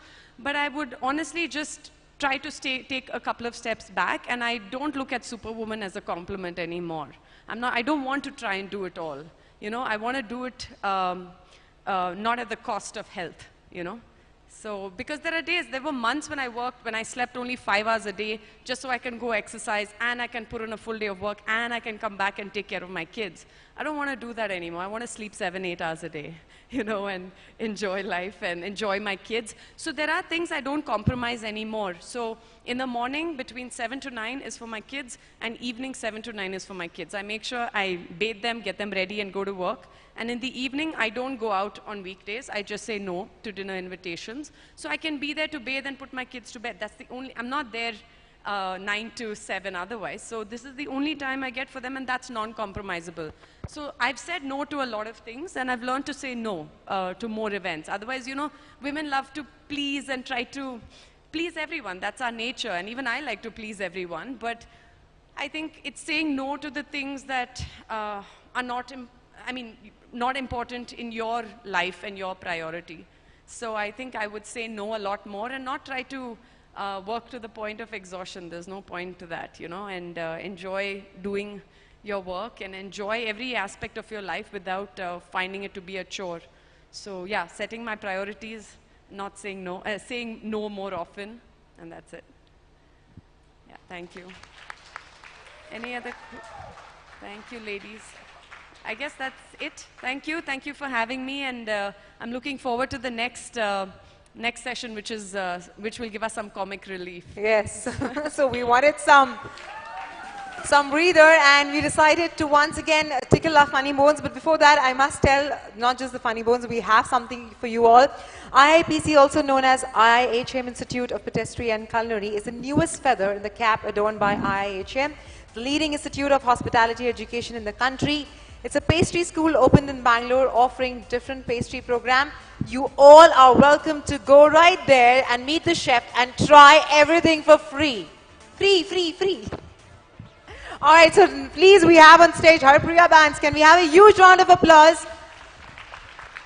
Clap as much as you can, because now you're going to hold your hand in your tummy. Thank you very much. Thank you, very lovely session by ma'am here.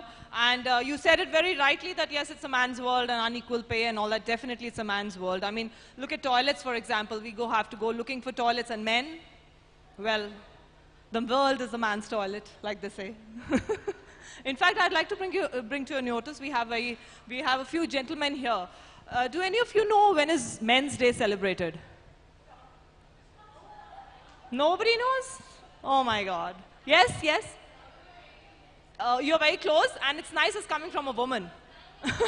It's 19th November, yes, absolutely, it's 19th November. But most men in the house, generally, if I have men in the comedy shows, and they generally answer, ma'am, every day is a man's day.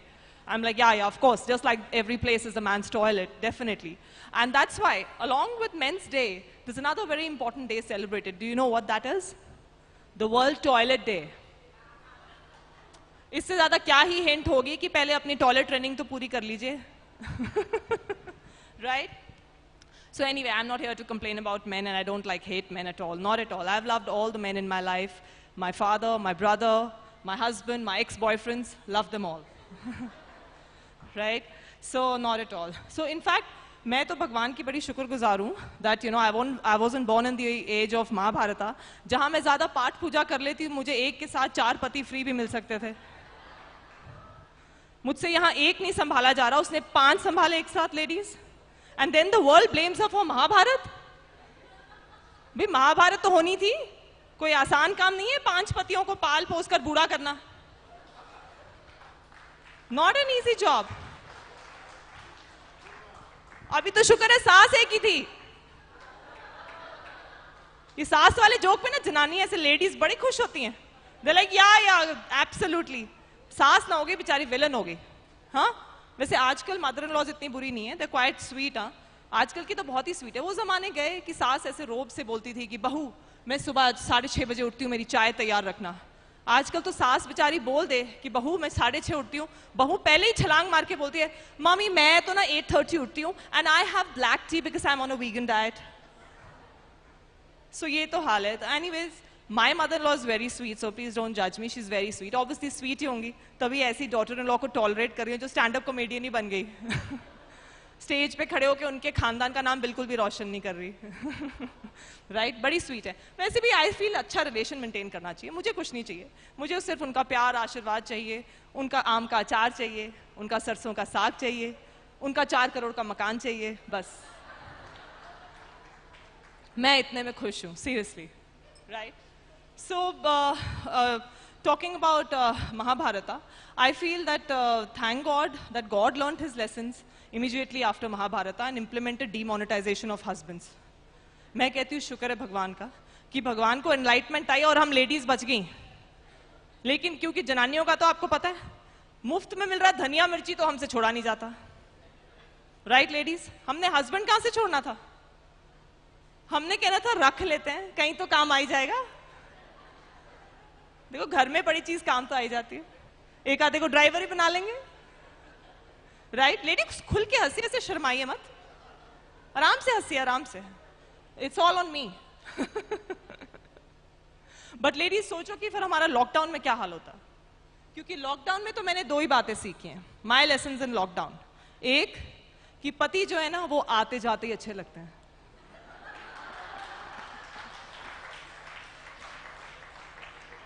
This 24/7 availability of husbands, oof, can be quite a pain in the kitchen. Because the other thing I've learned is कि घर बैठा पति ना 2 सासों के बराबर होता है, by God. उनके अंदर की माता जाग जाती है। हाँ? और ये जो लॉकडाउन में वीडियोस घूम रहे थे, पति ऐसे झाड़ू पोछा कर रहे हैं, बर्तन कर रहे हैं, मतलब कौन है? ये सिर्फ इंस्टाग्राम के रील्स बनाने के लिए थे। कौन से ब्रीड के पति हैं भाई, कहाँ मिलते हैं? Certainly not made in India. She's saying no, no, not at all, not mine. Certainly not made in India, because made in India तो सिर्फ एक ही टाइप का पति मिलता है, माँ का लाडला, right? So a lot of talk on parenting and everything. It was lovely. There was somebody who said that, you know, the first 1,000 days are the most important for your child. And I was sitting there and listening. I said, oh shit, I've missed the bus. My elder one is 18 and the younger one is 11. अब तो कोई hope ही नहीं रह गई, हमें तो पता ही नहीं था ये, seriously. तभी आजकल बच्चे वैसे बहुत ही मतलब so demanding and so many, I mean they keep demands like at the drop of a hat. Mom, I want this iPhone. I mean in our times there was like a whole channel to be followed. Dadi, mummy, bhaiya, thappad, right? और हम मांगते थे, लेकिन आजकल के बच्चे जो भी लेटेस्ट मॉडल है, जैसे आईफोन 10 है, I don't know, I am very bad with gadgets, but forever is the latest. आजकल ये वाला मांगते हैं तो उनको अगला वाला मिलता है, they get a better one, right? हम लोग मतलब मैंने अपनी सारी जवानी, सारी कॉलेज के दिन निकाल दिए, पापा काइनेटिक होंडा ले दो, मुझे साइकिल मिली कि पहले तुम साइकिल सड़क पे चलाना सीखो, वो भी दादी की पुरानी वाली, ऐसे आगे सामने बड़ी सी टोकरी वाली। Like I said earlier, my dad only thinks sensitivity is related to teeth, not to humans. He never thought कि हमें भी हमारी भी बेइज्जती होती है, not at all. हम बेइज्जत हो के ही बड़े हैं. We are born like totally, तभी हम I think आज स्टेज पे खड़े होके अब बेइज्जती कर सकते हैं. But really it's true. My dad, I'm 43 years old and मैं fairly अच्छा खाना बना लेती हूँ. Whenever he comes home till today, whatever I cook and put on the table, you know, like a chicken or a dal or whatever, he'll literally look at it like, and he'll call my mother, Rani, मेरे को ना fry अंडा ही बना दे. मैं कहा, Dad, just try it at least. हाँ नहीं nice, मेरा ना मन ही नहीं कर रहा है खाने का. फिर उनको रोटियां मैं जैसी मर्जी बना के खिला दूं. अगर मैं छोटी छोटी पतली रोटियां बनाती थी, सर हाँ नाइस, सैंपल बनाए हैं. और अगर मैं थोड़ी बड़ी कर दूं इसे, हाँ आज तो लंगर जैसी रोटियां बनाई हैं, जानबूझ के कि एक ही खिला दो, पापा दूसरी ना मांगे. So this is the हालत. और आजकल बच्चे, उनको कुछ नहीं कह सकते, कह दो तो बाथरूम में बंद. मतलब दिल उनके ऐसे टूटते हैं, कुछ नहीं कह सकते. और demands of mama, all my friends are like going to Spain. When are we going? I said, darling, when you stop being a pain. पहले बस की टिकट्स खरीदने लायक तो हो जाओ, स्पेन जाना है तुमको. ऐसे ऐसे आते हैं. And then, you know, like we had, you know, these days children, when they want to go for a party or something, they're like, you know, mama, I want to go. And they don't just ask you, they just tell you, like, you know, I have a friend's party and I'll be going. हम new years ewe की party पिछले new years से permission लेनी शुरू कर देते थे, 1 साल पहले. तब भी हमारे पापा कहते थे 11 बजे आ जाना. अच्छा पापा, न्यू ईयर्स ईव की पार्टी है, 12 बजे के बाद ही आते हैं सब. कहते बेटा तुमने चर्च का घंटा मारना 12 बजे. और हमारी हिम्मत नहीं होती थी. मैं सिंड्रेला इतनी तेज नहीं भागती होगी 12 बजे जितना हम 11 बजे भागते थे घर वापस. और हम जूते छोड़ के भी नहीं, शूज छोड़ के भी नहीं जा सकते थे, क्योंकि पता था जुतियां पड़नी है कि एक तो लेट आ गए, ऊपर से जूते भी छोड़ा है. बट दीज डेज ऑफ बच्चे यार अलग ही लेवल पे है. बट चलिए, और भी बहुत इंटरेस्टिंग आज बातें हो रही थी, मैरिज काउंसलिंग की बातें हो रही थी, शादी की बातें हो रही थी. Very very interesting. मुझे भी किसी ने पूछा, मैम आपकी शादी कैसे हुई थी? टिंडर से. मैंने कहा नहीं, टेंडर से. There was no Tinder 20 years back. So my dad gave an ad in the paper. A matrimonial ad, but it's just like a tender. फिर ऐसे लोग बिड करते हैं.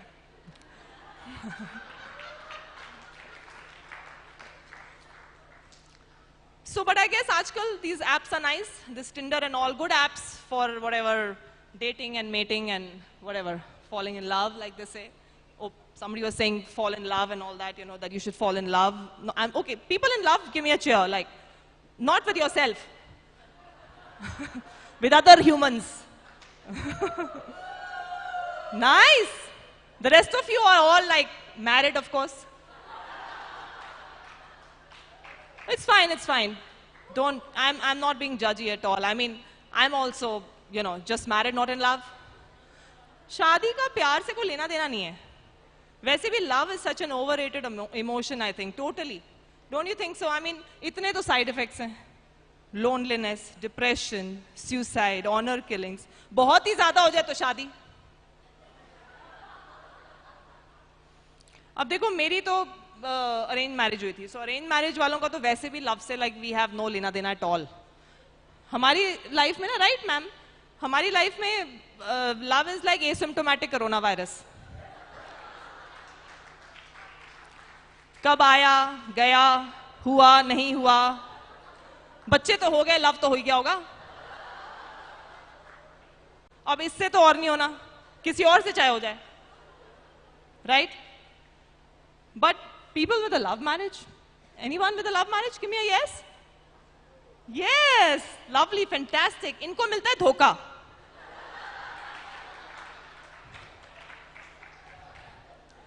Because their life, their marriage is like a chips packet. बाहर से सब तड़कता भड़कता, अंदर से निकलती है हवा. They learned it the hard way that great expectations lead to great disappointments. Right? But चलिए, शादी love हो या arranged, I think ultimately it's all, you know, expectations वगैरह का खेल होता है और कुछ नहीं है. And my mother always says, she says कि पहले तो शादियाँ बहुत last करती थी, आजकल last ही नहीं करती हैं, ऐसे जल्दी टूट जाती हैं. So I'm like, क्या हुआ ना, एक बड़ी sad चीज़ हो गई, women empowerment. क्या करें? So पहले के ज़माने में क्या था, women had very simple, in fact दोनों husband wife की एक दूसरे से बड़ी simple expectations होती थी.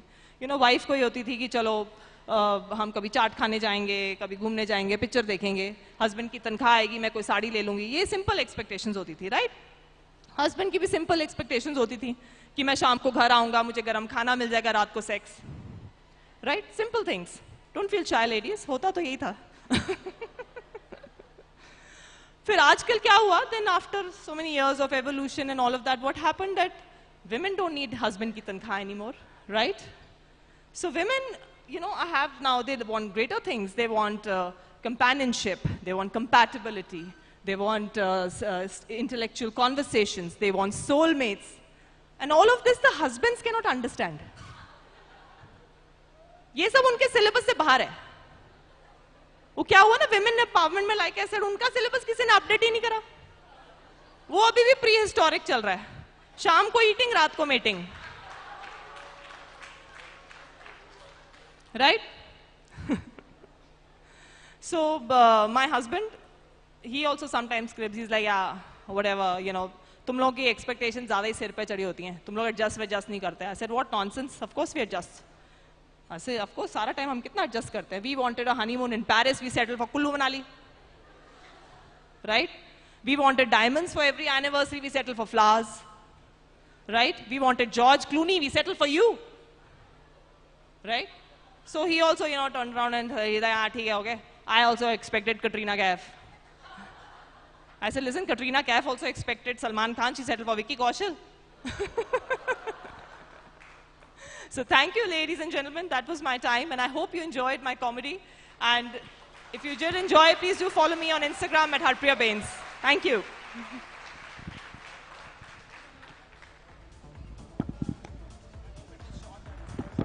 It was amazing. At least we had those funny moments happening up. Yes.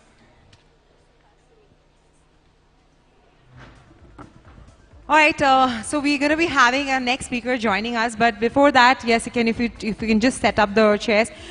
There is something I have to loop you all in with, which is we're going to send you all update about our app, which is already going live, and it's like on the process. We would like you all to download the app. It's available on Apple as well as on iOS and Play Store. So we would want you all to go ahead with that. And a small, I'm not going to elaborate and explain you about what our plans are, but just to give you a snippet, this actually was Lakshmi's way of just sending a trailer. Like this is just a picture abhi baki hai. We want to execute this to another level where we are actually planning something which will go on to be like a retreat.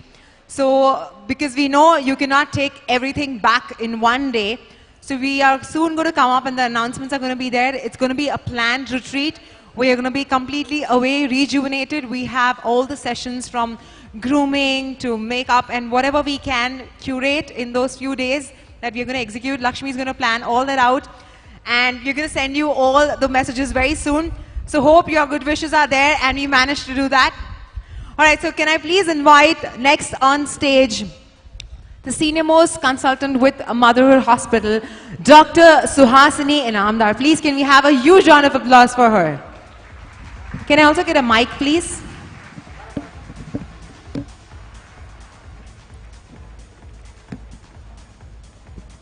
Ma'am, would you like to sit? I'll be just, I'm the only one with you.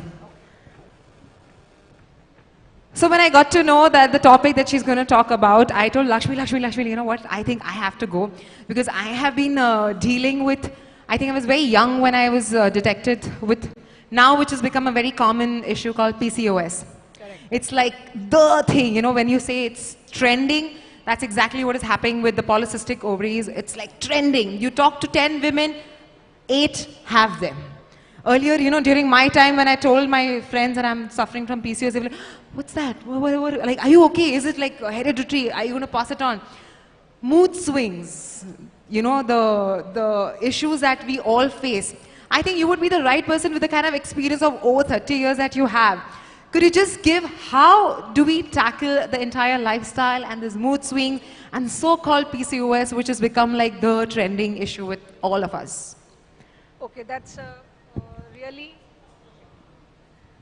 really good question, I should say, and I welcome you all moms, and hi to all of you. And see what trend I am seeing in my day-to-day practice. I would like to talk about that also. So maybe when I was a teenage, I started facing all these problems when I was 17, 18. Maybe you started when you were 15, 16, but now the girls are starting all these problems when they are 9 to 10 years of age. The moms are so tense when they come to me and say, Doc, she's already starting, all the breast buds are coming, she's having pubic hair, and she may menstruate also. So that is a real worry for moms. And it's a nuclear family, and she doesn't know how to tackle. So first thing what we see in those girls is early puberty. And why that is happening? Because of the lifestyle. Most of the girls, or most of the children I should say, they hardly have any physical activity. They all are busy with their laptops and the games and the TV and such things. And the eating. Moms, you all are very partial towards children nowadays. You pamper them like anything. You feed them like anything. So that is one reason why they become obese, and that's how they get the puberty very early. So these two things are making them come to their puberty very early, and so early they start with all the mood swings, all the PCOSs, and all the problems would start. So first thing I would say is make a habit of being physically active. Exercise is very important. So once we exercise, our metabolic rate goes up high. All the hormones are kept in balance. And that's how we can, quite a lot we can take away all the blues of our PMSs.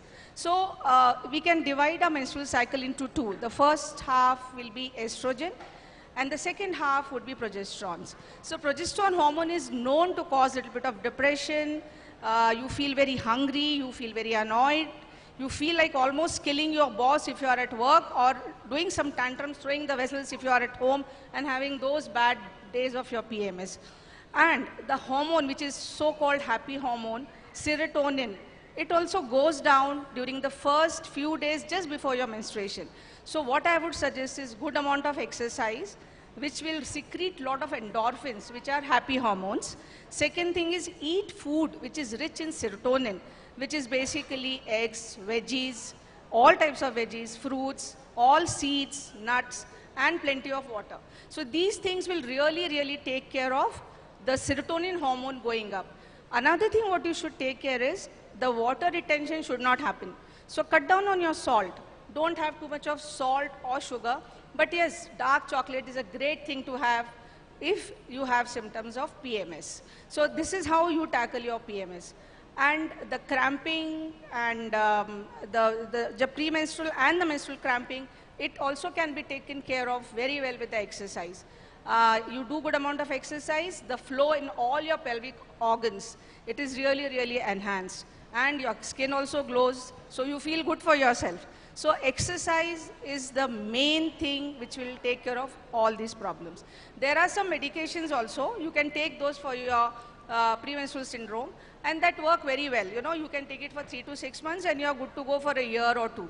So PMS can be dealt with easily if you understand why you are having it. Now coming to PCOS. Yeah. I think many women from puberty to say 40 years of age are suffering with PCOS. Yeah. And it is a spectrum. So we don't get a typical PCOS nowadays because you all are well read, well aware, and you understand if your cycles are going haywire, if you are putting on weight, what to do, how to approach a doctor, and what to do after that. So, and I think all of you all are very good gymmers, or at least you walk or do some exercise. So that itself is a good thing to keep away PCOS. But there are some factors which are beyond your control, like your genes, your body makeup, and how is your insulin in your body. If you are hyperinsulinemic, whereas the insulin is very high in your body, then whatever you do, your hormones are going to go haywire. You are going to put on a little bit of weight. And even if you are on air and water, it is very difficult for you to lose weight. So these things, when you come to us, we can give you some medications which are non-hormonal. They are not at all hormones.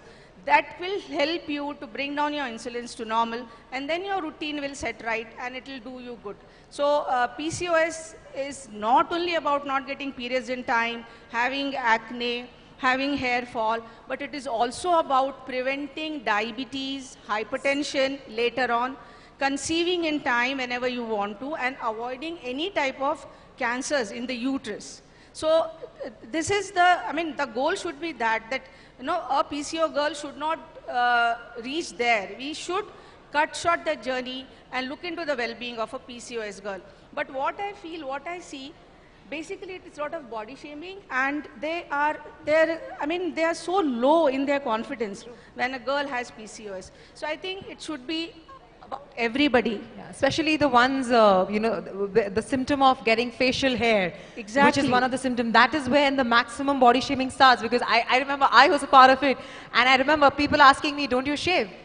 And you know, that time you don't know how to go ahead and answer. But you know, and that moment, that downfall is so big. You're so scared to go out and reach out to your parents. I mean, now it's up open and you know what all you can do. But you know, earlier days. And I'm glad that, you know, even the doctors are approaching it in such a nice way that they have a solution to it. Yes, yes. Another thing what I would like to impress upon all of you all is something about cervical cancer. See, the world when I was a teenager was different. We were a conservative society. Now the society is not like that. And I think this is the right way to go ahead. You cannot curb things. You cannot control people. You should not be doing that. So nowadays, thinking that a lady or a boy will have sex only after they get married is a big no-no. So in such scenario, what we should do to take care of the cervical cancer, which is the most dangerous thing to happen to anyone. And it is basically because of multiple sexual partners and HPV virus, sorry. So there is a vaccine which is available, and all of you all are moms, young girls can start taking vaccine from the age of 9 years. And they have to take only 2 shots, and they are saved for a lifetime from cancer. Similarly, WHO is recommending for the boys also. HPV is a transmissible virus from boys to girls and girls to boys, vice versa. So even they are recommending that boys should take HPV vaccine. So it is safe for everybody and we can avoid cervical cancer. So 9 years onwards till 40 years of age, please encourage everyone to take the HPV vaccine, which is really, really, you know, good for people's health, sexual health basically. So just one, anyone who have any question regarding the PCOS or the hormonal imbalance, we can go ahead. Oh, there. Lakshmi, you want to ask something? Okay. Anyone else? Yes, please. Can we have a mic given to... Do we have a volunteer to the mic? Here, this one, this lady.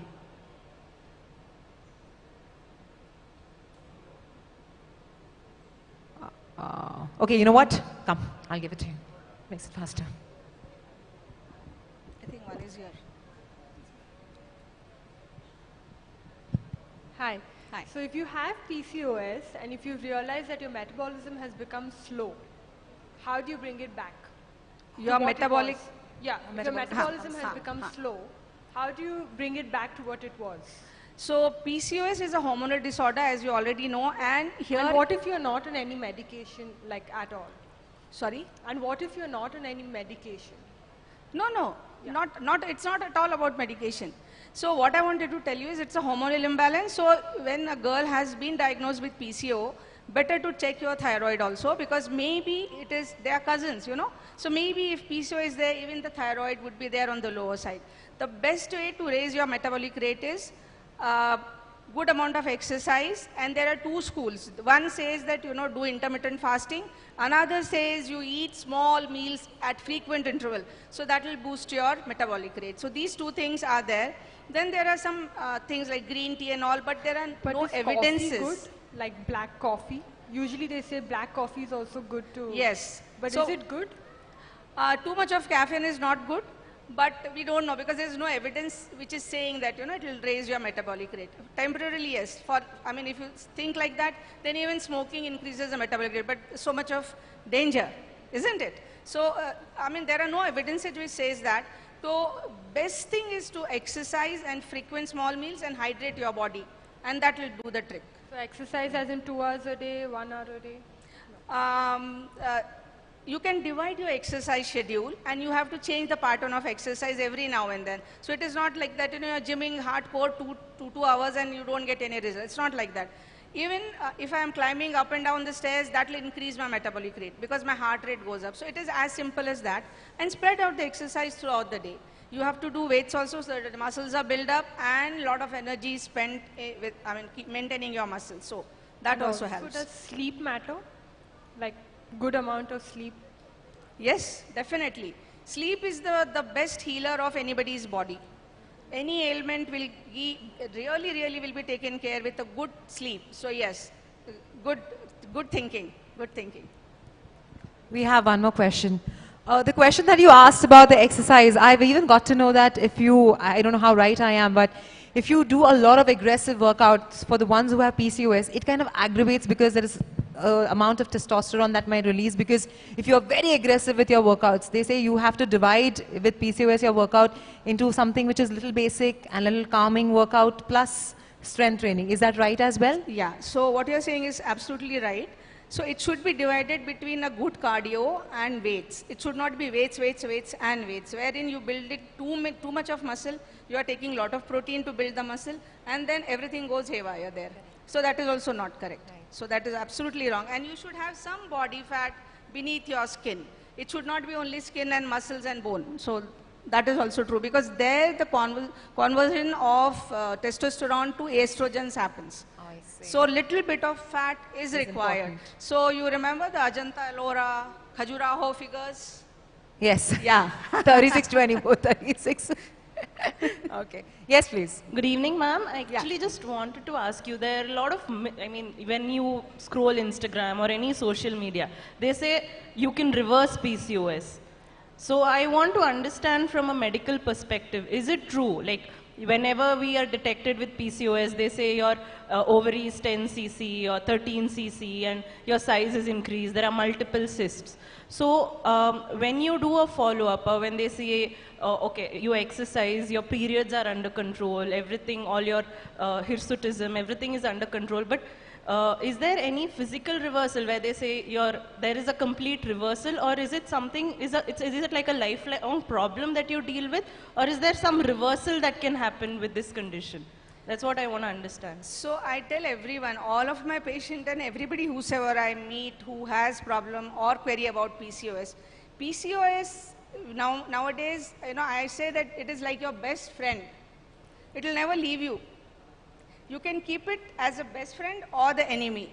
that depends on you, how you're dealing with your PCO.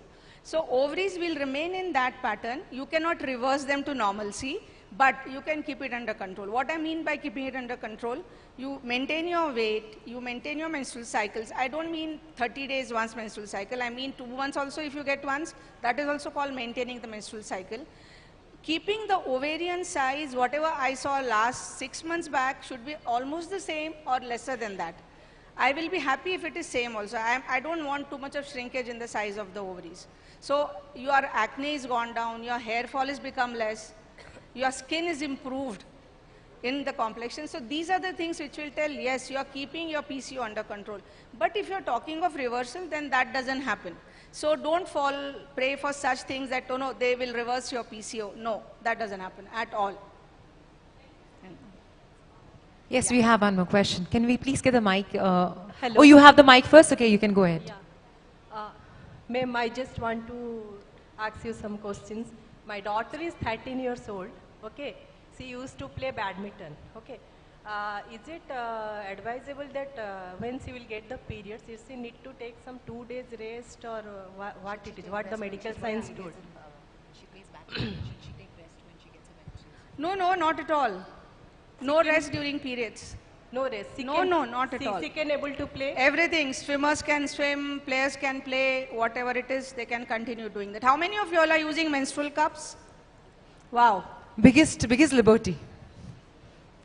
It should be more hands which should be going up. Believe me, it's liberty. Believe me. Like you can swim with it and whatnot. So your girl is quite small, so Yeah. I don't know whether I should be suggesting menstrual cup or anything, but please let her play, let her do all the physical activities during menstruation. Menstruation is like how we eat, sleep, breathe, something like that. It's Okay. nothing bad. If menstrual cramps are severe, then playing will really give a good relief from the menstrual cramps because the flow, circulation increases. She'll feel much better. So please let her go and play. No restricting her from playing or other activities whatsoever. Thank you, ma'am. The only thing probably that should be avoided is inversions. Anything upside down is what I've heard. Like, you know, you can't do a headstand or a handstand when you have a menstrual cycle. That's it. Because we want the blood to flow. We don't want it to get back inside. One last question, please. Sure. Good evening, ma'am. Dealing with skin and hair, I'm a cosmetic technologist. So I come across many ladies which are suffering from hair fall and skin problems like acne, hair falls, all that related to it. But I feel most of the women, where they're crossing 40, 45, there has been a rise of ovaries issue coming to them, where it is multi and poly, turning into where there has been a polycystic ovary and then multi-ocular happening to them. And then I see their reports. And I see that they are going towards removal of uterus. That is perimenopausal you are talking of? I'm talking about maybe at the age of 45, 50. Yeah. And what I feel, I don't know if I'm correct because my line is to create cosmetics and treat people. Yeah. But that is something internal, but I've gone through various prescriptions of doctors. Whereas I feel once they remove the uterus, I feel the cooking place for the hormones is all gone. And I feel their mental condition is impacting them more with pigmentation and hair falls and early graying.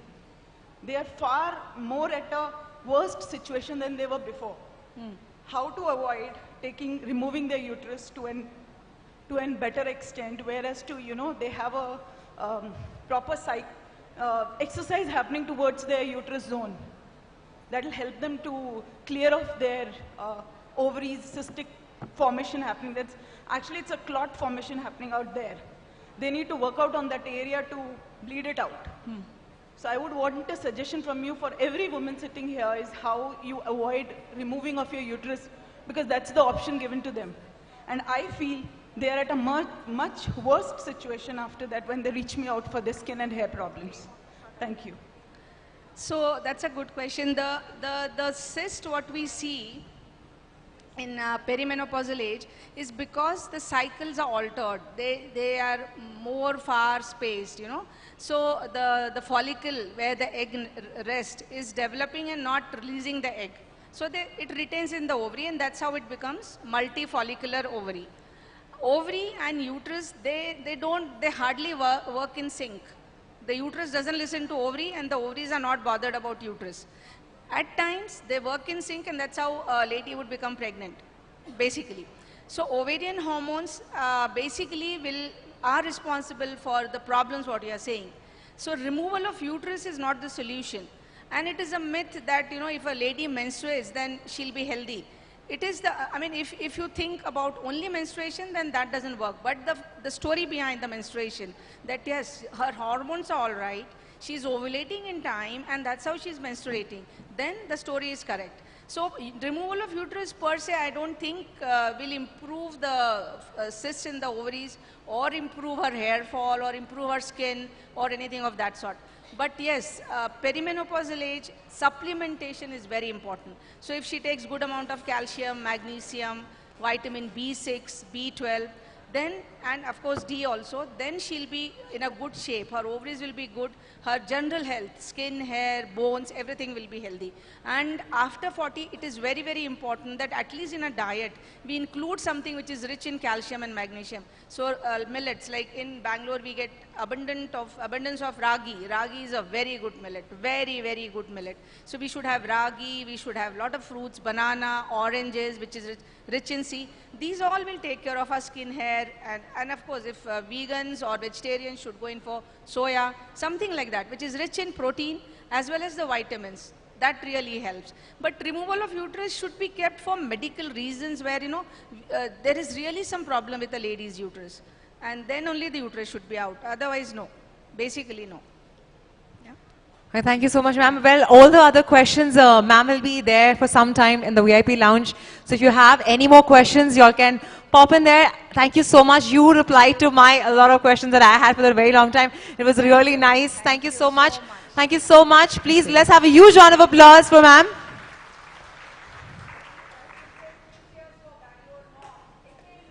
Hooray! Hooray! Hooray! Well, yes, that was Dr. Suhasini Nanda. We can have the chairs out there. We have the panel discussion. So now we have our next panel discussion, our second last for the day. Can we please have on stage Miran Agarwal, Pavitra YS, Vandana Suri, Neha Bagaria, Rupurani, and Ramona Krasa. Can we have a huge round of applause? And they are going to be talking about entrepreneurship, financial independence, restarting, and reinventing one's career.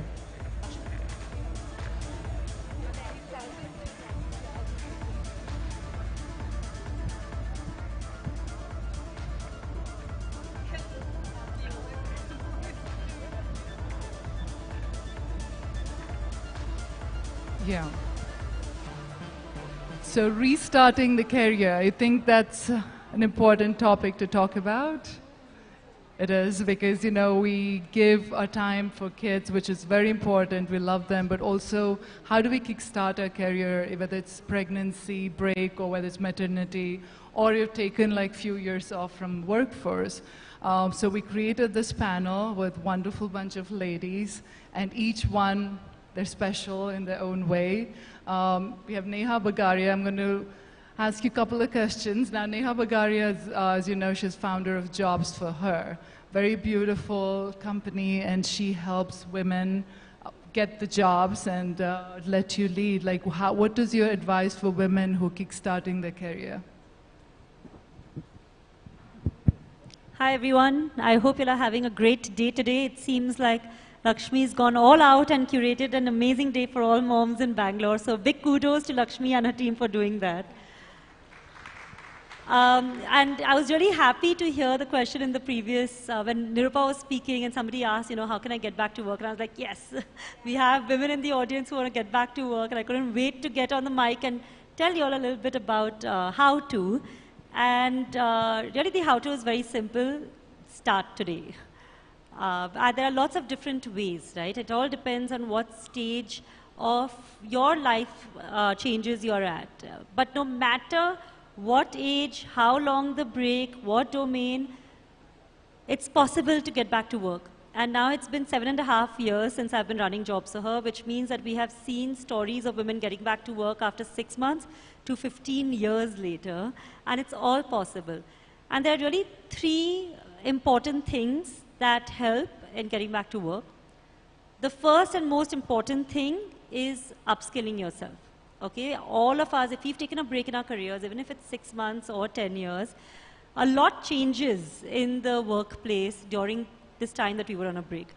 And it's that technology which has made things change so rapidly that also makes it easy for us to upskill ourselves. So no matter what domain you're in, however long your break has been, find those courses. You can find it online, you can find it physically.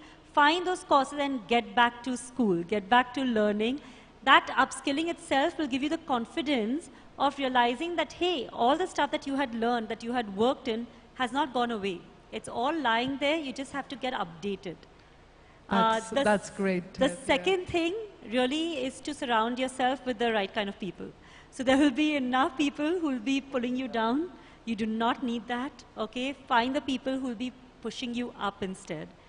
And of course, the third thing is get out there, network, and find the opportunities that exist.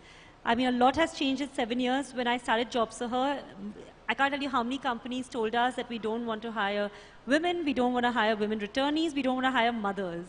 And we asked them why. Because we couldn't get it. We couldn't fathom why that could possibly be the case. And today, by the way, all those companies are launching special returnee programs, which are, if you've not taken a break in your career, you can't even apply for it. So make sure you get out there, see the kind of opportunities that are available, and network, network, network. Network at events like this, network online, and so learning, community, and opportunities. Great point, Neha. You know, they say network is your net worth. And I feel like that's where women lack. They don't network enough. They don't go to enough conferences. If you take opportunity of space like this to meet each other, tons of business gets done. And that's what we want you to do. And talking about business, we have Vandana Suri, who's built something fabulous. Well, I made a career out of motherhood, okay? I run taxi, I run women cabs for women and children, but beyond that, it's mothers driving kids to schools and tuitions. I wanted to be a mother when I was in college, and here, you know, the universe played its role. So I think you can do what you want to do when you want to do. On the other hand, like Neha was saying, I actually also train women how to drive. So I called women out. I said, you know what, you lost your corporate job, you lost someone at home, you need to get back to work, you're not upskilled enough to get back to work, we know the struggle trying to get back. You know how to drive, come join the industry. As simple as that. Train somebody else and make millions out of it. There's so much demand on the table. It's a new industry, women participation is 0, and only upwards to go. So here you can make what you want to do. There's opportunity everywhere. If you see, we have Pavitra. She started a tech company and she has over 2,000 disabled people she employs, and that's a wonderful story too. So tell us how you got started. So mine was a very beautiful start because I was doing my chartered accountancy. I lost my dad very early in my age, and that's when the family decided, you're the youngest daughter, oldest daughter, and you have to get married. And I was just 19 then. And they said it is very important that, you know, your father's dream was only to kind of get you married. I said, I wish my dad was here around. I would have told him that's not the only thing you dream about. But I did get married. Like I just wanted to follow what, you know, my mom wanted to do at that point of time. So then I said, I was a mother by 20. And I said, I've lived a life of daughter, daughter-in-law, mother, wife, everything, and let's live my life. You know, that's when I started and I said, okay, I'm going to start something on my own where we're going to create opportunities for people who've never dreamt of it in their lives ever. So beautiful. People who work at Vindhya, close to 90% of them, this is their first job. They never thought what was tomorrow because all they knew was sitting inside the four walls and trying to say that, am I a burden? Am I really doing something to make my life better for the next minute or the next hour? But today they are the one who are making their lives better, not only for themselves, for their siblings, spouse, children, and everyone. I think that's the power of women. That's beautiful. So listening to a story, if you want to build something, I think your why is the most important thing. Like, why do you want to do it? That was her driving force, and she built something so amazing. And there's opportunity and ideas. It's just about executing, and their help as well. So community help as well. And Rupa also has done brilliant things in her business, as well as she's here also to talk about the support that even government offers for various programs that they have for women. And that's something that you could elaborate on. Hi all. From morning, I think jam-packed speeches you heard about health and a lot of opportunities for women and all these things. So my subject is entirely different, like how I can help women as an entrepreneur. That is my subject, where I create entrepreneurship for women. I'm heading FOW, Forum of Women Entrepreneurs, where we give training. Like many entrepreneurs are doing, like today is Mom360. That is, many of you are doing business from home. So you need a platform where you can begin your journey, like seriously, to grow in your businesses and give a equal opportunity in the family. Like everybody say, like husband is the sole earning. So I say it is equally, we have to earn and run the family. That is what I believe in. So my mom, as a childhood, it was a challenge for me. My mom never treated me as a girl child. So she is given all the freedom. Always she used to say, life is a challenge. You have to face it with the guts. So that's how today I am here in front of all. That's a beautiful lesson.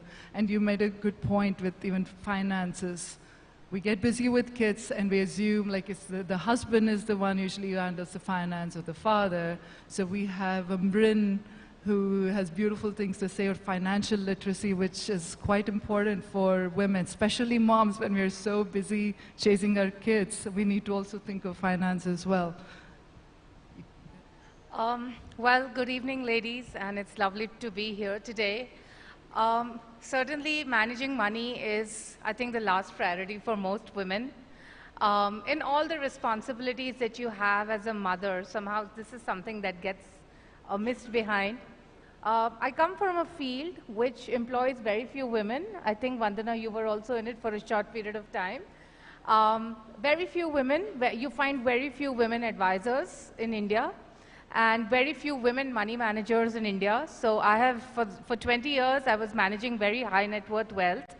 And something struck me at that point, because with none of my clients, I would have any of their spouse or any of the women members in their families participating in the conversations.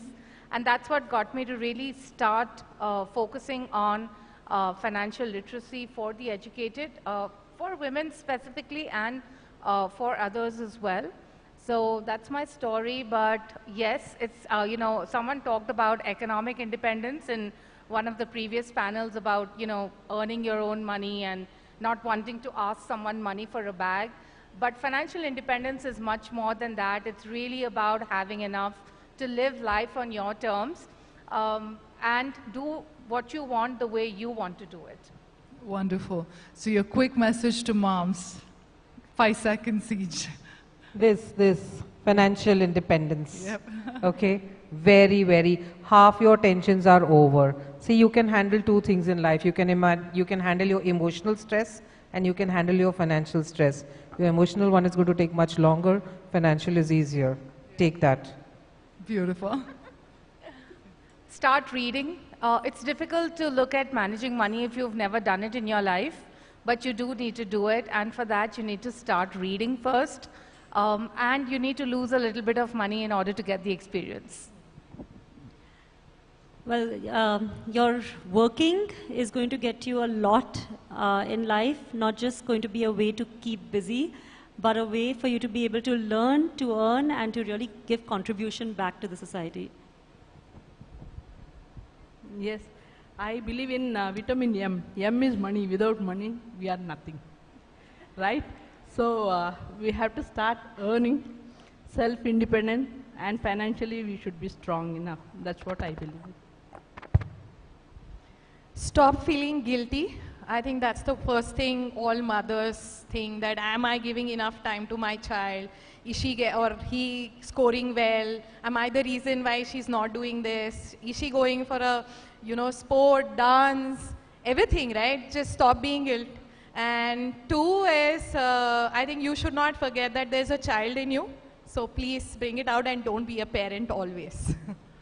Wonderful advice. Thank you so much, ladies. And we want you to go and apply. There's so much takeaway from this conference, and I know it's a lot to take in a day. So we wanted to give you a little sample of what's coming next. Of course, it's going to be a longer conference, 2 days, 3 days, because so much to talk about and so many sensitive topics to touch upon. So this is like sample for you guys. And hear the ladies, talk to them, meet them, and go explore and expand the opportunities that's out there, whether it's personal or professional. So thank you, and thank you, ladies. Thank you so much. As Lakshmi now said, we have the last panel.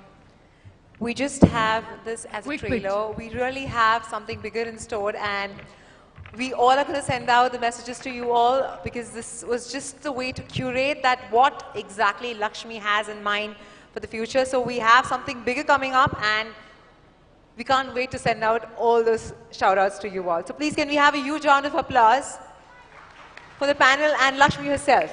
Thank you. And I'm sure you all must be waiting for this. Eventually, we all want to look the fashionista. We all want to look pretty. We all want to wear that heels and put on the makeup. And who better than the fashion icon, the fashion stylist, the guru, Prasad Birappa himself. We have among, please can we have a huge round of applause. And to guide you and get a transformation, how you can look like a before and after, we have someone amazing on the makeup. We have Gauri Kapoor. Can we please have a huge round of applause?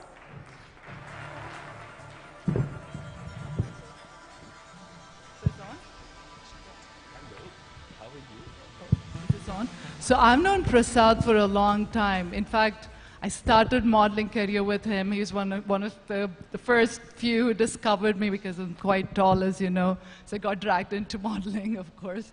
And, all the grooming that he gave, and I went to Miss India, I went to Mrs. India. But the takeaway from this is what you don't think, these little tips and tricks, and people like him and Gauri, of course, you learn a lot. And when you go, you apply that, just a whole transformation. So they've really played a huge role in shaping who I am, and that's why I wanted to invite them, because I do feel like fashion and style is quite important, and I wanted them, the best in the industry, to address that.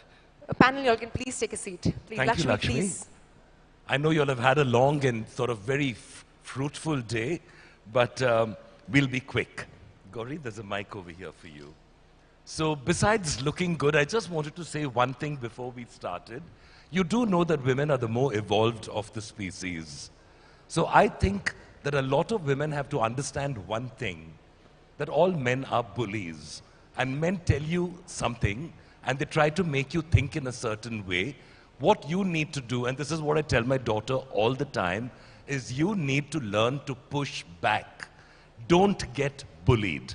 And I think a lot of women in my circle, in the fashion industry, I see married girls, I see girls with boyfriends who are getting, for want of a better word, abused. And I think to myself, why do they put up with it? So I'm listening to all the wonderful women who spoke in the latter part of the day. I thought this was one thing that I had to tell you. Men are wimps, and they collapse when you push back. So please don't ever take any shit from a man. Just push back, and you be on top. So ladies, this is for you. Oh, thank you. Thank you so much. Well, I think you're the perfect icing on cake for us today. Now that's wonderful what you said. So now talking about, I mean, it's good that it's coming from you, and all the men are like just running and hiding probably now. So let's talk about fashion, and you are the fashion guru in India, as we all know, and he has a lot of wonderful tips and tricks up his sleeves. So what is your suggestion for women, especially moms? Because after we have babies, it's not the same, our bodies change. And fabrics and fashion and style plays a huge role in how it suits us. So what's your take on that? Because you work with so many fashion designers, so many models, so you have that eye for fashion. You know, most models tend to bounce back very quickly after a baby because they tend to lead very disciplined lives. And very often you do put on weight during pregnancy. And one thing that I've always heard, and a lot of girls also say, is that at the end of the pregnancy, when you've had the baby, you've got to stop eating. Because that's when you start digesting the food, and your mother's milk becomes all the weight that you've put on that you can give back to your baby. And they tend to do that, and they lose weight very quickly when they do that. But then again, I'm just wondering, do we live in such a youth-dominated society that says you have to be thin, you have to be this, you have to be that? And I think that most of the boys, most of the male models tell me that they don't like the other model girls because they're too skinny. And I keep thinking to myself, why do women kill themselves to be slim when most men don't like skinny women at all? You know, they like them voluptuous, they like them like motherly, for want of a better word. But a lot of men prefer that. In fact, I hardly met any men who like skinny women. So why do you all kill yourselves to be skinny?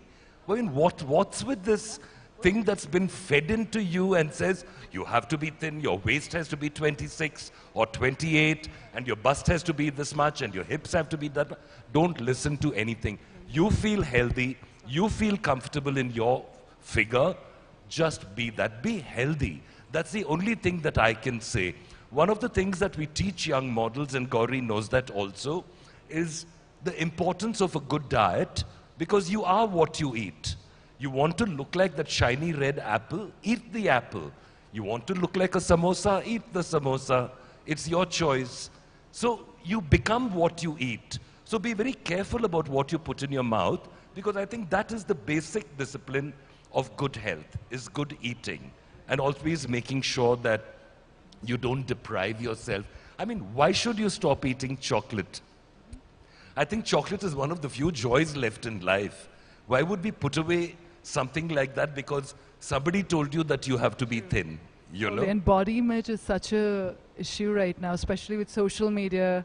Everybody comparing to each other, not needed. You know, that's one of the reasons why I said we're not going to do anything like virtual. We want real people, real conversation. And we have all kinds of bodies, you know, it's fine. Everything is fine. You're beautiful the way you are. And that's the point we are trying to make. And I think that accepting yourself as you are and making the most of it is what you really need to do. True. I don't think that if you've had a baby, there should be no pressure on you to become thin again immediately. It's fine. Take your time. I mean, have a good time with life and just enjoy life, yourself. Totally enjoy the life. And also use fashion, because there's a way to use clothes to dress according to your body type. I think that is something that even Gauri can say a lot of wonderful things about. She's the fashionista, and I totally admire her style. She has ways of making anything and everything look good. So you have something. And she's mom of 2 teenage boys, actually more, I don't, they're grown. Not teenage, 20, they're 26 and 21. Can you believe that? That's incredible. So what's your tips? So, on like fashion and style and makeup? I think it's just about creating your own style, like Prasad said as well. I mean, there were times where we were so influenced by fashion. I think that's what's happening right now. Everyone wants a perfect image. But I also feel there's a whole transition and a whole change where we need to accept ourselves as real people. And I'm not so much into, yes, it's very important as to what you eat, but it's more about how much you move yourself, how much are you doing in a day. So as long as you're fit, as long as you're physically fit, cheating here and there doesn't matter. It's just about doing it right, being real, being honest to yourself, and, you know, being experimental and have fun being a woman, because that's what we're best at. No, that's true. And with makeup, she is going to demonstrate, like, you're going to go ahead and make a very quick 5-minute makeover, and then we are done for the day. I know it was a lot to take in, but here's all the different glimpse of things that you need to implement in your daily life that would make a total transformation. So do you want to pick a lady right away? or, yeah. Okay. Do you want to pick a... No, I'll just get you until Okay, then you guys sure. can talk and I'll just set up. I think the most important thing in makeup also is to freshen your look every year. Because sometimes I can look at a woman and know which decade she's from because of the shade of her lipstick. You know, you tend to get stuck and someone told you you look lovely in light pink lipstick. It doesn't mean you have to wear light pink lipstick for the rest of your life, you know. You really need to change and move on. Go to MAC and have a free makeover done. Go to Gauri and have a not free makeover done. But you know, freshen the look, freshen your hairstyle. I think that's important, more important than anything else. About feeling good about yourself. They say that a woman who goes to a salon and gets a haircut always feels better about It's herself. me time, so right? do it often. True, the me time Absolutely. is so Just important. experiment with yourselves, have fun with yourselves. It's not about how much you're investing in a so-called outfit. It's just about pepping yourself up. There are times where I used to feel like shit and, I had to get out there, do my makeup, and it was such a pick-me-up. And believe me when I say this, I am a makeup artist. It's the last thing that's important, but it really, really helps. I use it as an accessory when you need it, and it is a skill, girls. It is a skill which I think every woman should know. And you do not need to spend an hour on it. You do not need 100 products. You need 5 products and you need 5 minutes. Totally, and women spend so much money shopping, like jewelry and clothing, all of that. But if it's fraction of money, you could look amazing and make anything look good. Even a plain white t-shirt and a denim, you could look hot with the power of makeup, right? And also, when we train young models, most of the girls come from fairly middle class or lower class backgrounds where they don't have much money to spend. So we try and tell them that there are a lot of Indian recipes. Like, for example, the very best scrub in the world is rice powder.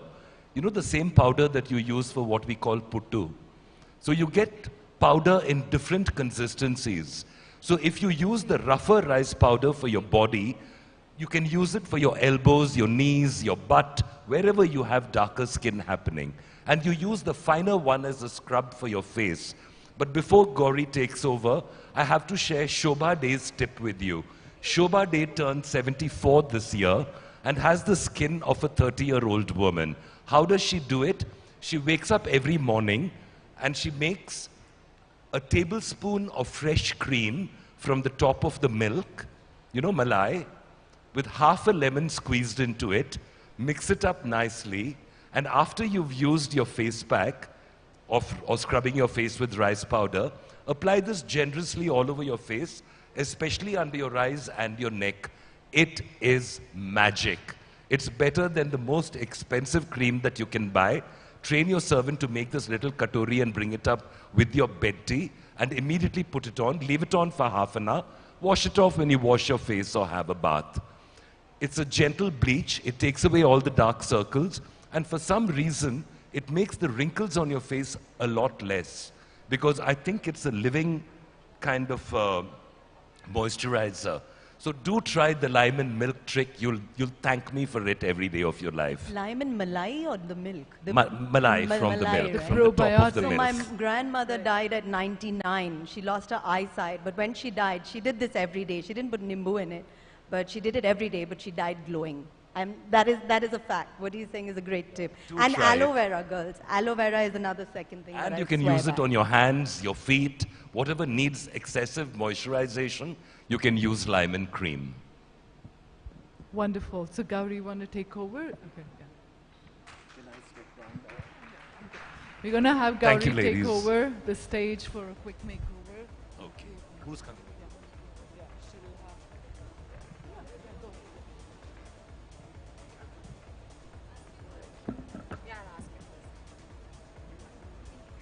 Prachi? Prasad, sir, we would request you to.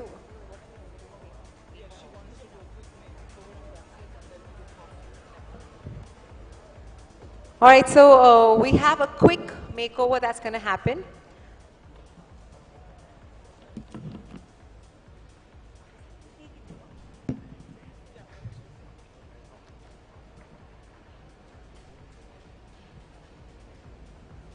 Guys, just give me 2 minutes till we just set up.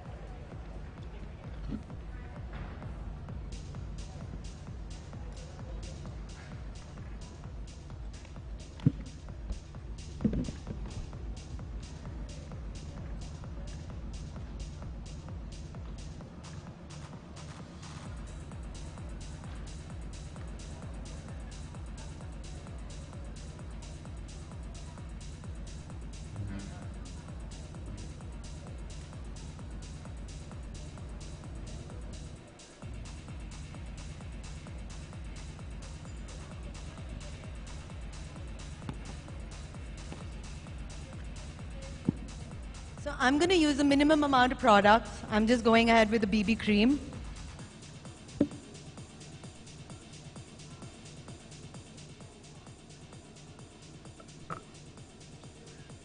Gauri, just a quick question. This is a basic, I'm here on stage.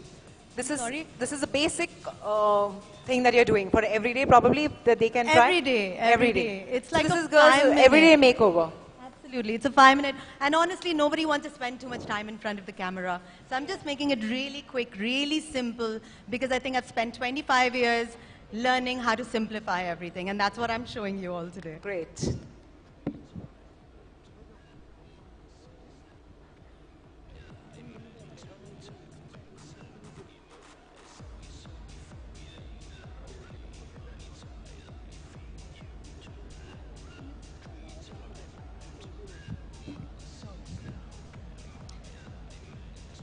One second.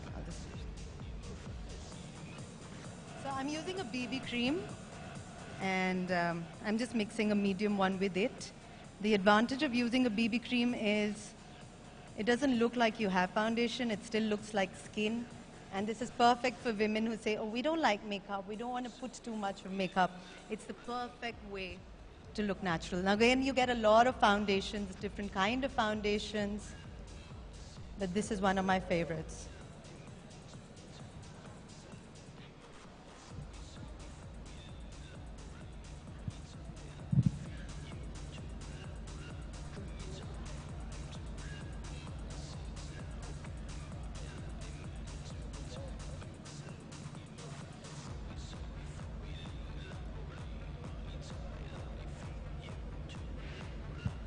Step 2, girls, concealer.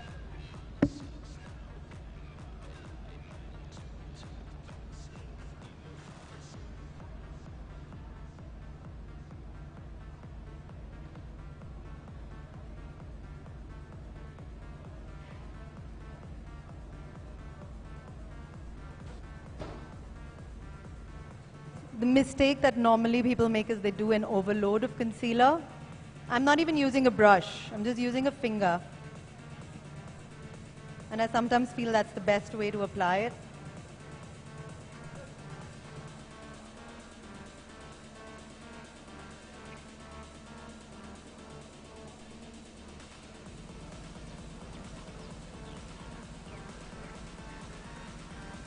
Anytime you use a product, you should see that is it really making a difference to you? Why are you using it? If you're using a concealer, is it really helping you?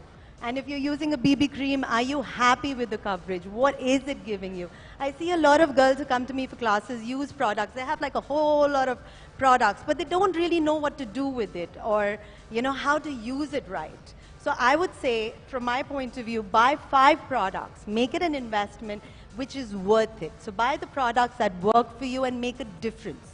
That's when you put in lesser effort.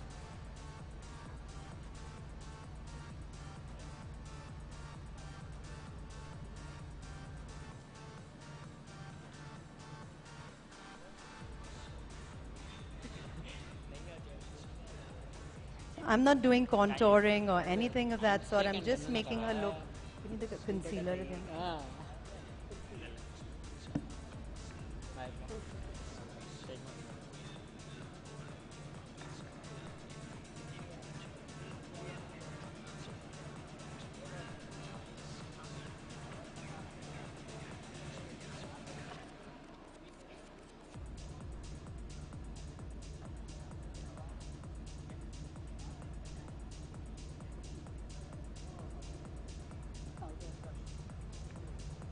So here, if I want to keep it a little glowy, I'm just going to partially powder it, because I'm keeping it natural as well, and glow is very in. Of course, you have a choice of powdering it all over.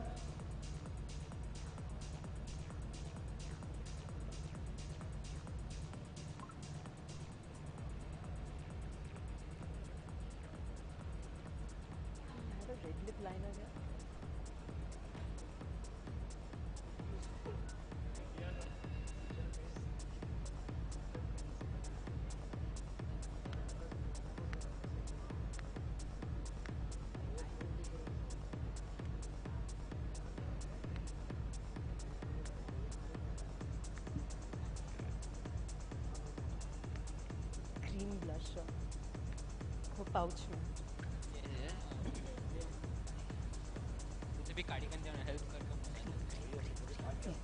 Give me a brush.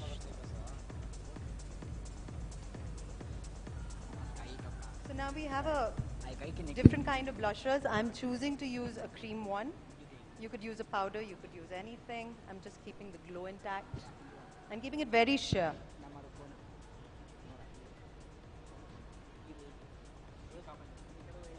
And remember, there are different ways of applying blusher, and that's what we're here for, because if you want to lift your face, you want a softer look, there's a way to apply blusher. You want a chisel look, there's a way to apply blusher, and that's where we come in, because everyone, you know, there is no one way of applying makeup.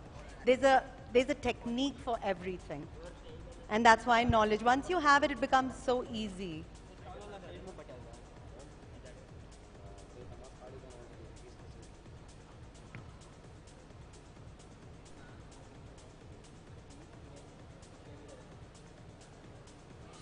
I always say try to look different. For me, real is really interesting, right? If someone told me, let's do makeup for Katrina Kaif, I would be like, yeah, let's do it. But, you know, it's not going to really excite me. She's pretty. She doesn't have, I don't see her with any experiments that she's really tried on with. So that's why I love working on real people, making real people look their best, because that's what interests me. That's what is exciting about life. Eyeshadow.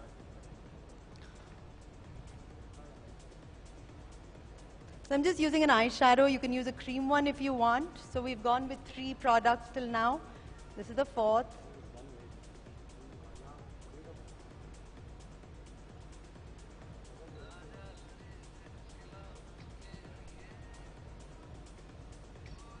Now again, in an eyeshadow, you can go neutral. Please don't try all the bling blings when you want to look natural.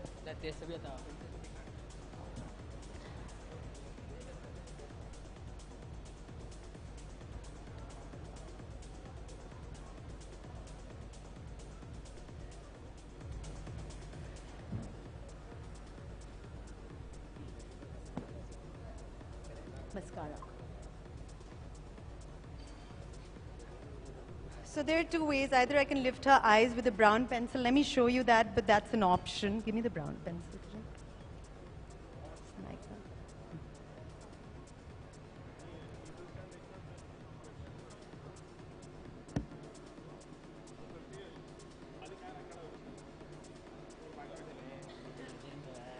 Okay, this is a great tip for people who don't get their eyeliner right as well. It's just just apply your pencil and smudge it out. You do not need perfection in this.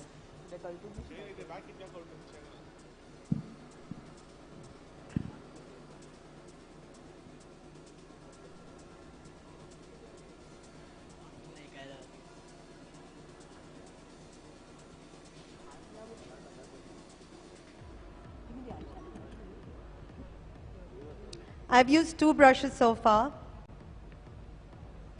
And I'm using the same eyeshadow brush. So you all know that I'm not using that many brushes or that many products. Abhi jo eyeshadow brush use kiya, same wala de do. So I'm using the same eyeshadow brush and the same eyeshadow. Kiran, give me the palette.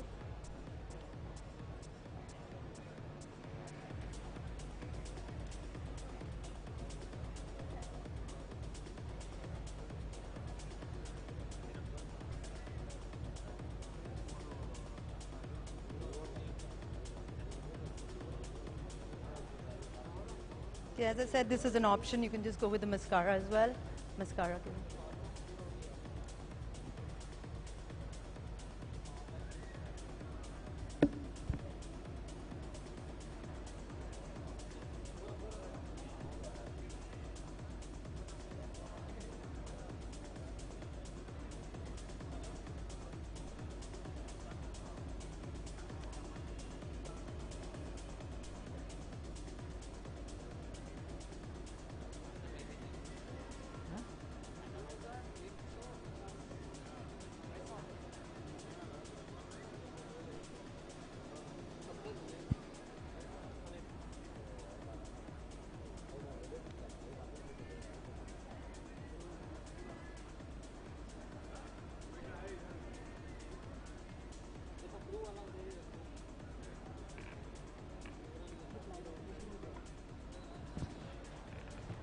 So I'm choosing, since I've kept everything really muted, I'm just giving her a touch of red lips.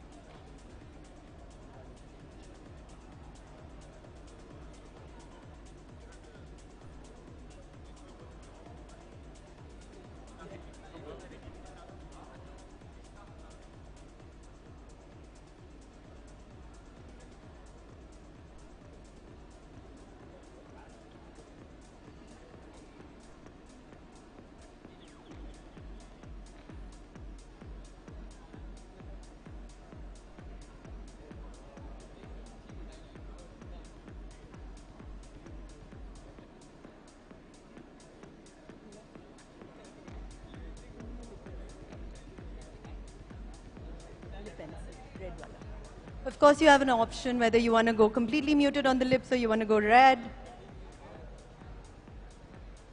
And if the red looks too much, you can always tone it down. Mix colors, have fun. 5 o'clock night. Do you like red lips, Prachi?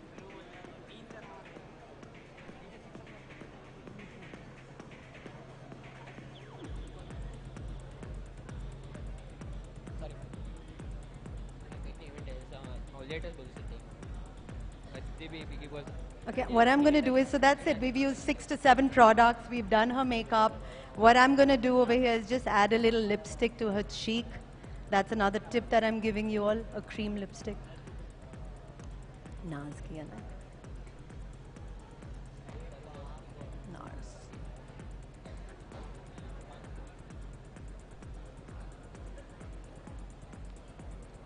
Give me the hood then. Okay. So I'm just going to use a lipstick as well. And I'm sure you guys have tons of them lying around.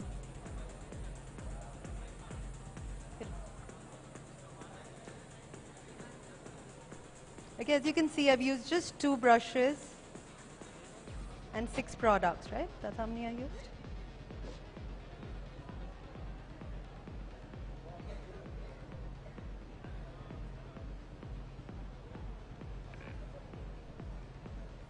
Yep. And she's done. So talking about real, it's a choice you all make as to what you want to camouflage, what you want to flaunt, how much you want to camouflage, and you know, what are the products that you need. And please don't waste so much of money. You don't need so much of makeup. I come from the other side of the thing where you don't need to buy 100 products. As I say, buy 6, buy good products, invest wisely, and yeah. Prachi's ready. So let me also introduce Prachi and Maya. So Prachi and me are starting another startup, which is on upcycle couture. And I have Deepti Amin, who we are starting with an online TV show called Maya Ji. That's Deepti and Gauri and Maya. Then please, we request you all to support us, watch it. If you want like real women with humor, it's Maya Ji. And with us, it's called Pranika. So thank you, guys. I hope you all liked it. And if you have any questions, you can always ask me. Thank you. Thank you so much, Gauri. Well, as they say, nothing ends till you end it in a sweet way. So we would want to end this with Kuch Meetha Ho Jaye. So we have an award-winning baker who's a mompreneur of Cream Bliss, and she's made an amazing cake for us over here. And the products and ingredients that she's used to curate this cake is completely organic. So a cake made completely organic by one and only Honey Hazrat. So can we please have the cake up? And to talk a little bit about her and the ingredients she uses, let's have Honey herself on stage. So yes, we will only end it with some Kuch Meetha Ho Jaye. Thank you so much for the wonderful introduction, Shona, I must say that. And yeah, so the cake today has been particularly curated for moms, keeping moms in mind and mompower360 in mind. So if you have a look at the cake, so the lower tier is inspired by the kintsugi art, or the Japanese art of making pottery with broken pieces. So it's exactly that. I think all of us have flaws, and we should accept our flaws, and that's what makes us unique. So that's what it depicts. The moms, us, women, we all have flaws. We just have to accept it and move on. The second tier that you see represents all the multitasking that we want to do, but ideally we should be seeking support, right? Because yes, sometimes we do feel guilty when some part of our work is not done, but that's what we have to get over, and we have to make ourselves feel complete. The third tier that you see, the topmost tier, speaks about mom power. Mompower 360. So I'm very happy that we all could be a part of such a beautiful event of Mompower 360. Thank you so much for being here.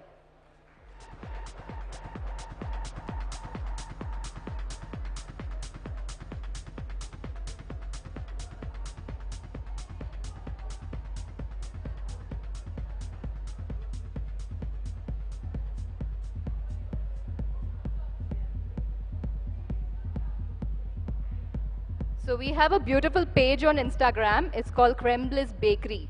You can actually follow us there. We have planned to come up with really some of the healthiest products possible for children, for moms, for fitness enthusiasts. Thank you so much.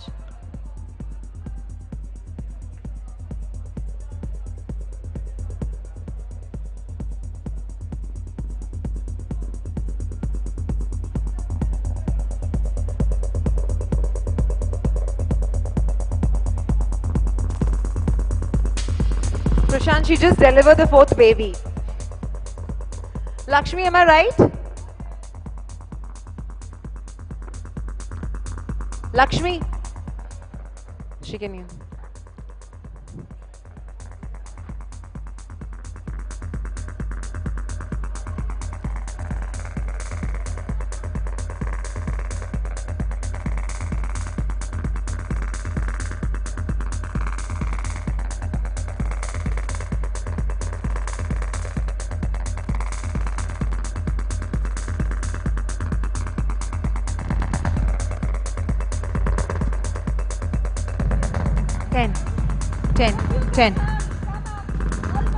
All right, all the moms, please come and celebrate Lakshmi's 4th delivery. Yeah, and I was telling, this was just an idea in their head that I conceived. And then it took a couple of weeks and months, and then it turned into like a baby. And I was telling the last few weeks, it's like I'm in labor, and this is my 4th child I'm pushing, and it's going to be the delivery, and here's the delivery. But thank you all for coming, taking the time out. And a lot of people I want to thank. First of all, Natalia. She has been amazing. So we've been working day and night for this project, and she's been amazing. And we've laughed, we've cried till, laughing, crying, we had all kinds of emotions. So thank you so much. And of course, my husband, who's been such a backbone, babysitting my 3 kids, and he's been great, so thank you. And my 3 wonderful kids too. They weren't too happy because I was so distracted with the project, but I was like, we got to do this, and mommy's going to be back. So thank you guys. And yeah, of course, Reena as well. She was like one of the first few got to know about the project, and middle of the night, I'm like, Reena, I have this idea. And she's like, why don't you sleep? We'll talk in the morning. I'm like, no, listen, I think we need to do this. I really want to do this. And from the logo to everything, I'm like, what do you think of the scribble?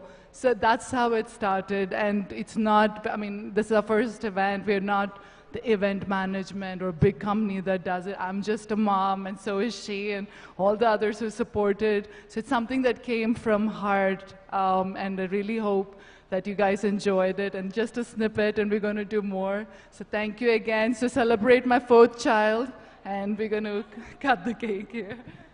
And of course, the speakers, thank you all who came together. Yeah, come on board, join. Whoever wants to come up on stage, please feel free, come on. Everybody can come on stage. Yeah, don't be shy, we're family now, it's okay, come on over.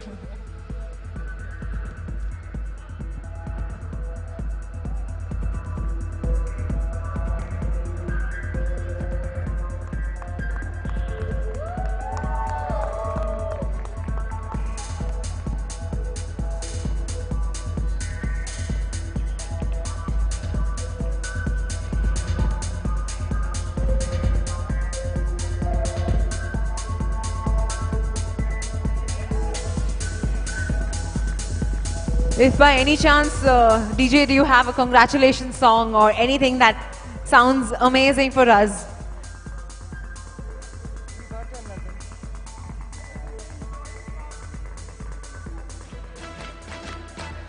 There we go.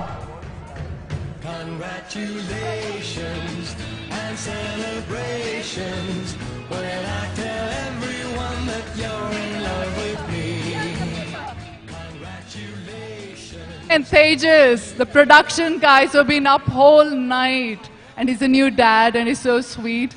And congratulations on your kid, and also helping with my poor child.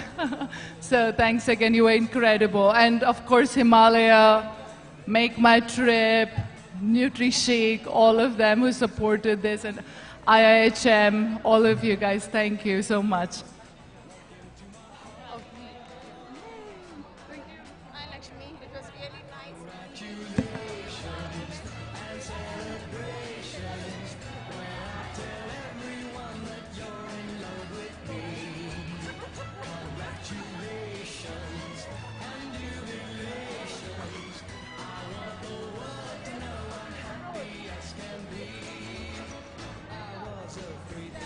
And my childhood friend Shreya, she's been also part of this thing, so thank you, Shreya. Shona! See, I'm remembering all the names one by one. I mean, there's so many, I need like a whole thing, but thank you, thank you, thank you. Shreya, me and Natalia were the midwives of her delivery. We were the midwives. And you delivered, you did it. Thank you.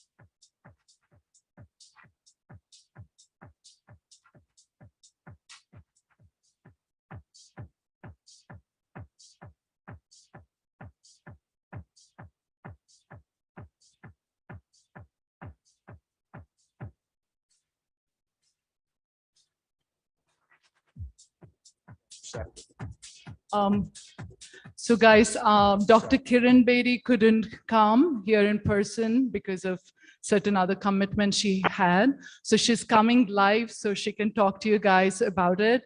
Are we ready to go? So she's gonna see you, you can see her. So she's gonna address you guys quickly. Oh, there you go. Hi, ma'am. How are you? Hello there. Yes, Very can you well, hear thank us? you. We Thank cannot you hear so- you.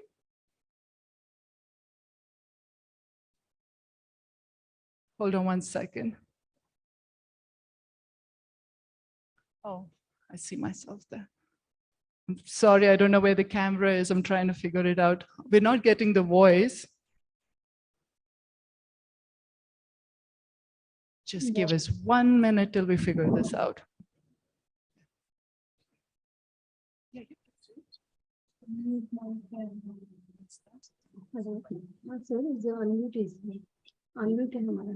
उनका mute है doctor हस्ती is mute There you go. We can hear you. Sorry. I think I can hear myself more. So. Sorry about the glitches.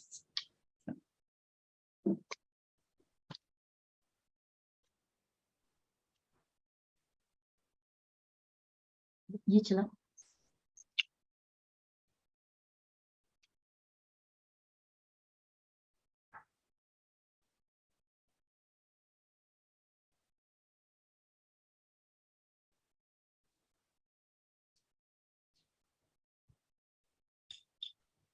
Can you hear us? I can. Oh, there you go. We can hear you. Perfect. All right, go ahead.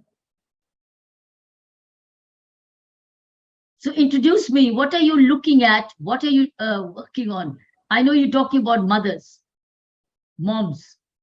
Right. So we have a whole bunch of moms here, and we wanted you to address them. And since you couldn't be here in person, it'll be nice to talk to them. And we are definitely missing you here today. I know. Unfortunately, Bangalore meant 2 days for me, and I did not have 2 days.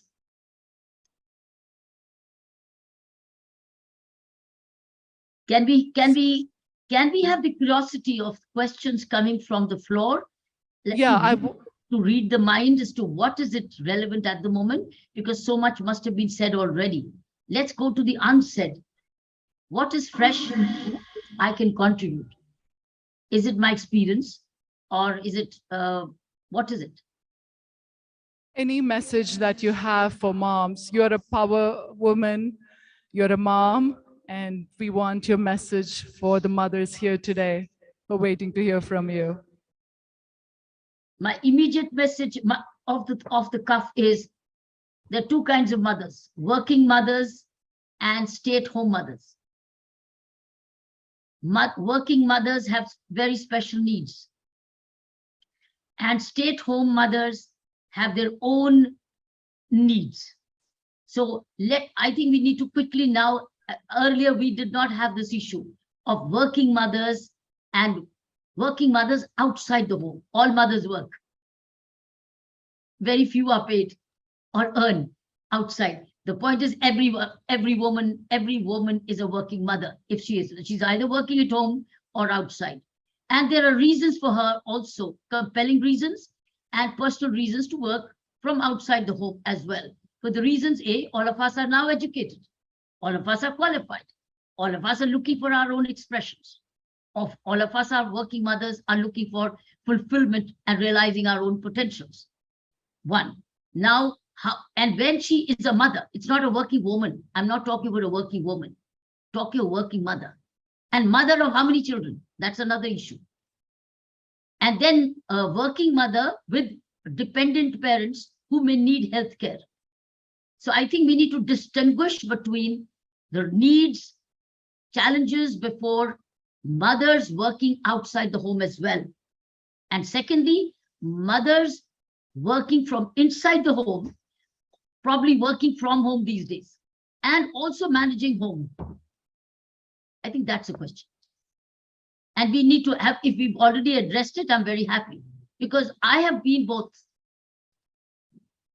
I've had a mother who was not working outside the home. And I'm a product of that. And I'm a beneficiary of that. Because mummy's presence in the house, for me, who was not working outside the home, but working 24 hours at home, was A, bringing us up. Secondly, also thereafter, once I became a mother, mummy was standing by for my support to my daughter. Had she not been there, I would have probably been much more challenged in my work than I was. So are we realizing the kind of support system society needs to produce, families need to produce, working place need to enable for working mothers outside the home? Now, second category is where we need to have a blueprint or an understanding of work mothers stay home, but with children and elder care.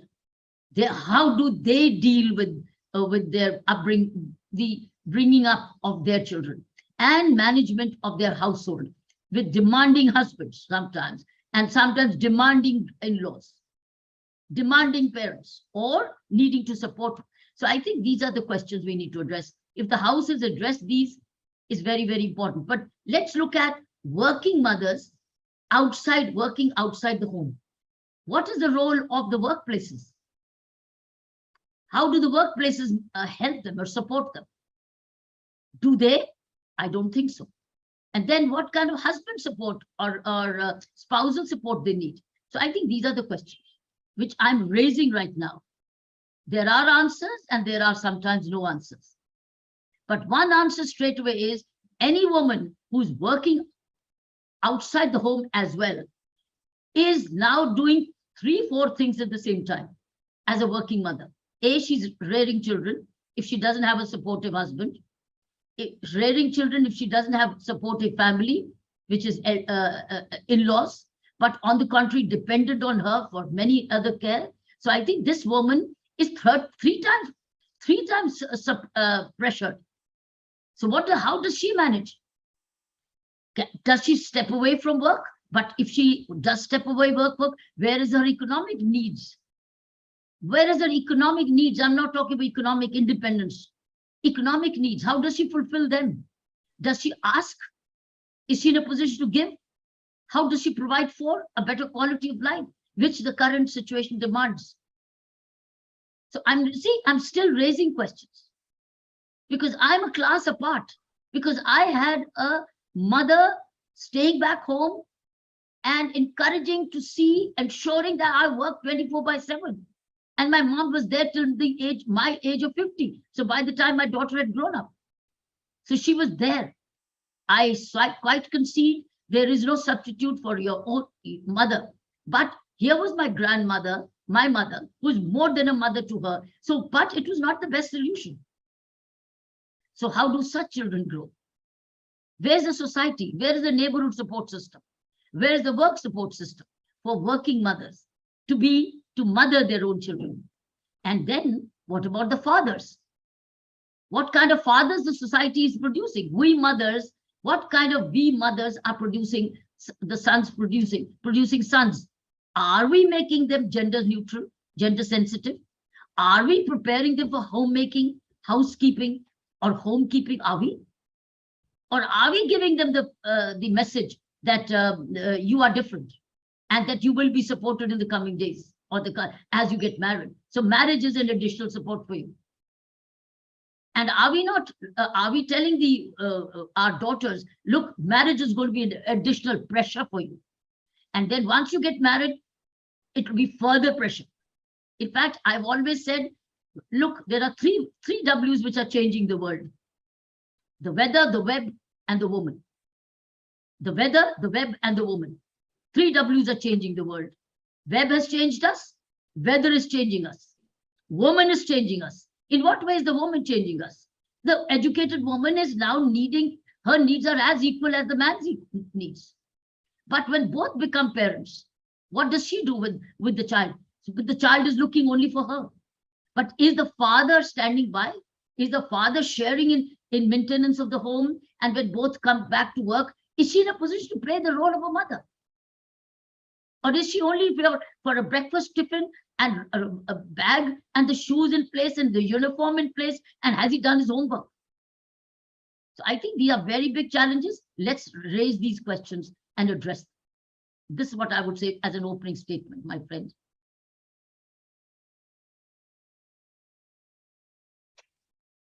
Let's have questions.